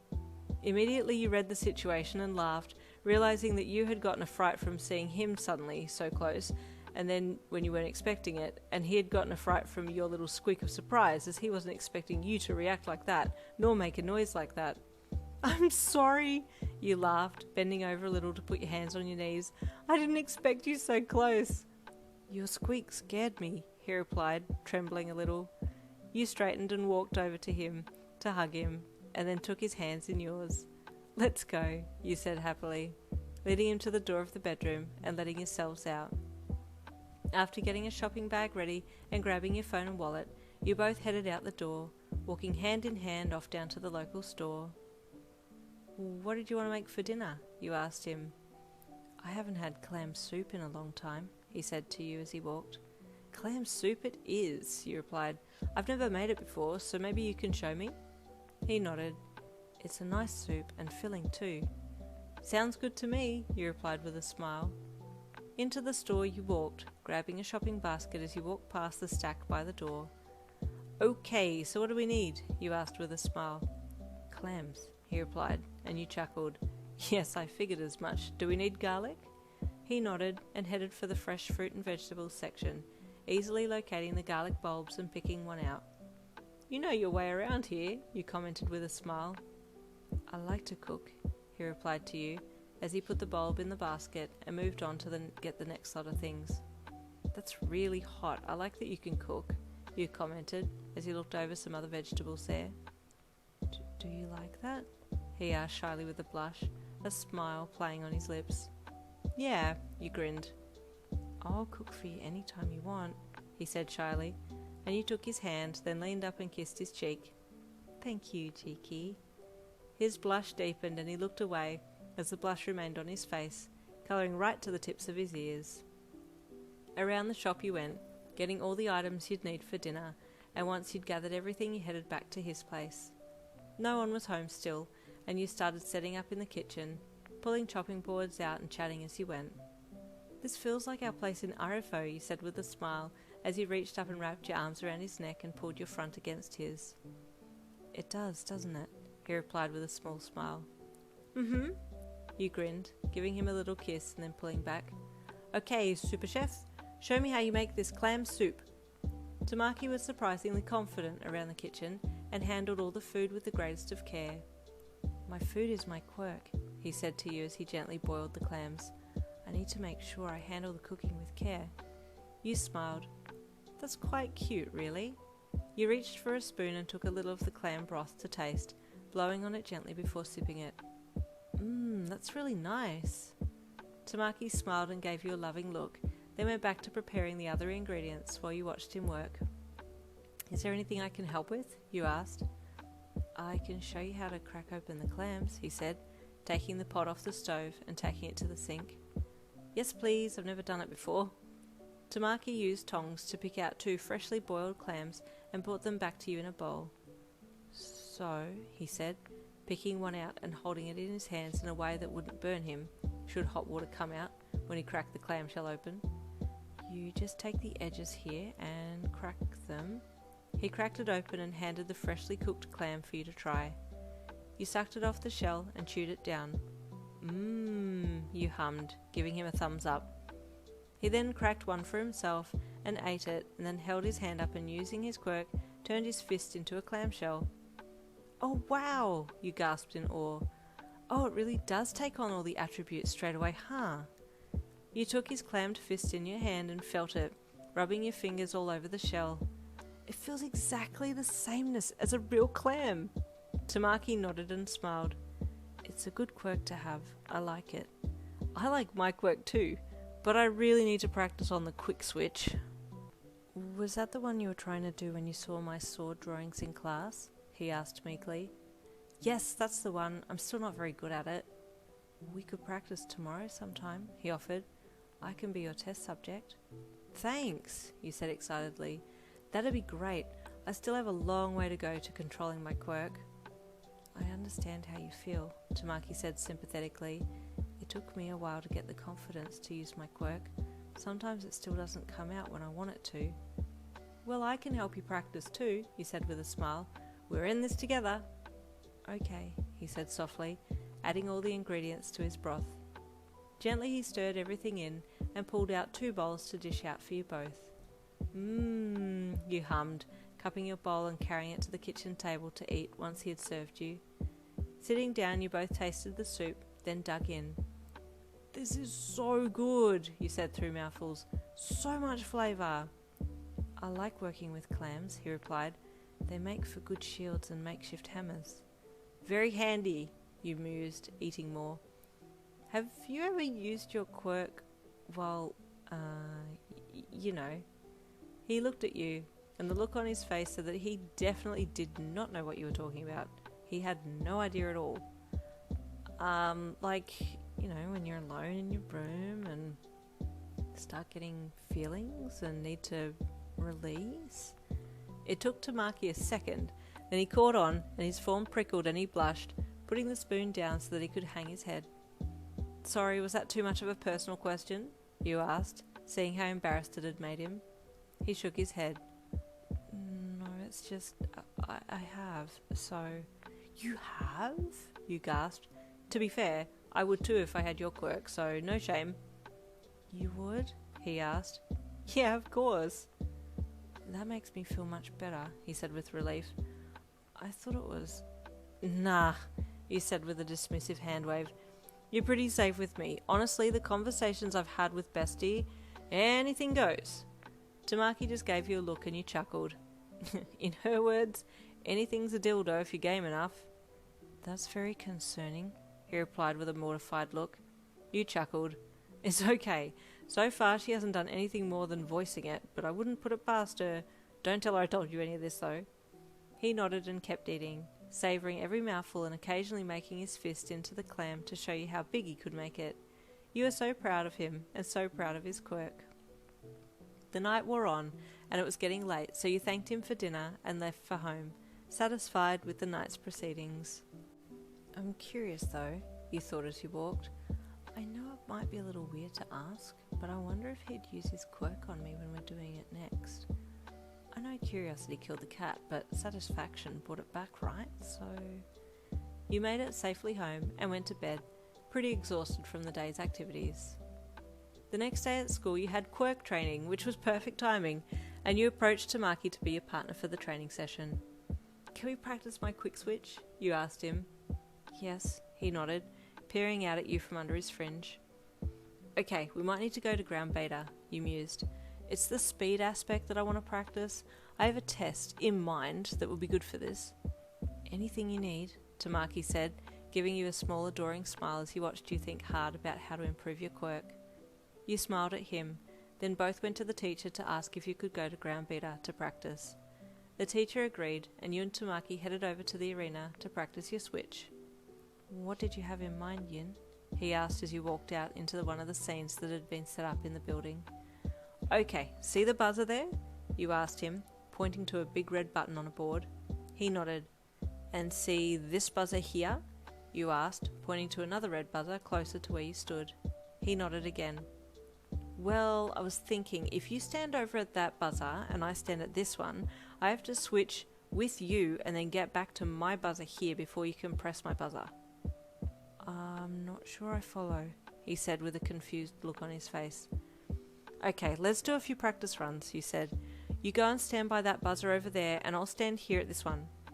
Tamaki nodded and walked over into position while you got to your buzzer. Activating your quirk and looking at him, you then switched places to his buzzer and then switched back and pressed your buzzer. Tamaki looked hella confused as his eyes flicked from you to his buzzer and then back to you again. Okay, I'm going to switch, you said. When you see my buzzer, if you see my buzzer, you have to hit it. I'm going to try and switch so quickly that you don't have time to press the button. Oh, I get it, he replied. Okay, I'm ready. You waited a second and then switched, but just before you could switch back, you heard him press your buzzer. Ugh, you cried as you switched places. I was too slow. This damn quirk, why can't I get faster? Try again, he said from the buzzer. That was already fast. I know you can get quicker. Again, you switched, and then switched back as fast as you could, but he still managed to press your buzzer in that time frame that you had swapped places. Ugh, still not fast enough. I need to get quicker, you muttered to yourself with annoyance. Yin, he asked, do you deactivate your quirk between switches? Yeah, why? You asked. What would happen if you kept your quirk activated the whole time? What if you switched in and switched back without deactivating in between? Would that make it faster? I have no idea. I never even thought of that. You're a genius, Jiki. He blushed and hung his head with a smile. I'm not really, but I like that you think I am, he said softly, just loud enough so that you could hear. I'll try it, you said excitedly, preparing for your move. Taking one steadying breath in, you activated your quirk and then forced your body into the switch, but then out of the switch, and then deactivated. You found yourself still at your buzzer and looked up at Tamaki. Did I do it? Did it work? You called to him. He nodded with a stunned look on his face.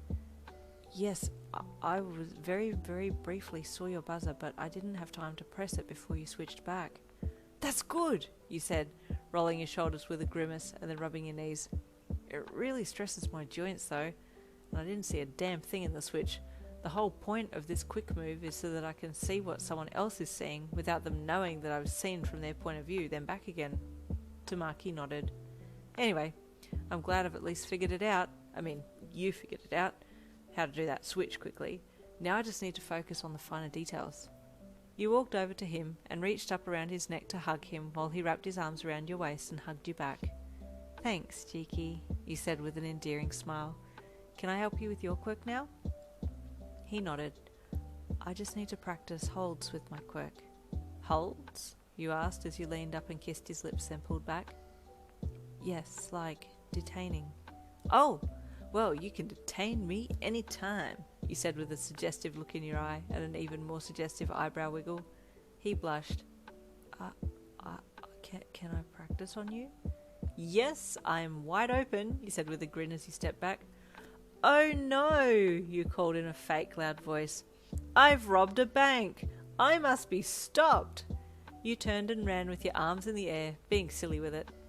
Next minute there were 5 tentacles that had grabbed you, one on each limb and the 5th around your waist as you were hoisted into the air. It surprised you a little when he grabbed you, but you let him do his thing and wriggled a bit, pretending to get away. As he shifted his tentacles around to get a better hold on you, one slid up and around your inner thigh and you gasped, immediately feeling turned on. Eh? Is this a new kink unlocking? You wondered as you struggled a little bit more to get free. He held you firmly and the tentacle wrapped firmer around your thigh, the tip of it wrapping in between your legs and pressing one sucker over a particularly sensitive spot. Ooh, that feels very good for the current situation. Maybe I should have let him release me last night after we'd done it. I think I've still got pent-up frustration. You stopped struggling and Tamaki called out to you, still in character. "Stop. I'm a pro hero and you must not resist," he called in a very apathetic voice. "You need to sound more convincing," you called back, knees buckling in as the tip of the tentacle wiggled against your core. "Stop," he said, a little more confidently this time. "I'm a hero." "Pretend I'm someone who hurt Yin," you said. Suddenly the tentacle tightened even more and a small gasp of ecstasy escaped your lips, the sound going unnoticed by Tamaki, who had clicked into dominant mode as he forced his tentacles to pull you from the air and push you to the ground. "Stop," he shouted. "I'm a pro hero, and you will not resist." You managed to turn your head back to look at him, and he had the most serious look on his face as he held you pinned to the floor. "That was great," you panted, that tip still moving against you a little. He let you go and recalled the tentacles, walking over to see if you were okay. "That was really good," you replied, still flustered. "Did you eat octopus today?" He nodded. "Yes, and the rest of the clam soup. Look." He produced a clam on his fist and you smiled. "It's very good. I also had chicken," he added, and you looked down at his legs that had turned into chicken legs. "Oh," you said with surprise. Is it hard to walk in them? In those legs?" "A little," he replied, still with all limbs quirked up. You chuckled. "Well, you look interesting." He deactivated and you got up off the ground and hugged him. "You're very good with your quirk. I'm impressed." He smiled bashfully. "Thank you, Yin."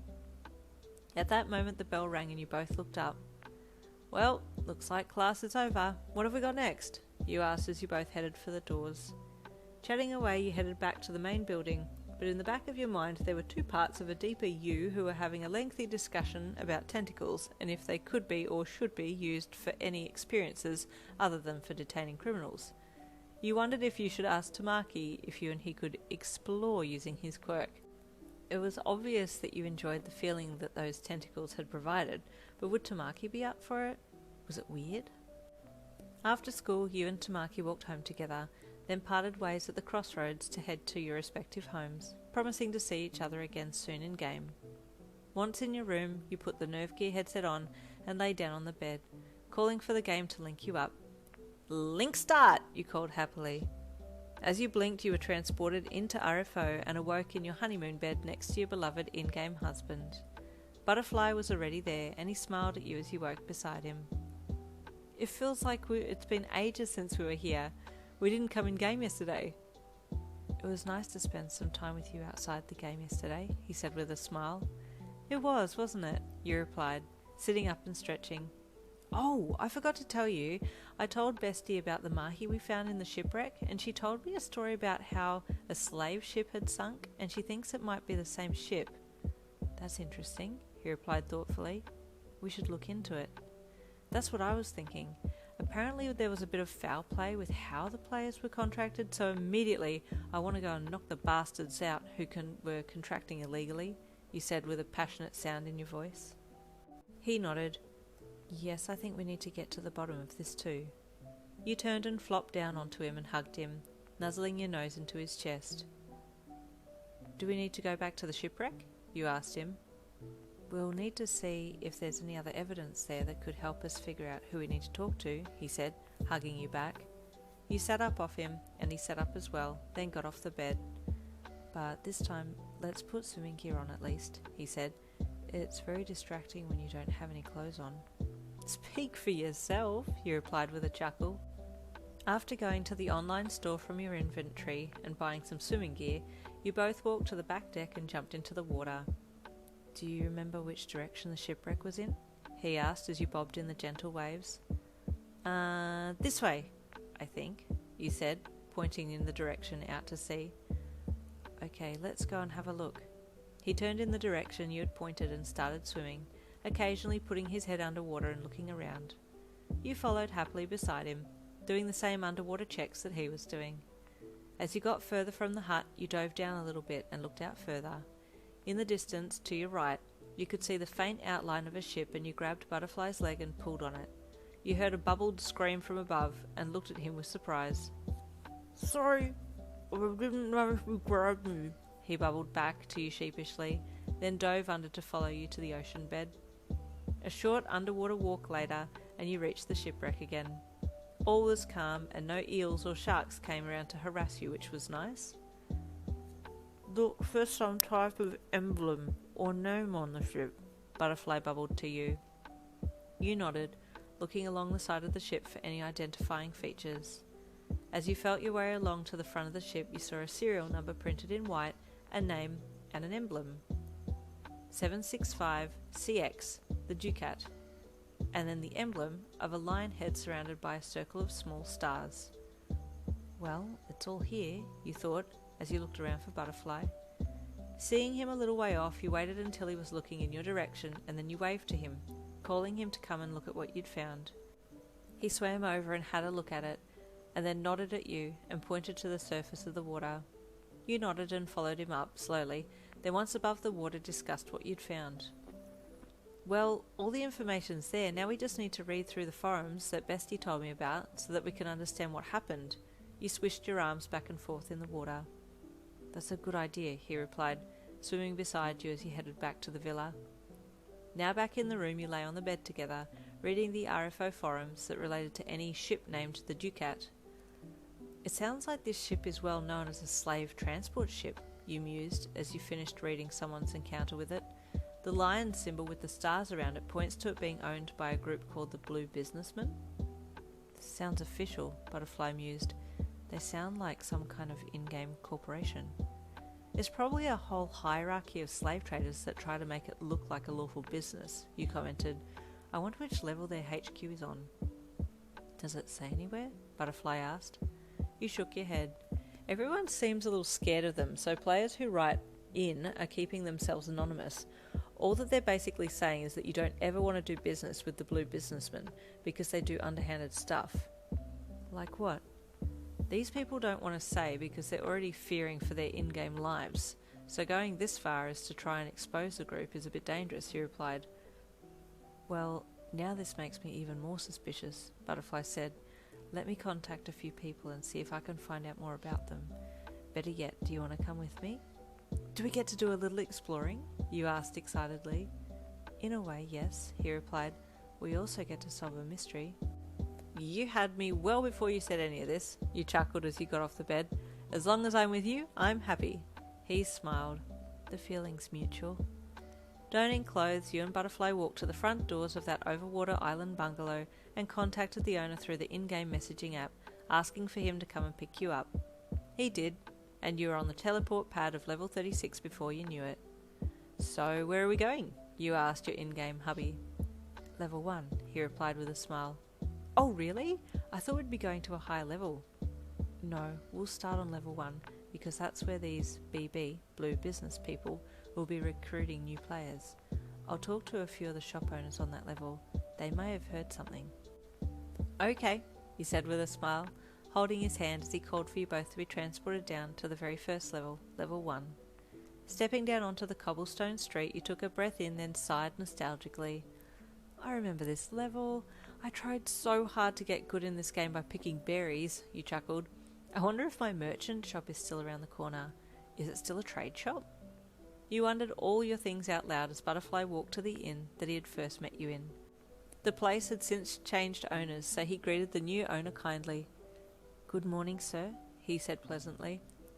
Good morning, Butterfly, the new owner replied, having never met the top player before. Oh my god, it's Butterfly!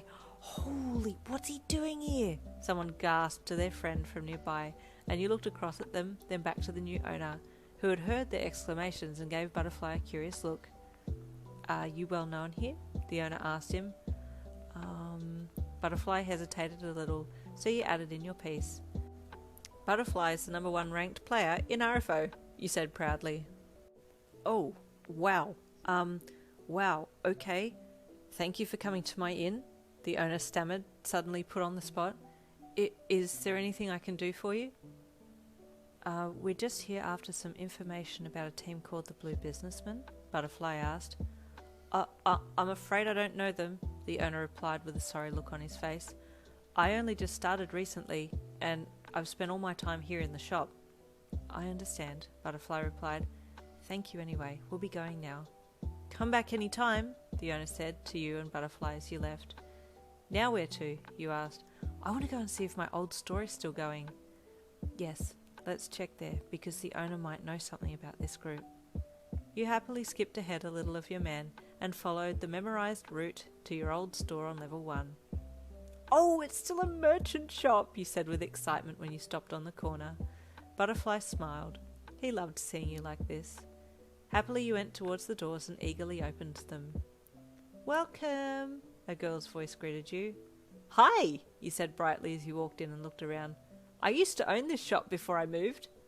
A small girl with blue hair walked out from behind the counter and you grinned down at her. I'm so excited it's still a merchant shop. Yes, I like to sell things, she said with a smile. How long have you been here? You asked her, seeing her look behind you to Butterfly. Ack! She screeched when she recognised him. Butterfly? Hello, he said politely. This is a nice shop you have here. Yes, she stammered, walking around you to him. Is there anything you need? She asked, having to crane her head right back to look up at him. We're together, you said to her. We're actually working on a case of sorts. Do you know anything about the blue businessman? She looked from Butterfly to you and then back to Butterfly. I have, she said softly. What can you tell us about them? You asked her. She hung her head and avoided eye contact. I don't know a lot, but I don't want to get involved, she said. I just know they're bad people. How do you know they're bad? You asked her gently. Someone came in here and told me, she replied. They had everything taken from them and had to start again, she said, wringing her hands together nervously. You looked up at Butterfly and he looked at you. Everything was checking out. Do you know the name of the player who dealt with them firsthand? You asked her. She shook her head. Do you remember their name? She shook her head again. Listen, you said, crouching down so that you could look her in the eye. You know who Butterfly is, yes? She nodded. Well, we're going to take care of those mean people and take them down and make them pay for all the wrong that they've done. But we can't do that if we don't have any information. Butterfly is strong enough to take all of them on in one go, so if you're worried that they'll come after you for giving us information, then you don't need to be worried. If anything ever happens, you can just call on us. That's right, Butterfly said. She looked up at him and then to you and chewed on her bottom lip before conceding. Spear 19. The player's name is Spear 19. Thank you, you said gratefully to her. You've done the right thing. Do you know where Spear 19 is? She shook her head. No, but I don't think he's far. He only came in a day or so ago, so he's not strong enough to go outside of level 1 or 2. Well, that's good. We'll look for him then, you said as he reached out and patted her shoulder. Don't worry. No one knows that we've spoken to you, but let us do know if anything suspicious happens, okay? She nodded again, making a little more eye contact now. You stood up and nodded to Butterfly. We're going to go kick some butt. Well, try to, you added with a sheepish grin. We'll go and find this player first. The girl nodded and watched you leave, an uneasy feeling swirling in her gut. Now, how to find this player, you said to Butterfly. Would people know this person? As you walked down the cobblestone street, you saw a group of players coming towards you. Hey, you called to them. Do you know a player by the name of Spear 19? Nope, one replied to you. Okay, you said, letting them go and then turning to Butterfly. I mean, we could just ask everyone we come across if they know a Spear 19 until we find the person. Further on you walked, stopping people randomly, but no one knew this player. This is going to take a month, you grumbled. Guess we could just ask in the forum, but I doubt we'd get a reply. Just then a bread cart came along and you stopped the driver. Hi, we're looking for a player named Spear 19, you said to the guy. Would you have seen that name by chance? Yes, actually, the driver replied. I see a lot of players' names in my travel and I do remember that one. He was back in the centre of town. He pointed. How long ago? Just recently? You asked. Yes, not even 10 minutes ago, he said. Oh, awesome. Thank you. Have a good day. And with that you took off, calling for Butterfly to follow you as you ran to the centre of town again. There were a lot more people milling around there now, and you sped through the crowds, looking at all the news and names. Damn it, you grumbled, when it was getting harder and harder to find this person. Okay, you know what? Screw this. Marching with purpose, you climbed up onto the statue in the middle of the open area and cupped your hands to your mouth. Player Spear 19, are you here? Your voice echoed around the chatter and general hubbub of the town, and some of the noise quietened as people turned to see this Looney Tune who was hanging off the statue shouting at people. When no one replied, you sighed and got down, walking back to Butterfly, who had a shocked look on his face. Ugh, I was hoping that would be helpful in finding Spear 19, but he mustn't be here anymore, you sighed. Just then a voice spoke. Are you looking for me? You turned around, and there was a very average-looking player standing there with a traveller's bag over one shoulder. Glancing at the player's name, you saw the Spear 19 name tag, and smiled. Oh, good, you're still here then. Who are you? He asked suspiciously, gripping onto the traveller's bag strapped a little harder. I don't have anything, and I don't know anything, so if you're going to try and get information out of me, then I suggest you talk to someone else. Hey, whoa, you said calmly. It's okay, I'm no one suspicious. He looked you up and down. You look hella suspicious, he said bluntly. Okay, yeah, I know it's weird for some random to suddenly know your game name and call out for you, but we need some help. No, he said with a head shake. I'm not getting involved. Don't want to know. Then Butterfly stepped forward with his hood low over his face, and Spear 19 paused when he saw him. Oh! He gasped when he saw Butterfly's name. Damn! Butterfly, are you two together? Are you working together? Please, I need to talk to you. Suddenly the tables had turned. Oh, you need to talk to us now? You asked Spear 19, half amused by his sudden 180-degree turn. He nodded and glanced around. It's not safe here though, and they're probably already on to me. Okay, let's go, you said, turning to Butterfly, who still hadn't said anything. You led the way out of the township and across the open field. I know it's out in the open, but at least people can't eavesdrop from here, you said with a smile at the two male players. Spear, Butterfly addressed the player. What do you know of the blue businessmen?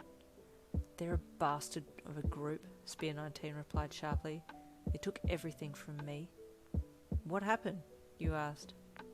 I started playing RFO a month or so ago. I was lost when I first entered the game, so I went to the tutorial shop to figure out how to play. When I left the shop, some guy came up to me and told me there was a way I could level up quickly. Guaranteed. And so you took this guy up in his offer? You confirmed. Yeah. He told me about slave contracting, but he said I'd be in a group, that we're all new as well, under one strong player, Spear said, his voice darkening. It's a frickin' dirty-ass trick. You waited for him to continue. I had in mind, he said, that it was going to be like a guild of new players, but no. We were all contracted to move weapons, money, and gold, treated like dirt. Some of us tortured, and then they would threaten us with taking out any of our in-game friends or relatives if we blew the whistle. I'm gonna kill him, you seethed. You can't do that. I was on that ship, you know, he added, still on his angry vent. I lost everything. Yes, it's true that I had levelled up quickly, as they promised, but then I lost it all. The ship guard stabbed me as the ship went down. His words were, well, we can't let you get away with all our hard-earned work. If you die, you'll come back to us to level up again. See you in the next life. And then I died. When I restarted, my avatar had nothing. Everything was back to zero. He hung his head. I thought I might have been able to escape them the second time around, but they've remembered my name. Have they tried to do anything to you? Butterfly asked. No, not me, he said softly. But I'm scared for my sister's in-game life. Your sister plays? You asked him. He nodded. They had threatened to do stuff to her if I exposed them. I haven't told her about it though. She knows they're bad people, that's all. As long as I don't call BB out, they'll hopefully leave her alone. But what if they threaten to do something to her if I don't contract to them again? He looked up, tears in his eyes. She shouldn't have to suffer because of my stupid mistake. Where is she? You asked. Maybe we can keep an eye on her. She runs the merchant shop in town, just down from the hairdresser. Wait, with the red sign out the front? you asked with surprise. He nodded. It's her, she's your sister? You asked him. Yeah. She was the one who gave us your name. Incidentally, I used to own that shop when I was just starting out. Oh, cool, Spear replied. Well, if you could look out for her, that'd be really good, especially since you're the top player, Butterfly. BB won't mess with you. I'm going to get to the bottom of this mess, Butterfly said, lifting his head a little and pushing his hoodie back to reveal his face to Spear. Do you know where their headquarters are? No, I don't. But I know where they kept me before we were put on the ship. It was like a holding house or something on level 11. Butterfly turned and headed back to the town centre, with both yourself and Spear 19 following behind. I'm assuming we're going there then? You asked Butterfly, who was walking a little ahead. Yes. Listen, with all due respect, I'm going to bow out of this expedition, as I don't want them to see my face again, Spear commented. But if you think I could be of any help later on, then contact me on the chat. Thank you for your help, Spear. I'll see to it that your sister doesn't come to any harm, Butterfly promised. Thank you, Spear replied with a grateful look on his face. Boy, am I lucky to have bumped into the #1 player. That's pretty sweet.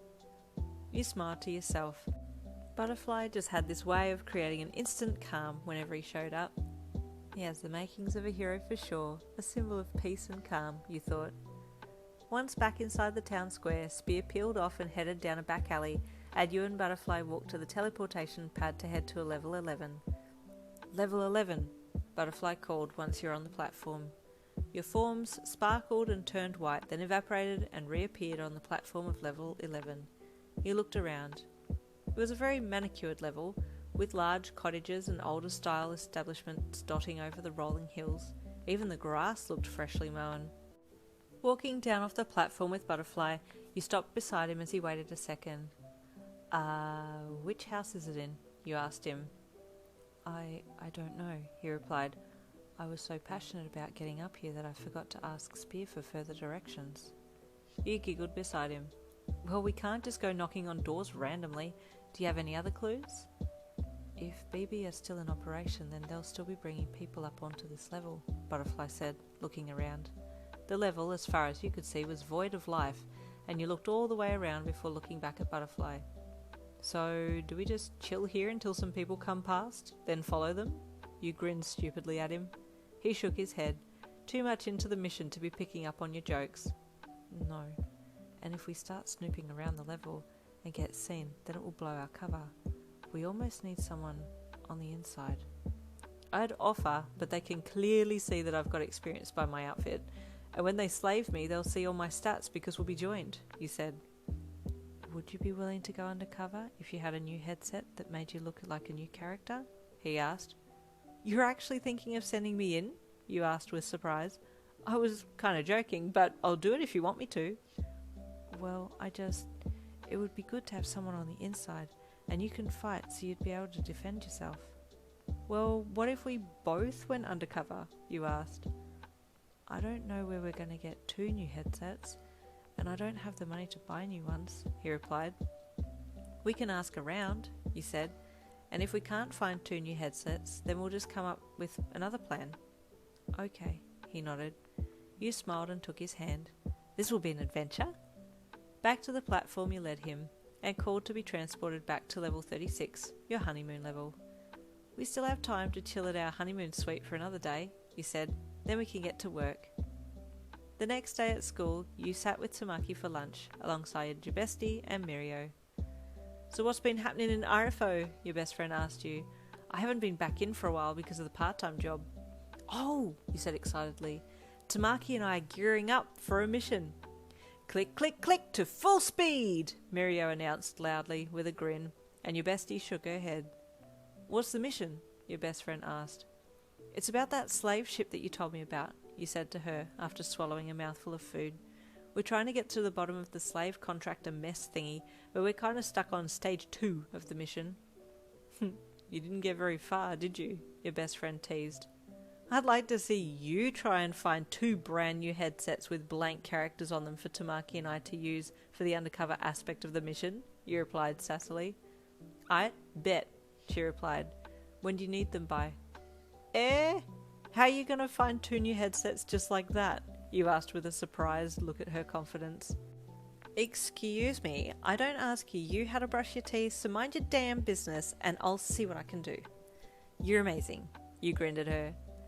Can someone tell me what's going on? I've been sleeping with the lights off and both eyes shut, Mirio said with a chuckle. Isn't that how everyone sleeps? Tamaki asked curiously. He means he's completely in the dark and has no idea what we're talking about with this mission, you said to your boyfriend. Oh, he looked from you to Mirio. There's a slave ship that went down just near our honeymoon villa, and Yin says that Bestie here told her it could have been a slave ship that's gone missing. Turns out that it is, and there's been some underhanded work going on, which I want to stop. A true hero, Mirio said with a grin. See, you're amazing, Sun-Eater. Tamaki blushed and looked down with a soft smile on his face. And we need to become slaves to follow the process and find out who the top person is so we can take them out, he said proudly. Hey, well if y'all are going to throw hands and I'm in, where do I sign up? Your best friend interjected. Don't you have work most nights now? You asked her. I can help on the weekends, she replied with a shrug. A casual help. My fox is pretty strong now, and I just got a bear cub. Aw, cute, you replied. Well, I'll let you know if we need some extra help, which we might once we figure out who to target, so I'll keep you posted. Aight, she replied, biting into another piece of food. In the meantime, Tamaki and I will lay low and just wait for the headsets, you said, looking at him. We need to do a little study anyway, because Lord knows my marks are crap, you sung. Aren't all of ours crap? Bestie asked. I barely passed the last exam. Same! Ayy! You slapped her hand in a high five. What about you boys? You asked Mirio and Tamaki. I did okay, Tamaki said softly. I didn't do very well either, Mirio replied with a grin. Better luck next time. You chuckled while Tamaki replied him, but your friend had fallen strangely quiet. You looked across at her and she was staring into her lunchbox with a sad look on her face. Hey, you called softly to her. She looked up at you. You okay? She blinked at you for a second, and then grinned. I'm good. You studied her face and shook your head. We'll talk later, you said to her, before turning back to say something to Mirio. After school, you told Tamaki to head home, promising you'd be over in a minute, and then you waited for your best friend to reach the school gates so you could talk privately with her. What's poppin'? She said with a grin as she approached you. Okay, level with me, he said sternly. What's up? You looked really upset before. She hung her head and closed her eyes, her nose crinkling up a little bit as she tried to hold it all in. I have to leave. My family's moving overseas. What? You asked numbly. Yeah, she said shortly, not wanting her emotions to show too much. When? Why?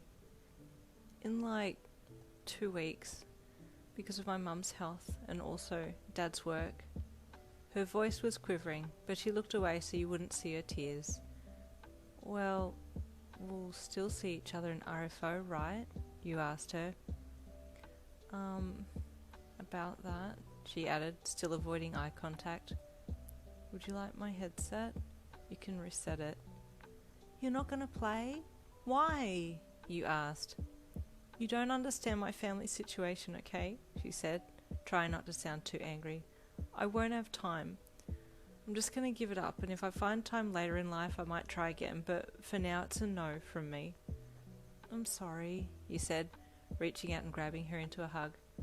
I thought you said you could help us in games, so I lied. She broke down, crying into your arms as you held her. We can still text, you said soothingly. You're still my bestie, even if you're further than a fart away. She let out a little hiccup chuckle and pulled back a bit. It's not you I'm worried about, babes. I'm just not down for a long-distance relationship. Oh no, you said in a concerned voice, catching on immediately. Mirio? She nodded, and more tears flowed. Oh, babes, come here. You pulled her in for another hug. I don't want to, but I have to, she sobbed. There's no way around it? You asked gently. She shook her head. I'm so sorry, you whispered, hugging her tighter. She grabbed her arms around you, her body shaking as she let it all out. Her family was obviously going through a hard time, and leaving all of her comforts here was going to be tough, so you didn't want to make it any harder on her by making her feel guilty or anything.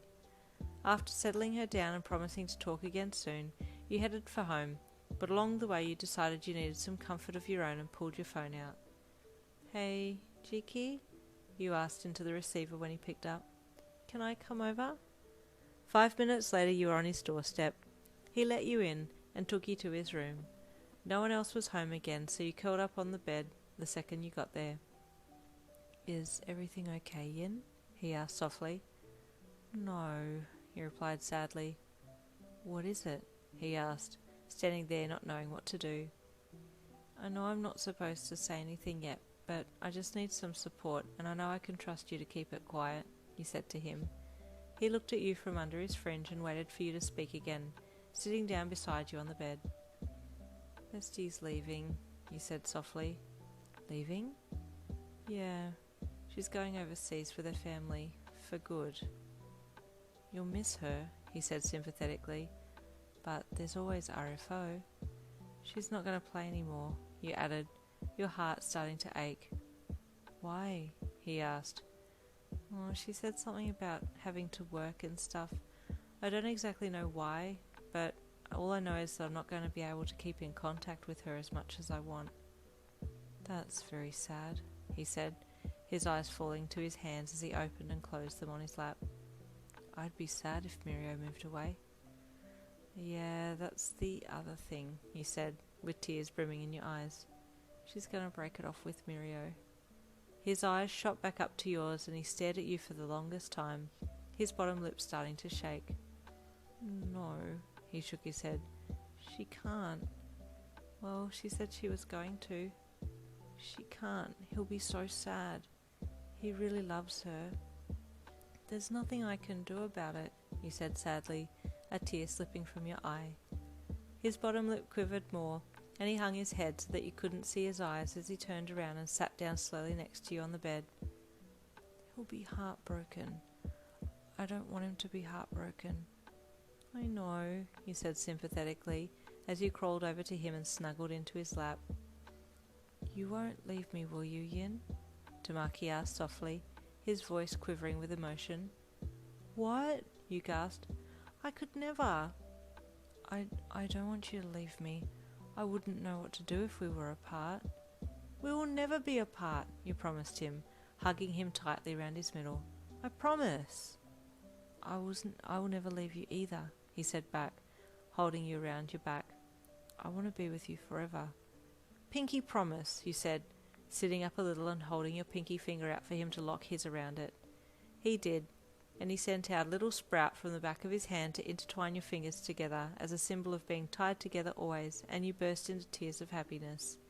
Your sudden cry made him flinch, and he retracted his quirk and finger and held his hands up with fright.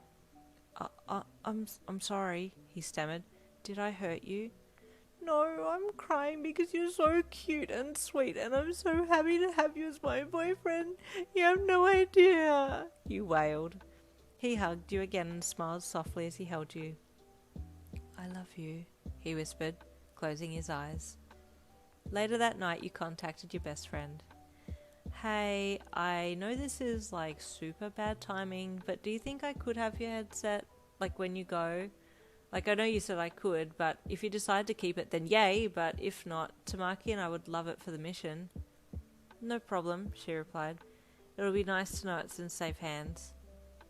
"I'll have to reset it though, because we need a new player type beat, and if I turn up there with a beast tamer with a fox and a bear cub, that's gonna look mad sus." "You don't want my fox to kick ass," she sent back. "He would do the job right the first time." "I'd love him to, but no," you said back. "And my cousin has a free headset too if you want that as well," she asked. "Seriously? That's awesome. Yes, please." I get it from him tomorrow," she said. "Hey, also, please don't say anything to Mirio. I'm still trying to figure out what to say, yeah?" "Yeah, no worries. I did tell Tamaki though, because he's going to need time to adjust. You know how he is. He won't say anything though." "Yeah, that's fine. I figured you'd tell him," she said. It'll all work out, you said to her. He'll be understanding. Yeah, I know. It still hurts thinking about it, though, she replied. I love you, you said.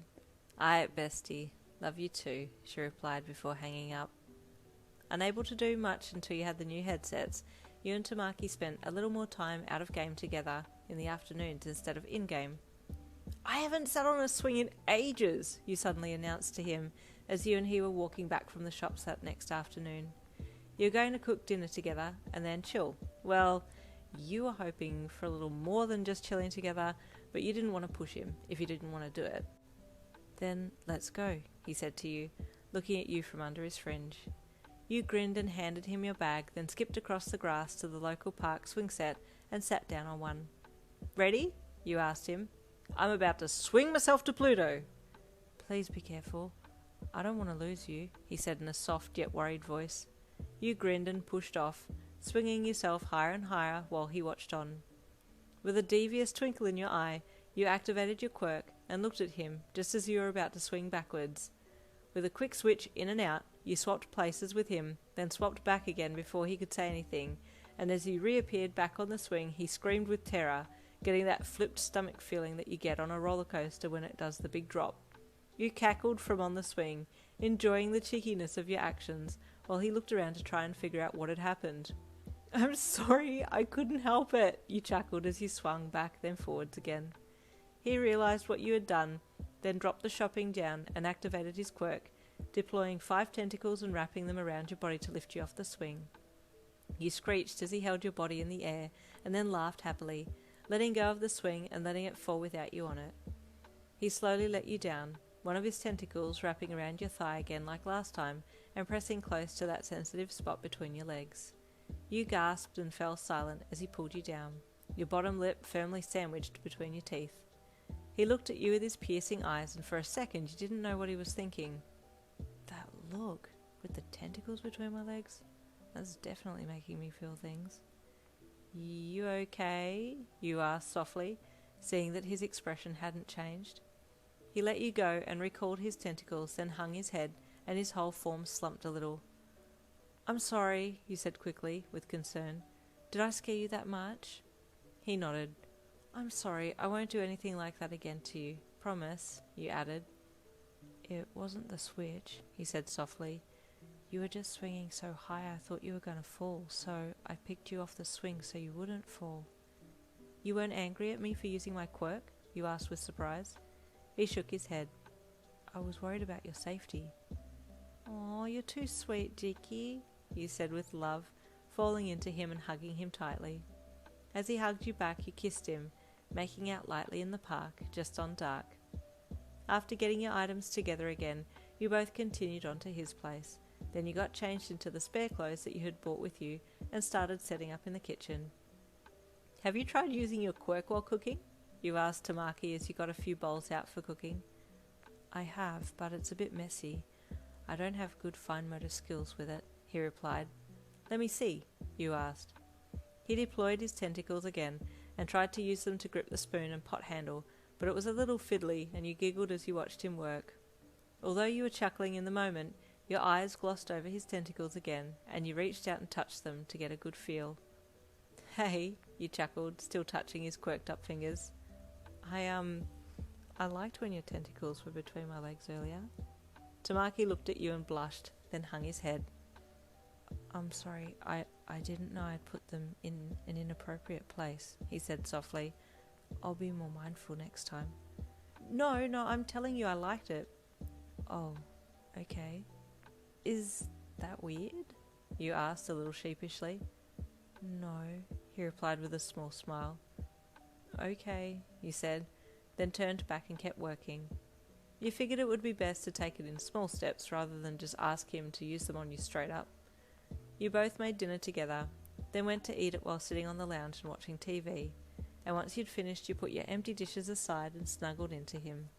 He too put his empty plate down beside the lounge and rested his arm comfortably around your shoulder. Can you use your quirk? You asked him. I want to feel your tentacles. He did so, and you felt the flexibility of each finger and how strong the suction cups were on each, Then let him wrap it around your arm, up your forearm. It kind of tickles, you said to him, giggling as you felt them. Did you want me to use them? Only if it's not too weird, you asked, letting a tentacle stray to your hip and wiggle around between your legs. You stayed on your side with knees together and let him wiggle it in between. You chuckled and crawled back up onto the lounge while he pulled his pants up, and then you snuggled up together and promptly passed out for another hour or so. When you woke next, you checked your phone and saw a bunch of missed calls from your mum, so decided you should go home ASAP. I'll see you tomorrow at school, Jiki, you whispered to the still sleeping shy boy, his peacefully resting face making your heart burst with love. He half sighed something in his sleep, but you didn't wait too long to hear his reply, or ask what his reply was, as you were intent on getting home before you got grounded for a year. You couldn't afford to lose any privileges at the moment, especially with in-game mystery to solve. The next day your best friend pulled you aside. I'm going to tell him today, she said. I was going to do it over text, but that's not very plus ultra of me, so I'm going to say it to his face. He deserves the effort. Your game? You replied in awe. I couldn't do it face to face. She grimaced. If I don't come back to class after lunch, then just know I've done a runner. Okay, bestie, you chuckled sympathetically. Good luck, okay? I'm sure it will be fine. I really hope you come back after lunch, though. That'll tell me that it went well. Thanks, she said. Oh, and before I forget, I have your headsets at home, so swing by mine after school. Just come over if I've already gone home after lunch. It'll be fine. Okay, he said. I want to say thank you for giving us the headsets, but I know one is yours and that I won't be able to see you in game, so it's kind of hard to say thank you for something that will stop me from seeing you. There was a pause and the air thickened, or so it seemed, making it harder for you to breathe, and while you stood there, she saw you starting to board the metaphorical emotions train. Don't, she warned, pressing her lips together. Thought, I swore I wasn't going to cry. I'm not crying, it's ninjas cutting onions, you lied, looking up to try and dispel the tears. I'm going, she said quickly, turning and running away from you. No, wait, you screeched. Come back. No, she screamed. You'll make water spring from my eyes. No, I won't, I promise. Come back and let me love you. I don't need this right now, she called. As you chased her across the school grounds, Mirio and Tamaki stopped to watch. They're very energetic today, Mirio chuckled, his eyes on your best friend. Tamaki looked at him, then at you, and then your best friend running madly through the schoolyard. She's really something, Mirio chuckled softly to himself, still watching your best friend. Tamaki hung his head, his lips pressing into a wobbly line as he held on to the secret of your friend's departure. Mirio looked at him and saw the look on his face and started to feel a little anxious. Everything okay? He asked his shy friend. Tamaki kept his head down, not wanting to lie. Jiki! Mirio! You shouted when you saw them watching. Your best friend stopped and looked at Mirio, and he grinned at her, giving her a bright smile and an energetic wave. She stopped and forced a smile onto her face, then joined you and walked over to them. Greetings were as usual, and then you headed to the morning's class, a pang of hurt shooting through you when you saw Mirio reach out and take her hand for the last walk down the hall. It was almost as if you were more nervous than her that day. Your stomach was constantly doing flips. You were unable to concentrate, and you kept glancing nervously at the two of them throughout the morning. Lunchtime finally came, and your bestie asked for Mirio to have lunch alone with her, and you noted that she didn't take her lunch with her. You completely understood why. And so you sat with Tamaki for lunch. The silence was depressing. Are you worried about them too? You whispered to him, the light breeze ruffling both your hair as you sat under the tree on the grassed area. He nodded and looked down at his lap. I don't know how to comfort him either. I don't think you need to say anything, you said to him. Just being there and listening is enough. Sometimes the people who do a lot more talking do more damage than good. He nodded again, and you both ate in silence. Well, not so much ate as in chewed on one mouthful of food for the entirety of lunch, feeling more and more anxious the closer it got to the end of lunch. When the bell rang, you both got up and made your way back to the classroom together, saddened but curious as to what you would find. To your surprise and delight, your best friend was there, and she didn't look too sad. Mirio was there as well, and although they weren't chatting or sitting together, there didn't seem to be too much bad energy between them in the room. "Hey," you greeted her brightly. She nodded with a small smile. "Still here." "That you are," you replied softly, with a tender look in your eye. The teacher walked in, so you took your seat, feeling a little better since both your friends had come back to class. At the end of school you parted ways with Tamaki and went to find your best friend so you could walk home together. You found her, and you both left to head to her house to pick up the headsets while Tamaki walked home with Mirio. "You okay?" you asked her as you left the school grounds. She didn't respond, and you looked at her as she dropped her gaze to the ground and kept walking. "Not good, huh?" you asked softly. "I never wanted to hurt him," she said in an uncharacteristically soft voice. "He was trying to smile through it all, and he did so well, but I could tell he was hurt." "You've done the right thing, though," he said. "It would be worse to try and maintain a long-distance relationship and then have it fall to pieces and not be able to talk about it." She nodded in agreement, but it still didn't ease the pain of having to let him go. "I still love him, but I told him that I didn't so that he wouldn't try and keep things going," she suddenly blurted out, hot tears flooding her face as she said it.